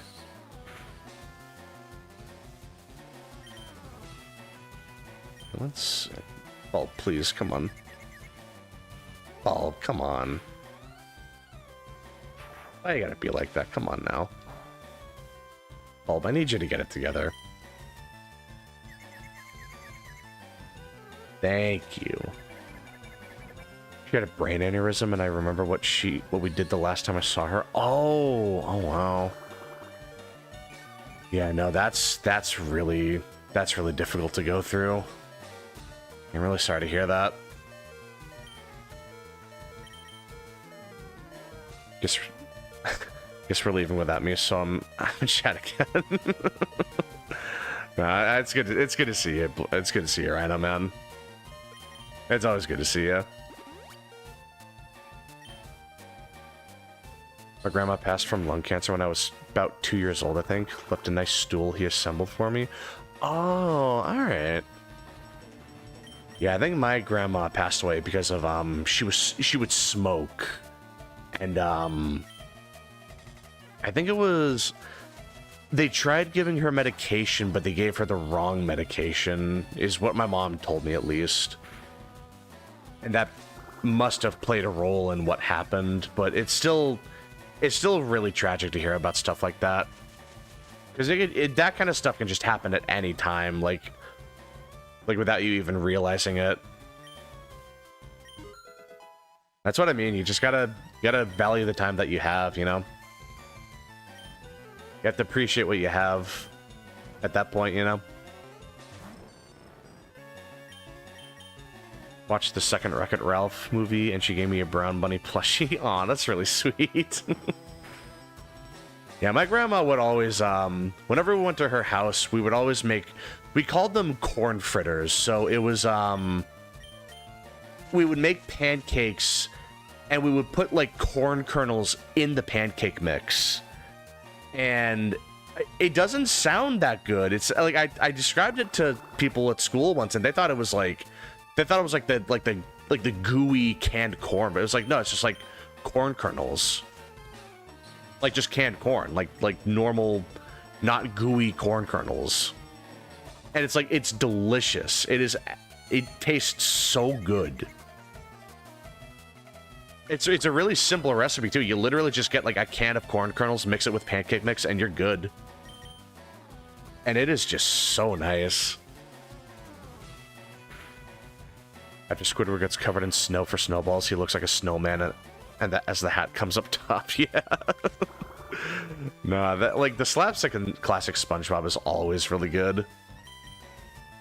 They always know what they're doing.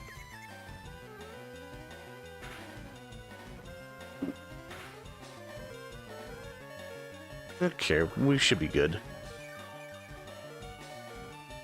That's the grandfather by my father's Russian line, by my mother's Ukraine line. Granddad's left the family and never returned when mom was a child. He was some kind of criminal, kept landing in jail. Oh, I see. Oh, wow. Yeah, no, you never really know what someone's going through until, like that, that's the kind of stuff you wouldn't learn about until later on. I imagine that's the stuff you don't really notice as a kid. Yeah, that kind of stuff would have gone clean over my head back then. Like, I feel like I would have learned about it years down the line, and then I would just feel really mixed about it. It was the day after my birthday, I remembered that. She collapsed a week later. Oh, wow. She would make peanut butter blossoms for Christmas, and we've continued to do that as well. Oh, that's really great to hear. Keeping the tradition going. I like to hear that. It's always good to leave something behind, you know? Like just a song or like a recipe or something. Just something to remember them after and try to, like, keep that memory alive. Like, that's always really good to see. Like, just try to keep the tradition going. But yeah, it's like it's just really important. I keep forgetting to take the item off of Tom. It's just really important to try to keep those memories going. Yeah, it's always really important. Especially when you're young, where you don't really... Like, you're still making memories. Like, you're still learning about the world and stuff. So, like, you're just not thinking to value things like that. So it really is, like, important to just cherish everything.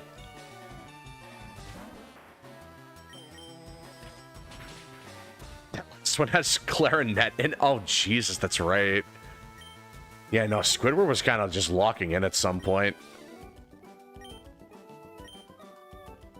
I don't know, dude, that guy was just, like, absolutely locked in. No. Alright, I'll just train her back to back, alright.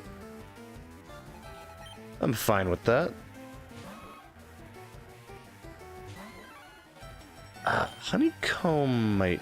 I keep forgetting to take that item off of Tom. He's just holding on to that berry for the rest of his life. He's just gonna hold on to that forever, I'm sure. I'm just not... I just need to remember to take that off. It's probably just a person berry or something, not even anything good. Yeah, dude, pickup used to be so busted in Ruby and Sapphire, but then they made it, like, absolute trash in Fire Red and Leaf Green. It's, like, mostly just getting berries. Oh, it's your birthday month? Oh, hey, happy birthday month, man. Glad to hear that. Yeah, my birthday will be up in, like, sometime this spring. Ooh, let's see. I feel like Shocker would be... No, I think Ash can handle it. But yeah, what are you hoping you get for your birthday?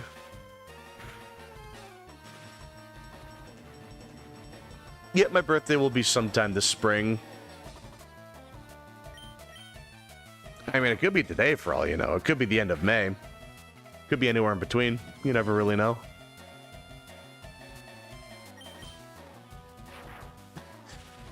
God, that would be so goofy. Like, I'm just trying to keep my birthday a secret. Like, eventually I just make it so, like, every day of spring is my birthday. God, I wonder how long I could keep that bit going. Like, every time I start the stream, I'm just like, happy birthday, let's play the game. I would be exhausted if I had to do that. That was an Oranberry. I knew it. I knew it was going to be something useless. I'm going to say March 20th, 2026. That's an interesting guess. You could be right. You could be wrong. I don't know. But, I mean, that's an interesting guess. It's not till 3-ish weeks. Oh, all right. Oh, so pretty soon after Stories 3 comes out, then. That's pretty interesting. I really needed to level up Honeycomb. I don't know why I didn't. I don't know why I didn't think to do that. I just made this a lot harder for myself.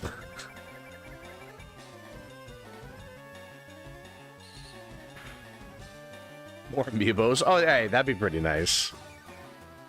You know, fun game night and dinner. That'd be pretty good, too. Maybe just get everyone together and go bowling or something. Or maybe just staying home and playing, like, charades or whatever. Or maybe like a board game like Monopoly. I'm a week younger than the Monster Hunter franchise. I mean, hey, I'm a couple years older than the Pokemon franchise. I know where you're coming from.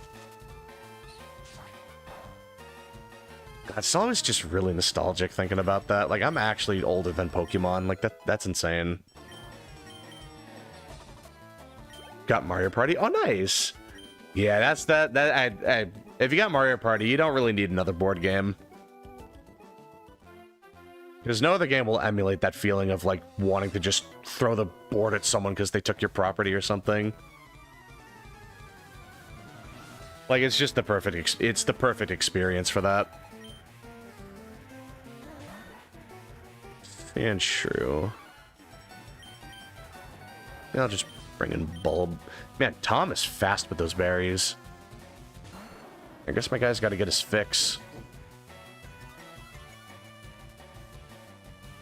Yeah, let's see.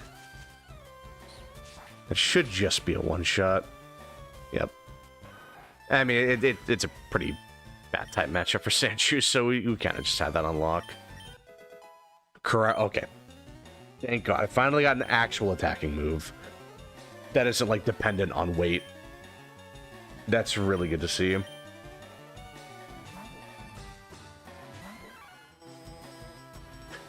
Oh, yeah, like, that scene where SpongeBob is just, like, machine gunning, like, snowballs in Patrick's mouth.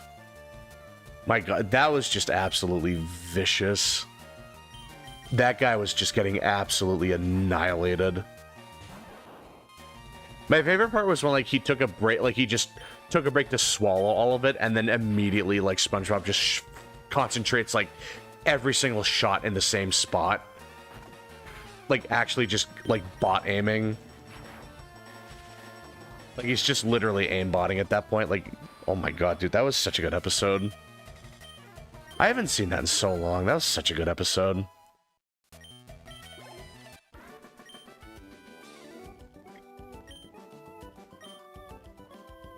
A shout out, I haven't G-used. I'm ugly and I'm proud. Is that what he calls it? I can't do the voice because I'm kind of tired. But yeah, no, that's a really good that's a good episode too. The Ugly Sunday. God, that was just such a good episode too, man. Excuse me, sir. I hope my horrible ugliness won't be a distraction. Not at all, boy. Yeah. Like, absolute banger. Like, just absolute banger after banger. God, they just don't make shows like they used to. Even within the same series, they don't make SpongeBob like they used to. I've never won before, and you're not going to start anytime soon, pal. Not while I'm around. Fire types, alright. It shouldn't be too bad.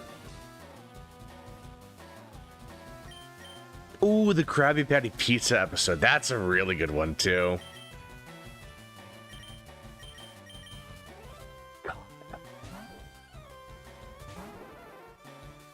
It's another really good episode that I liked.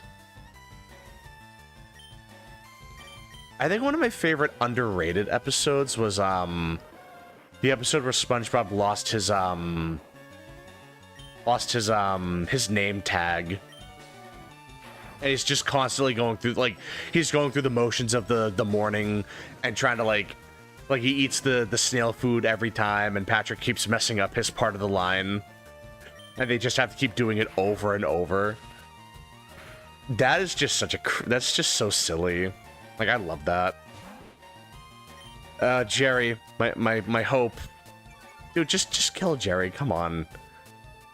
Stop dragging it out, man. Just kill Jerry, please. Please, just stop. Are you really gonna let this happen? Are you just gonna let this happen? Yeah, that's okay. That's what I thought. You were just gonna roll over and take that, weren't you? God, that would have been hilarious. Oh, please don't one shot. Okay, thank God. Okay, perfect. Ooh. Also, realized I share a birthday month with the cinnamon roll and my life is complete. Hey, that's all you really need at the end, right? What more do you really need? Ooh. Let's bring in Shocker. Favorite is the Krabby Patty Pizza episode. I know, it's like... Just thinking, like... What was another really good episode? Oh, the episode where they go into the, what is it? Like, they go to the, like, Glove World and they miss their bus stop and they wind up going to, that deep sea area. That was a really funny episode. I loved that one. Score 1 for the boys back home. Like, somebody just little lines as well. That's another thing. There are just so many good one-liners that are easy to, miss. Oh, the Tom. Alright, Tommy. Okay, see, there we go. You can get a rare candy. It's mostly just berries, but you can get a rare candy. Okay, that makes me feel a lot better. I'm not going to use that rare candy right now, but just knowing that I could use that later, that's really nice. That is super, super good to know. I will be using them for a little bit. Probably not, too much, but I will definitely be using them. I'll keep them on the team for as long as I can. At least until I replace them with something better. But yeah, let's see. What else? There are really only a couple more trainers around here.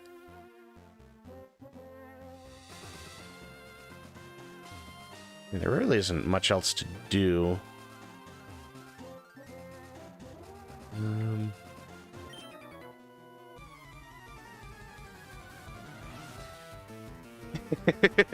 Yeah, SpongeBob? Who's SpongeBob? And then just I get the giggles. It is just so hard not to laugh at that. Oh, that's gonna take way too long. Well, maybe. Hold on. Maybe I can make this work. If I get a crit here, I might... Ooh, there we go. Your boy's got it. Oh, we're doing pretty good, actually. Another Magnemite. See, if... I feel like... Jerry, can you just take this for me, please?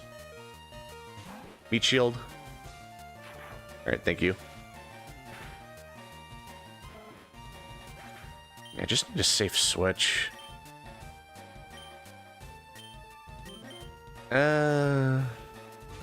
Actually, I could have just swapped in Bulb, no problem.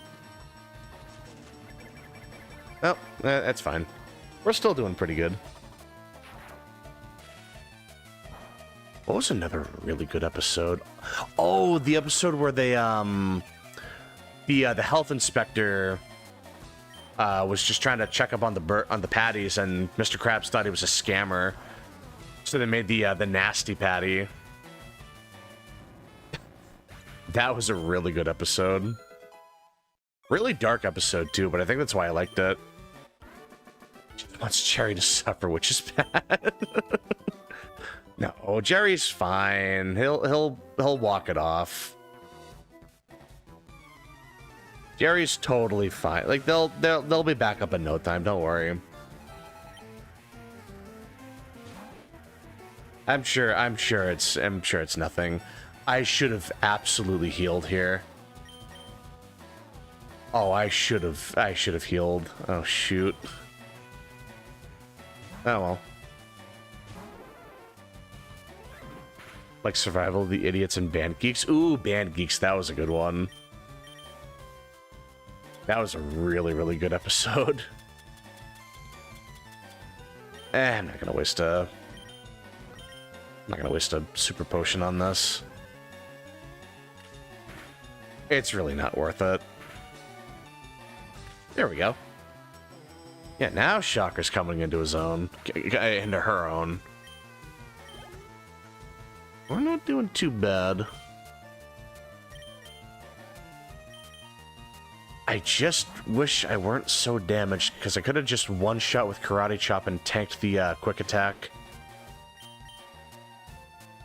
Like, the AI is very funky in this game, but I'm pretty sure if they see the chance to KO, they'll take it. Like, if you're at low health, they'll just go for an attack. I'm pretty sure. So this should be quick attack. Or tackle, alright. Maybe they just pick a move at random. Maybe it really is all just totally random. Damn.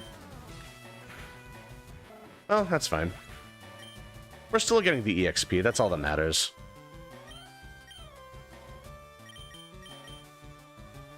I'm probably not going to be able to bring in Shocker. Probably can't directly switch in. That's alright, Bulb has this. Bulb will be totally fine.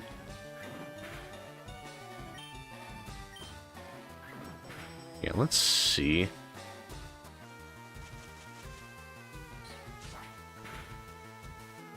No, no one shot. But we outsped somehow. I'm surprised we were faster there. No, we had the higher level, but I'm still surprised. I believe that was the last trainer as well. Yeah, let's see. Oh, hello.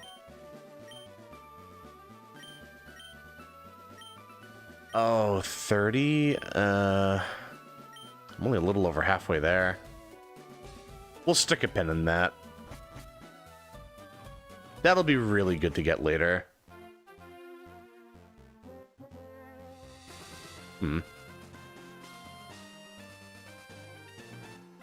Yeah, alright. We'll come back to that later. Like, much later, but... Alright, I think that's about everything in here for now. No. I thought there was something over there. But yeah, I guess all that's left is just going through the SSN, but we'll probably save that for next time. It is getting kind of late.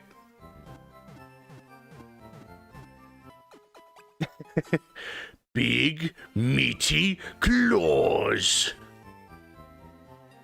God, that was just so many good episodes in SpongeBob, man. It's insane. It's so hard to pick any one episode.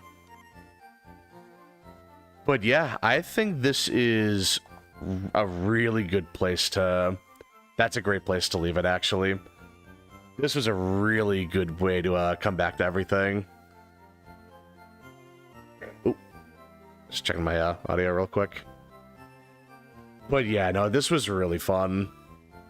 This was a really fun return to Pokemon. I haven't played a Pokemon game other than Legend ZA since, like... What, maybe Black and... like Black 1? Other than ZA, yeah, I think that was the last Pokemon game I was playing. So it's really nice to come back to the sprite art era. think my most recent pet passing have maybe more attached to the specific breeds that they were. Yeah, like you just start to get really attached to like the kind of animals, like the breeds that they were before. Yeah, and I totally get what you're saying. Like we had an English bulldog for the longest time, and every time I see a bulldog now, I'm like, oh god, I miss her. Like, it really is just like, oh, they look just like her, my old bulldog. God, she was dumb as a brick, but just sweet as a sweet thing. Sweet as a not brick. Nah, she was a really good dog. My drink? My diet, Dr. Kelp?